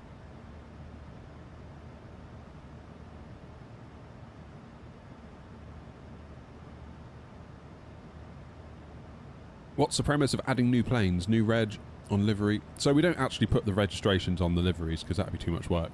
But according to New Sky, yeah. So we have to, when you first start an airline, you have no planes. You have to lease a plane. So let's say you lease an A320 and it spawns at your home airport. So ours is Gatwick, but you can position them as the VA owner afterwards. So if you want one in Germany, one in something, you know, wherever. So every day, because you've leased one A320, it costs so much per day to keep that aircraft. Let's say, I don't know what the number is, but let's say £50,000 a day. Now, if that airplane is flying around, it could quite easily earn more than that, and then it's profitable. So it's a balance as like the owner of the virtual airline. You sort of have to work out how many planes you need to have to ensure that there are planes to keep people flying. Because there's nothing worse than, oh, I want to fly an A319 from somewhere to somewhere, but there isn't one. So you need to make sure there are enough planes to keep your pilots happy and to keep the VA active. But at the same time, you don't want to lease 1,000 of them to make sure there's always one available, because then you've got all of this money coming out of the VA every day. Now, I know it's only pretend money, like, I understand. But at the same time, if you're going to do it, try and do it properly. That's the whole point, after all. There is going to be a feature into New Sky soon, I believe, or it was in development, I don't know. There isn't a feature in New Sky. There isn't like a bank balance in New Sky. People often ask me, like, oh, how much money's in the bank with all the flights we're doing? It's like, well, there isn't really any money. There's no concept of a bank balance. It's all done based on profitability. So, let's say you did 100 flights, and with all the planes that we've leased, with all the airports that we have in our list of airports and schedules, because if you set up a scheduled flight from Heathrow to Edinburgh, regardless of whether that flight gets flown every day, they are in theory expecting you, therefore there's a charge whether you turn up or not. So again, you might think as the VA owner, great, let's make routes everywhere. And then all of a sudden you've got a whopping great bill for airport fees, and then you've got a whopping great bill for daily charges for leasing aircraft that never get flown. So you've got to kind of keep it in line with the scale that you're at. It's quite an easy one to get wrong. We've got it wrong a lot, like we're getting there with it. We would be profitable, just saying, if people would stop getting penalties. We would 100% be profitable. The biggest one is people cancelling the flight. So they'll schedule a flight. They'll say, I'm going to do Heathrow to Dublin at 2 o'clock today. And they book the flight on New Sky. And then they don't do it. And then New Sky sees that. And if you don't do the flight, I think within like an hour of when you said you were going to, or whatever the time limit is, New Sky treats it as a cancellation. And then they charge you, I think it's like $200 per passenger that was going to go. And again, there's like a whole demand system built into New Sky. So like Heathrow to Dublin, high traffic route, lots of people wanting to go. So you can pretty much guarantee you're always going to fill up a plane going from Heathrow to Dublin. Today we're doing Gladstone to Cairns, whatever you call it. Lo and behold, not many people really want to go from Gladstone to Cairns. So we are... How many have we got on board? How do I find out? Weight and balance. We have got 46% full today. So actually, this flight could actually, when we land, it will tell us how much profit we made for the virtual airline. It could actually end up being a cost. Like Tricky the other day flew with us from Rhodes back to Athens in a 777 cargo. Turns out there's not a lot of cargo demand from Rhodes to Athens, and his flight actually cost the airline money. So you sort of have to be a bit careful. Like, obviously, with streaming, you've got to keep in mind that we just do fun routes for the stream, and so be it sometimes, but...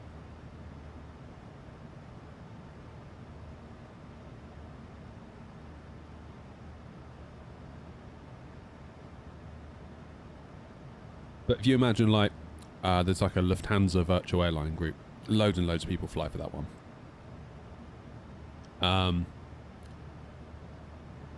You imagine they've got 1,000 people flying for them, doing thousands of flights a month. Well, obviously their bank balance is going to be higher than little old us, that have a lot less pilots, that do a lot less flights every day. Therefore, how are we ever going to beat them, in air quotes, if New Sky were to introduce that feature where airlines compete to be like the best airline, the most profitable airline? So you don't compete on bank balance, you compete on profitability. Because we could do 100 flights and Lufthansa Virtual could do 1,000 flights, but on a per flight basis, if we are more profitable, if we run on time, if we don't get penalties, if we fly routes that are generally considered profitable and not go to really random places, and we do everything right, we keep our lights, we do our lights at the right time, like we turn our lights on, we don't descend too quickly, we don't land too hard, we don't take off too late, we don't do cancellations, then we could beat, as the little guy, we could quite easily beat in terms of profitability per flight the big guys. Well, that's the thing, Bobby, there is no concept of a bank balance. So you see, like, this flight cost, I don't know, 10 grand in fuel and crew, and it made 16 grand in ticket sales, therefore 6 grand profit. But if you imagine that as a percentage, you made X percent profit today, that's what you get measured on. The percentage of profitability. Rather than you now have 6 grand in the bank. And they say that on their wiki. You can read all about it, because they said the reason why they don't want a bank balance system is because what happens if an airline runs out of money? Like, imagine, like, us. The amount of work we've put into this VA is crazy. Like, loads of people have flown thousands and thousands of miles and hours for it. Like, it means quite a lot to a lot of people now. Can you imagine if we were to go, like, negative on the bank account and then New Sky was like, sorry, your bankrupt aircraft or airline shut down? That'd suck. And people would be cross at New Sky. They'd be like, damn it, New Sky, you shut down our virtual airline. On the other hand, if New Sky were to allow that to happen, but say, oh, it's alright, New Sky will bail you out, well, then there might as well not be a concept of bank balance anyway, because if it all goes wrong, New Sky bail you out, so it's all pretend and pointless and stupid anyway.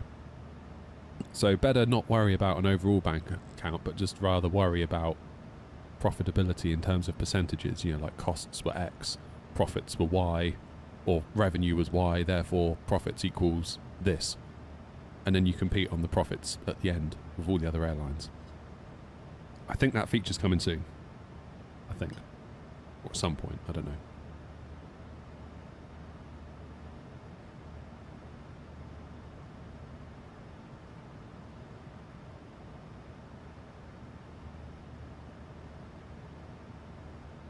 Right. Landing en route. 15.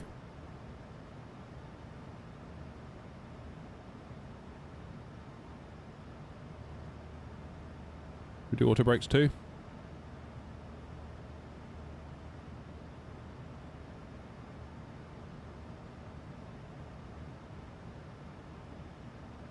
It's kind of hard, Dunk, to actually know. That's the problem. I mean, I guess I could look on and put out like a little post on the VA. I don't know whether... Do you ever see the posts that I put up? Like when I say we've got a new livery, we've got a new this, we've got a new that, we've got new routes. Do you ever see those on New Sky?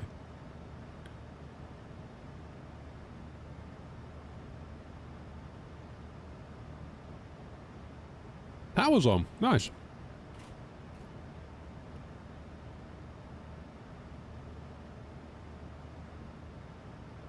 In traffic, Qantas 134 descending 2,500 to the RNS, straight runway 15.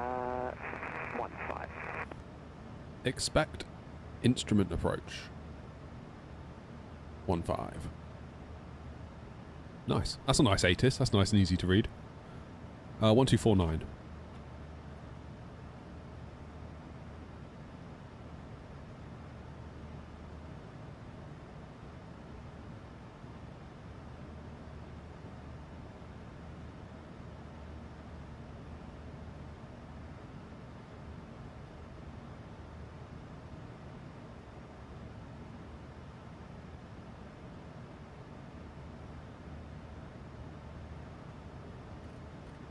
Okay, super lazy.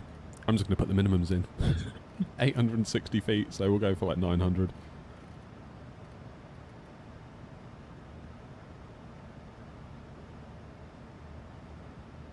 What's the frequency? 1249. Perfect. Sort of am missing the music. Does that sound crazy?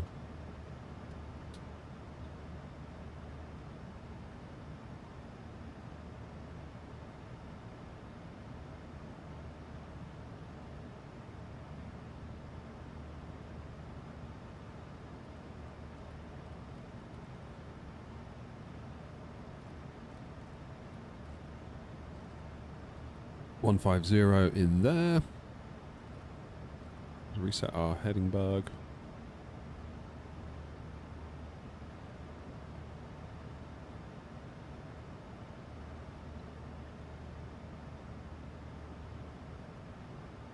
Bring back the Christmas tunes. Yeah, maybe not until next Christmas.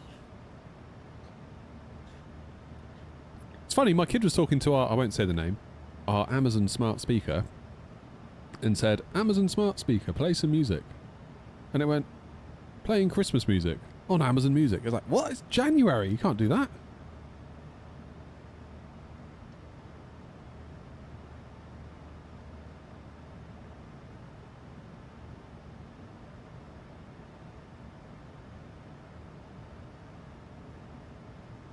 Madness.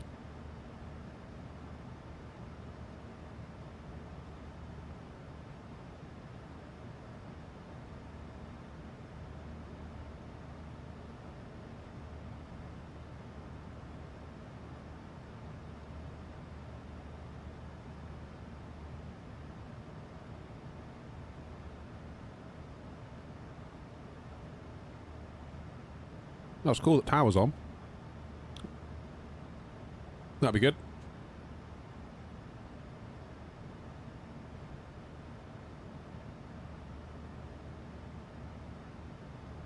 Sorry, Stefan. In fairness, this meal isn't all it's cracked up to be. It's like microwave leftover curry. To be honest, starting to feel like I don't want any more.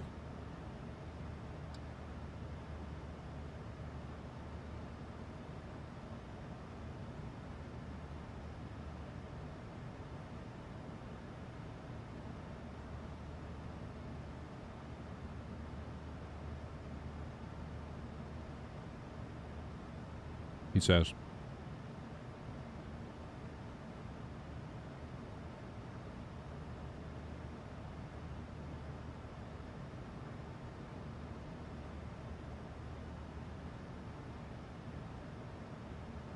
Alright, top of descent is coming up.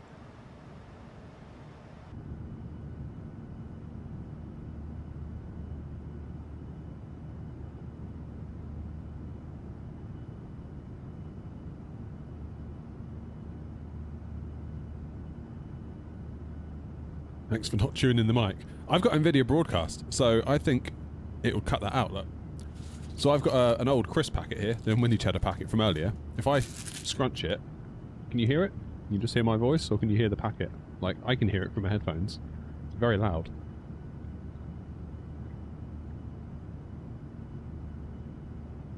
NVIDIA Broadcast is very, very good.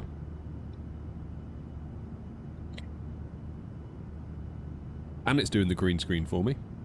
People thought I'd bought a green screen. I haven't. Just NVIDIA Broadcast. Clever stuff. Again, AI.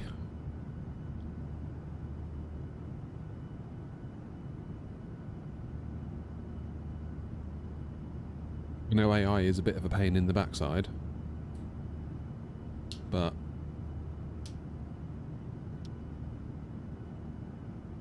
given what it's done to us.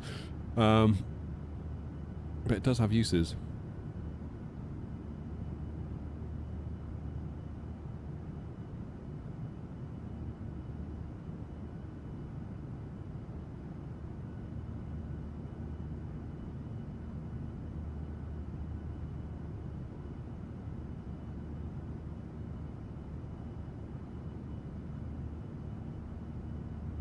I was at a point studying cybersecurity, then I realised A, I hated it, and B, I'd be replaced by AI by the time I had a chance to pay back my loans. Oh man. I mean, maybe, yeah.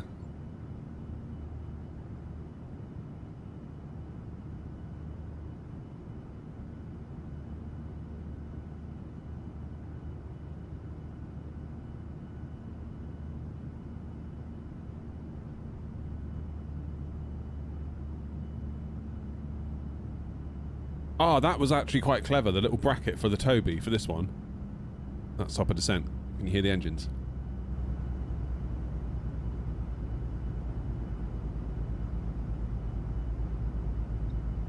Quick flying, this should be in the video description. Should all be in there. If not, go to my website, airnot.co.uk/setup. And I've got a list of all my gear there. Although it might be slightly out of date. Basically, I changed my gear too much, and then it's hard to update the website to make it match.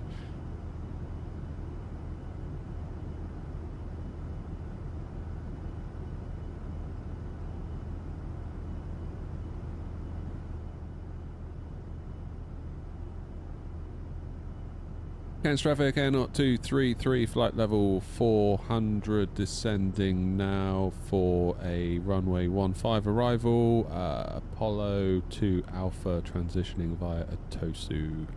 Against traffic. Hey 73.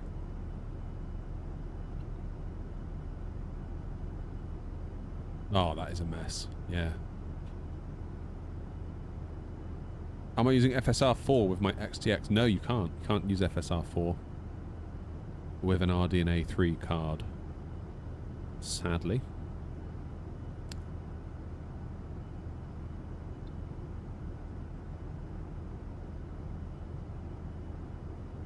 I don't know that I would, though, even if I had a 9070 XT, to be honest. With the sim, I feel like the glass cockpits go all smeary, and I don't like that.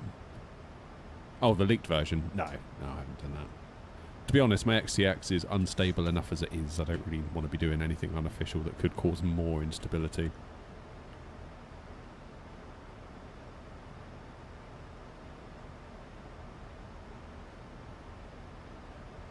It's a bit of a late descent. I'll just elongate my arrival if I have to.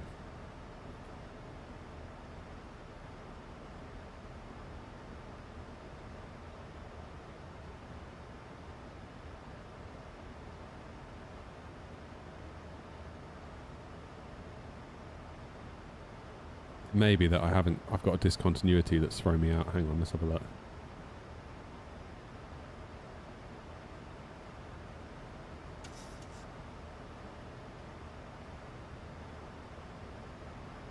We're still good.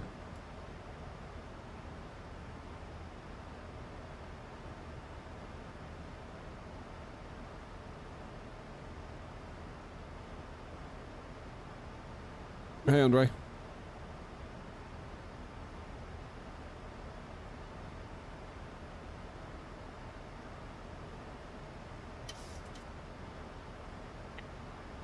No, FrameGen doesn't do that. DLSS 4.5 made it a lot better with the smearing. I noticed it, like, if you were to start doing a takeoff roll and then you go from, like, standing still to going quite fast quite quickly. Obviously, the speed tape sort of spins quite quickly. I noticed it there, but once you're up in the air, like in normal conditions, I found it to be significantly improved. But I don't really feel like it's getting you much performance back. Like at 4K on my 4080, I was getting like 5 extra FPS, and it's like, really? 5? Is that all? Is that really all I get extra?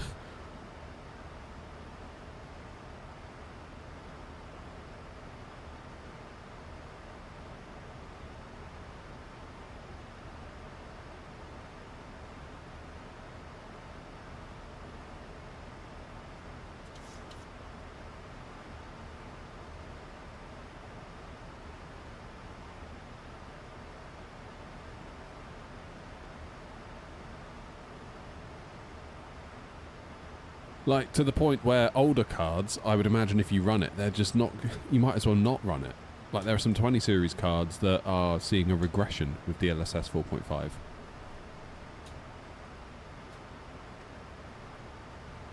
Which is not good. But then, like, obviously the new model is so demanding that it actually has quite a large overhead to run it.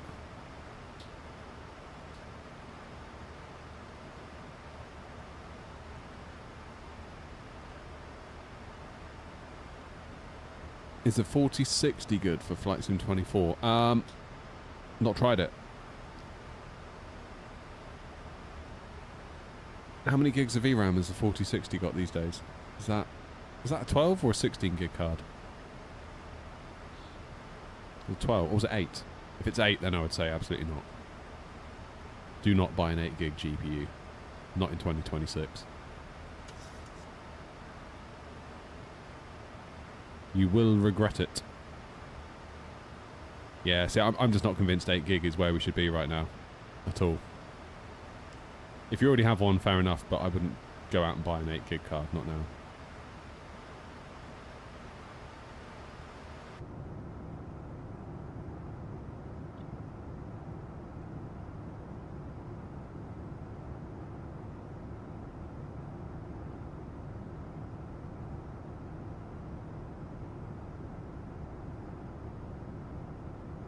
What time is it in Australia right now? This controller's on really late.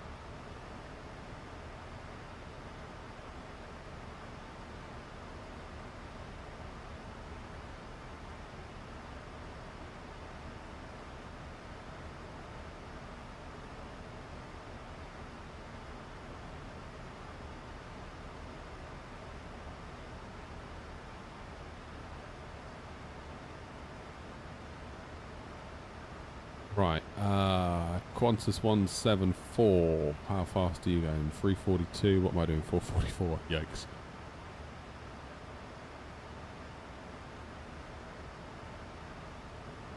Got a decel coming up though. Yeah, Stefan, I would say 1440 you'll be alright with the 5080, but I don't really feel like at 4K, if it's anything like my 4080, you're going to have a good time.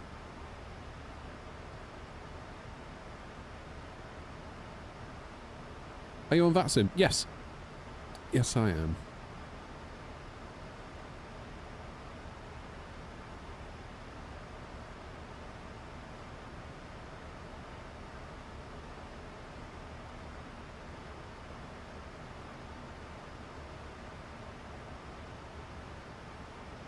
I'm going to slow down, because otherwise I'm going to be right on Ethan's tail, I think.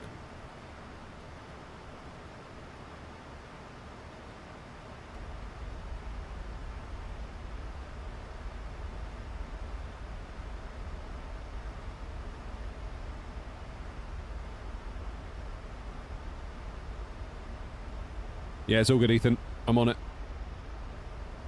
Cheers, David.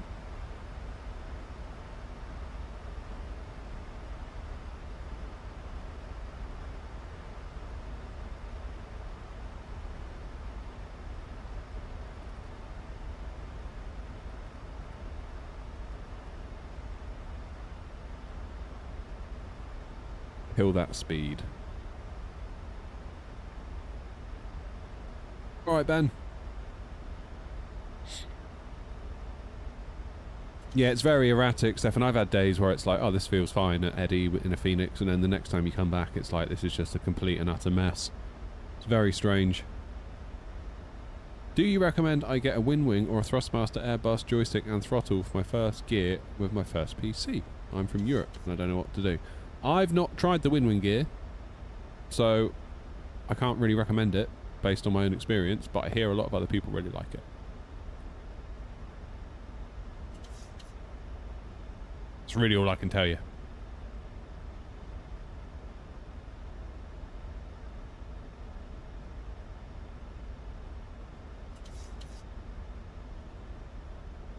The weird thing is, though, it's like in the 7900 XTX, I've seen Eddie use like 17 gig before.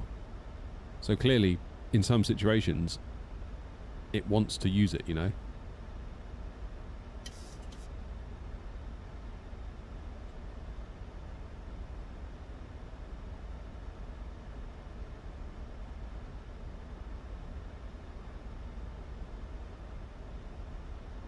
Yeah, it's a weird one.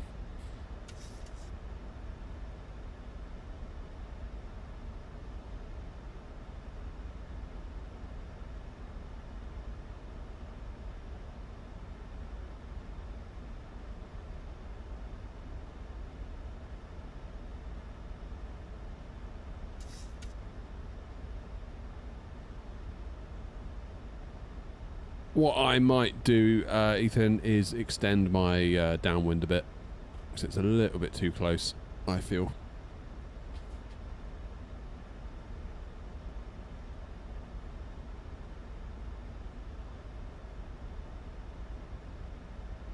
Have you connected the FCU to your PC directly or the hub? Hub at the moment. We were talking about that earlier because Grumpy had problems today. All of his gear, excuse me, is going through a USB hub, and he has... I got hiccups. He's bought a PCI Express card with a load of USB ports on it, so he's just going to go direct with all of his gear, which, honestly, pretty good idea, I think.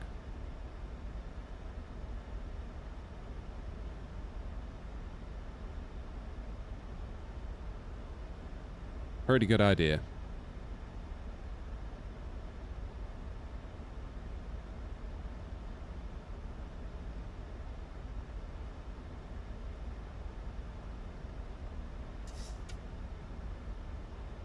Any idea where I could find a similar 737 MAX procedures to the real one?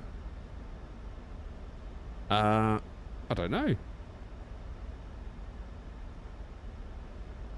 Flightsim.to, maybe? Would probably be where I would start to look.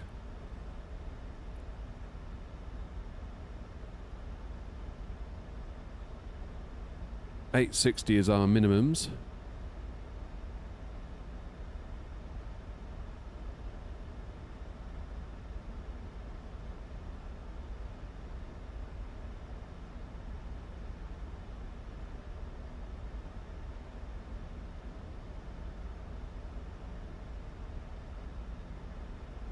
We're going to do auto brakes 2, aren't we? In terms of vacating, vacate left, I think. Left onto Bravo. And QNH is still 1010.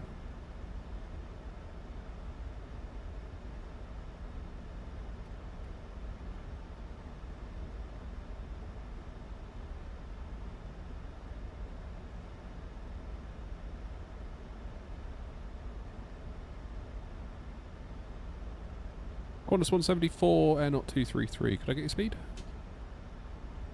With 250 knots for Qantas 174. Roger, thanks. Would you let us know when you slow down? We'll stay behind you. Yeah, we'll go there.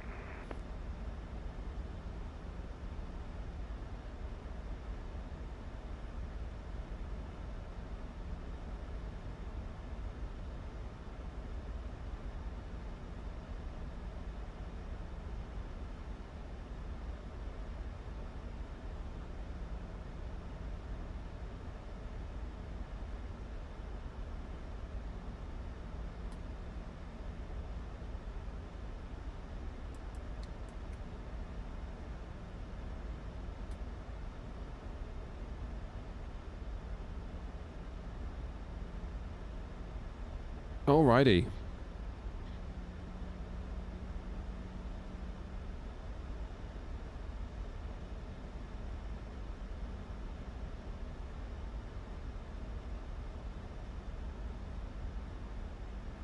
When can we be expecting? Wind calm. It does seem quite calm actually, doesn't it?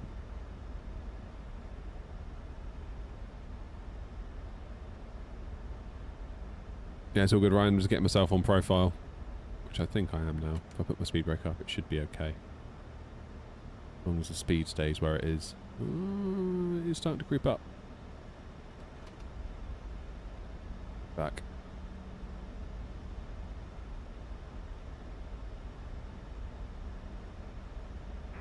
223, Qantas 170 for we're going to keep it 180 till 5 miles, but looking at ahead of it, now, so it's tower now, so see on the ground. Roger, thanks. We'll slow to 180 as well, not 233.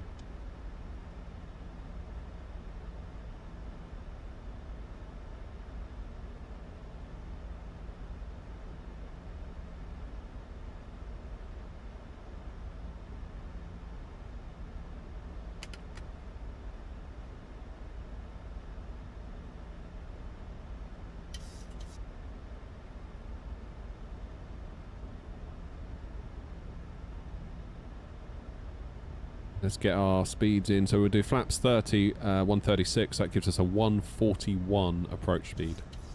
We'll do the speed plus 5.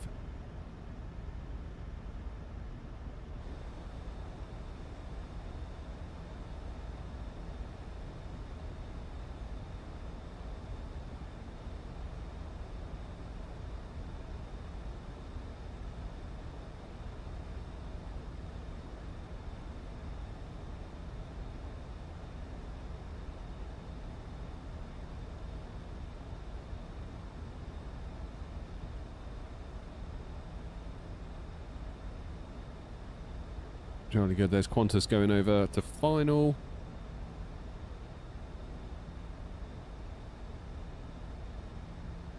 And we're 5,000 feet.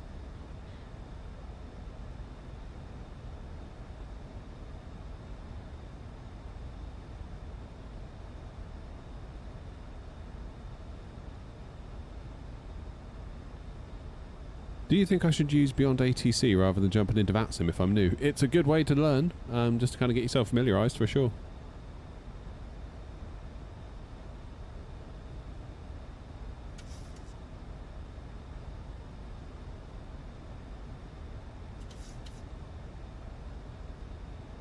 Okay, let's arm that approach. Go over to tower now.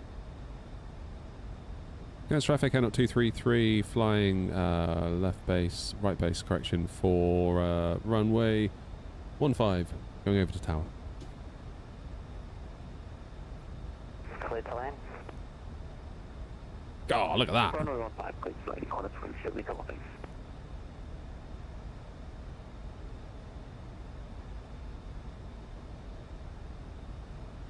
All virtual stations scans information Golf now current changes QNH 1009 all stations Golf now current.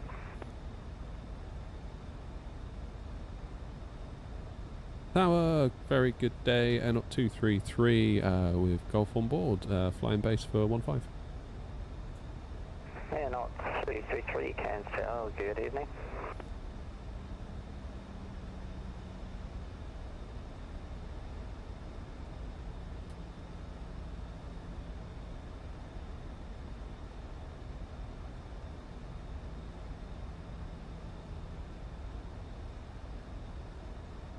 Oh, I'm so glad we're not flying this at night. Look at it, it's awesome. Check it out. Beautiful. Look at that, man.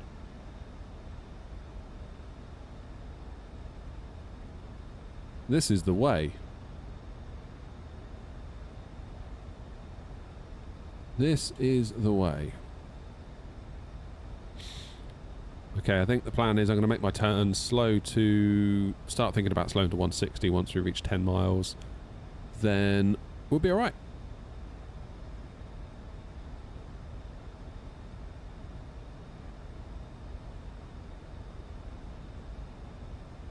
How you doing, Doc? Little bit worried about all the snakes and spiders, I'm not going to lie. I think as long as I stay in the cockpit, I'll be fine. That would genuinely be a worry. Genuinely be a worry. If I was to even go there on a holiday, like, I hate spiders. Hate spiders. Like, not in a small way, in a big way. I really don't like them. I have to get my wife to get rid of them for me.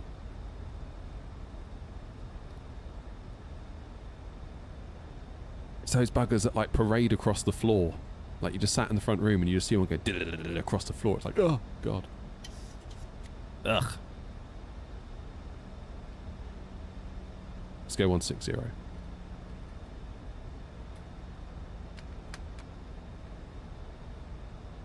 Lived here for 5 years and only seen one snake. Yeah, but how many snakes have seen you, Doc? That's the problem.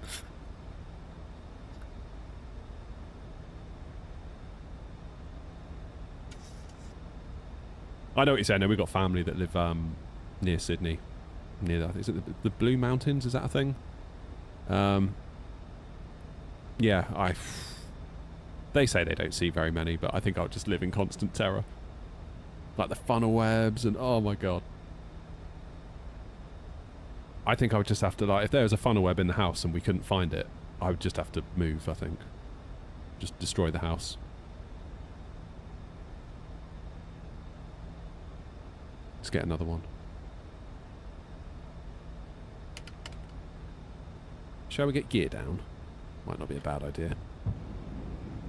The Huntsmans, they're supposed to be big, but they're not that bad, are they? Is that right? Is that right? Like, in terms of venom? I don't know, they're just all terrifying. Utterly terrifying.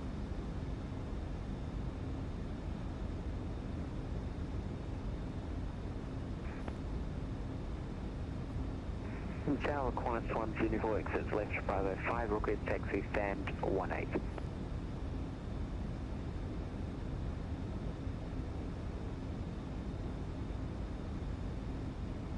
Qantas 174, taxi Bravo, Charlie 4 to the bay. Bravo, Charlie 4 to the bay, Qantas 174, thanks, have a good night. You do. Not 233, runway 15, clear to land. Clear to land 15, not 233.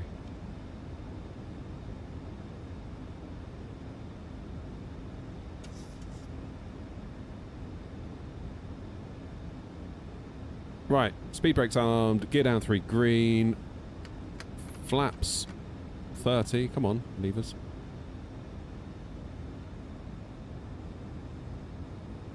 Have I gone flaps 40? No, I haven't. I've gone flaps 30. Right, come on, land the plane.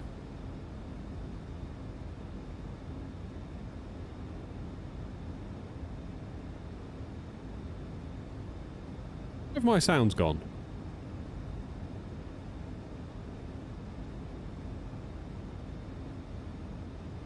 It's a new one.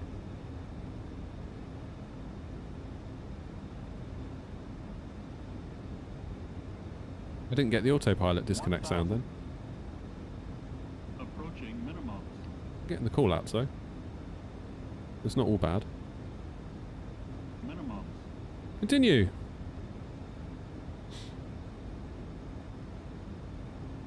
Okay, Pappy say we're high. Arnav says we're fine. Which one do we believe? Who knows? Welcome to Flight Simulator 2024, everybody.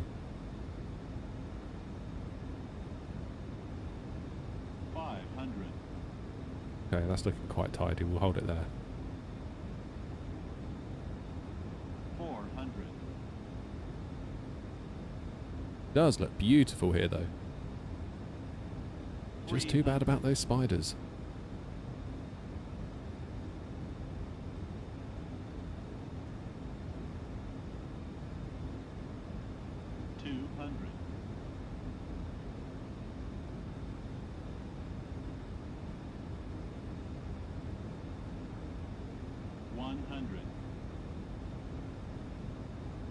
$50?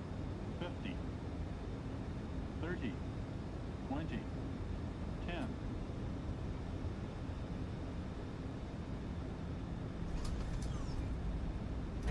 And we're down. A little bit of a hard one, that.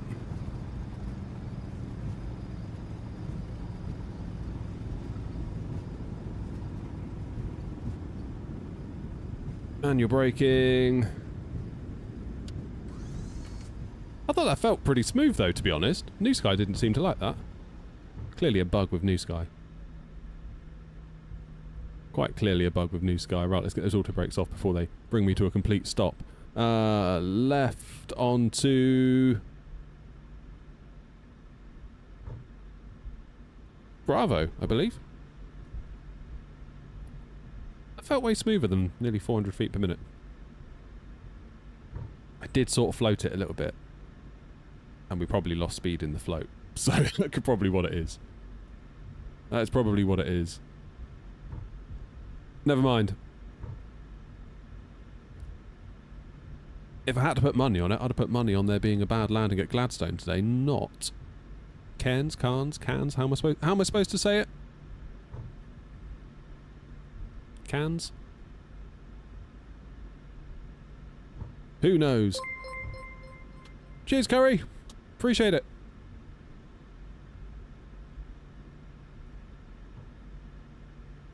Tower Air 233 on Bravo. Any preference where we park? Not 233, taxi Bravo Charlie 4 to any bay of your choice. Could you repeat how VATSIM did that thing where the audio goes super loud? Oh, good. Taxi Bravo Charlie 4 to bay of preference. Bravo, Charlie 4, and then Beta Preference. Thanks, Air 233. We'll probably look to take stand 16. Alright. Start the APU, shall we? Get the strobes off. Clean up the wings. And let's get in there. Ryan! Thanks for being online. You have a good night. For the XNL Rapid Runway Repair Crew. Ryan, I appreciate it, but the crew aren't needed. Absolutely unnecessary. Don't worry, I'll make sure they get it.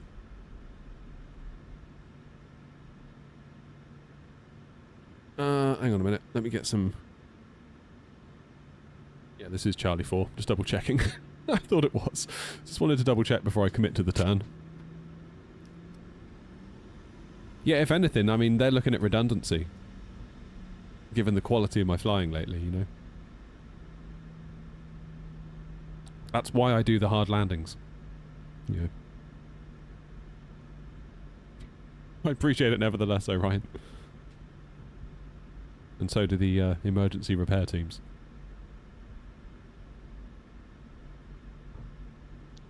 I really want to go back and look at that landing.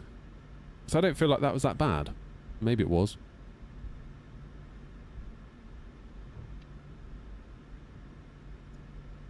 Low 400's fine. I mean, anything below 6, they say you don't break anything, don't they, on the plane? Roughly. Roughly. Right, stand 16. That's going to be next to Qantas over there.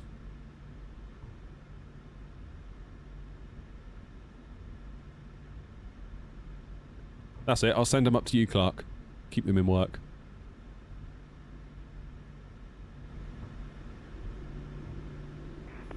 One 6, where are you? It's the one after.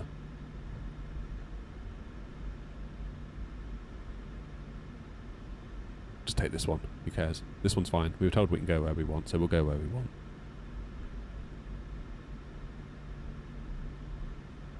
Fat note, let's go 16. We'll take 16. We'll do what we said we're going to do. Cheers, Ramo. It's been fun flying in Australia. Really pretty here.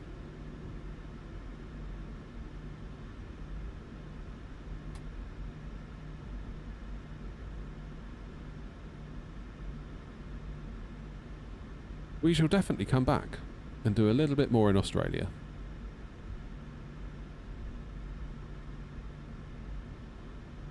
Again, for a default airport, this one... No, it's not the best, but it works, doesn't it? You can get to the right bay.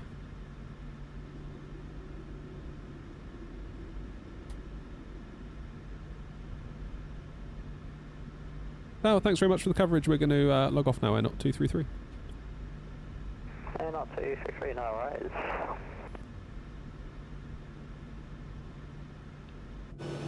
Oop, that'll do. Right, parking brake on. I am going to disconnect from VATSIM because I want to do the replay thing in a second and do a wing view of that landing. Right, engines off.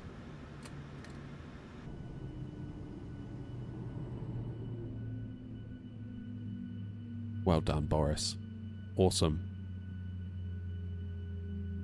How good does that sound? Seriously. Brilliant. Well done, Boris. Right. Anti-collision light off. Just let him out. I think New Sky might ding us for that landing.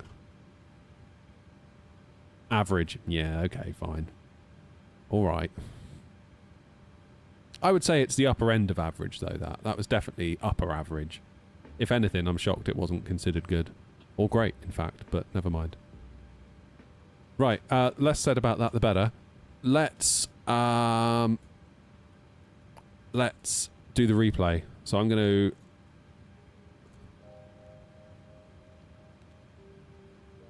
go to a clean view. And...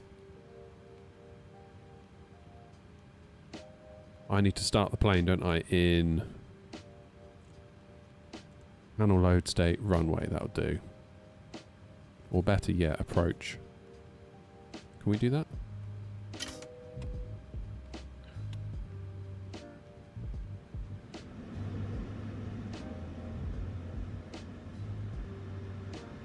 Right, this is all going to go very weird, so just bear with, alright? 80 knots. Where are we?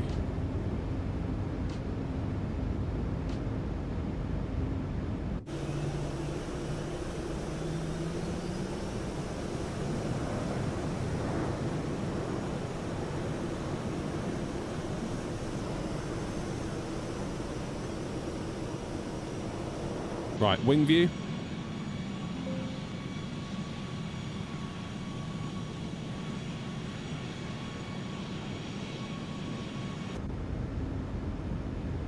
Okay, let's get rid of you.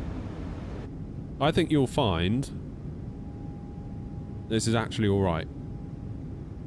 What's our flaps at? Set the flaps to 30.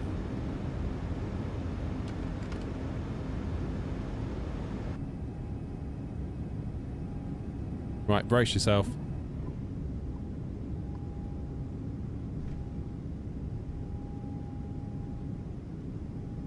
Brace yourselves.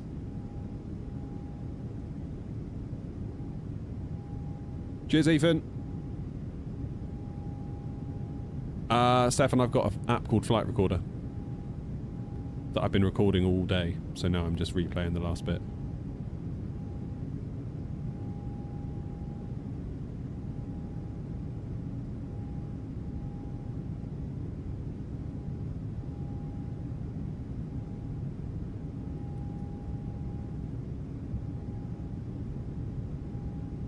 It's looking alright so far, a little bit lumpy bumpy.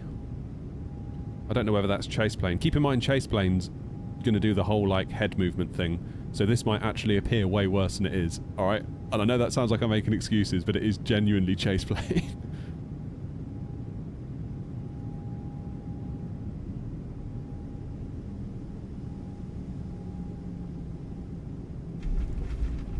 Oh, I don't know, that was alright. Again, a little bit of a float, I'll grant you, but come on. Come on, that was alright.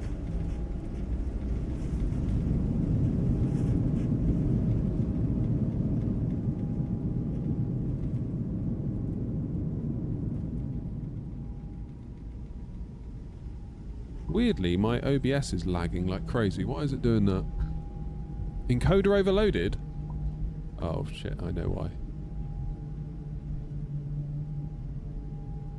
I know why. Hold the line.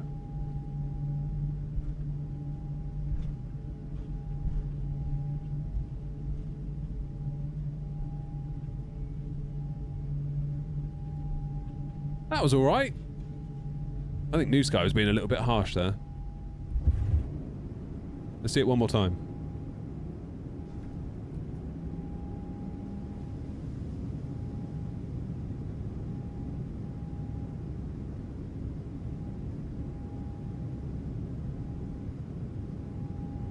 Yeah, we'll do an external view in a minute. We'll do it one more time from the wing view. We'll do the engine view as well, because sometimes the engine view can give you a totally different perspective.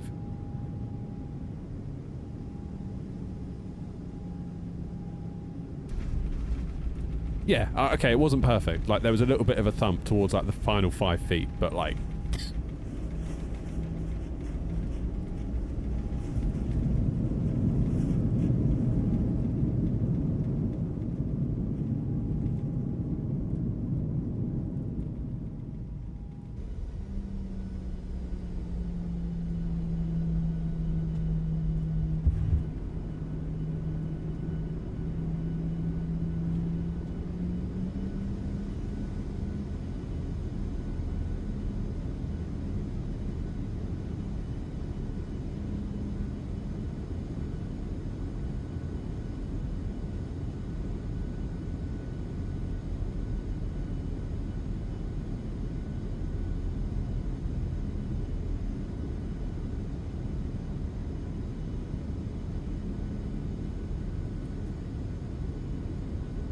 I think my OBS is lagging. Like, severely.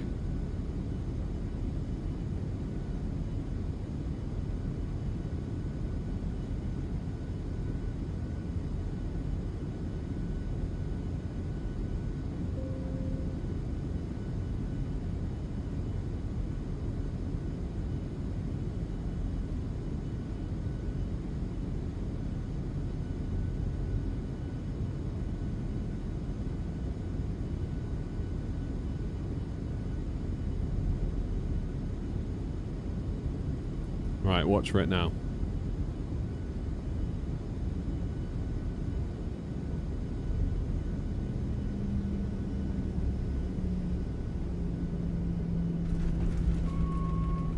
That's fine. What's the matter with you?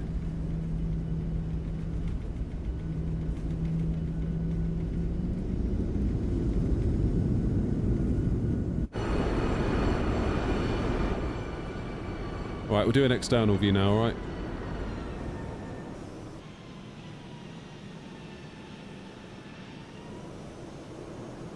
We'll let Chase Plane do the honours. Yeah, default scenery, David, yeah.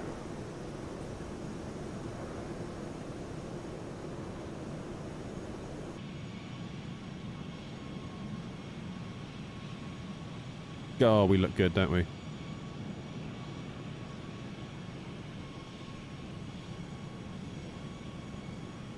Right, brace yourself.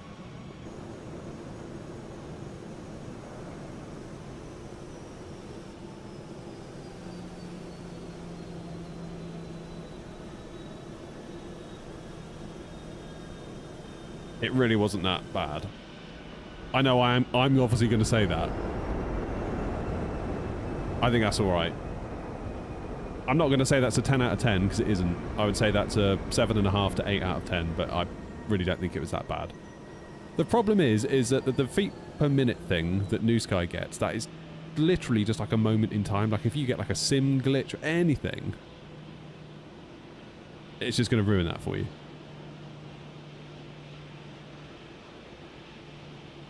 Fab, yeah, I'm really liking the sound pack. It's good. Obviously, you guys can make your own mind up on it. I'm not here to, like, tell you it's one thing or the other. Like, you heard it with your own ears today. See what you guys think. Really, all I can do is show it to you. Very much enjoy the engine start, the engine shutdown sounds, and I feel like the cockpit just sounds a bit more alive. Not being a 737 captain, I couldn't tell you if that's what it really sounds like in there. But it definitely... I feel like it makes the sim experience, adds a little bit more to it. It just feels like there's a bit more of a presence. Don't know, I could be wrong, but I like it. It's sounding good. It's sounding good. Keen to hear what you guys think. You guys have been suspiciously quiet in your thoughts on it today, so keen to hear what you all think. But yeah, I'm gonna go with 7.8 out of 10 for that landing. I think that's fair. I think that's more than fair. Absolutely more than fair. It wasn't as bad as New Sky led us to believe. Just hard being so good at flight sim.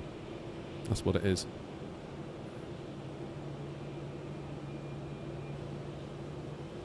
You don't care too much about the sounds. Fair enough.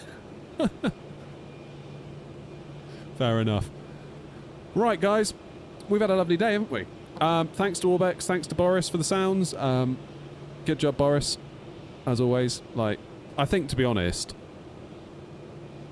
if every pay-aware aircraft just had sounds from Boris by default, that'd be pretty good. If, like, every plane dev just hired Boris to do the sounds, that'd be pretty epic. That would be pretty epic.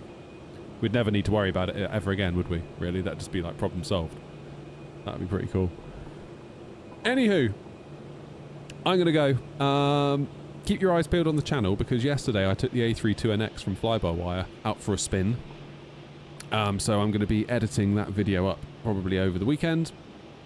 So keep your eyes peeled for that one. I felt like I owed it another go, because without that plane, this channel... Well, I'm not sure there would be this channel, to be honest. Like, that plane was so fundamental to me learning and getting into the sim. So I owe it a huge, huge debt. Because, yeah, without that plane, I don't think there would be the channel as it is now. So it's really nice to go back and try it out. I won't spoil it, but, yeah, the rapid runway repair team may or may not have been required for the landing, because, of course, we haven't flown that one in a while. Anyway, enough of the excuses. I'm going to head off. I've got things to do. Thank you all very, very much indeed for coming along today. It's been very nice streaming with you all, as always. Thank you for all the support, for anyone that became members, donated, all of that good stuff. Like, it really, really, really makes a huge difference to the viability of the channel and the streams. So thank you very, very much indeed. Or even if you just hit the like button, that's another great way you can support, because it tells YouTube that I'm better than this, than I actually am. And goodness knows we need to deceive YouTube as much as possible in order for me to get views. Anyway, see you all later. Thank you all very much indeed. You all have a good weekend. Have a good evening. I will see you all very, very soon. Ta-ra.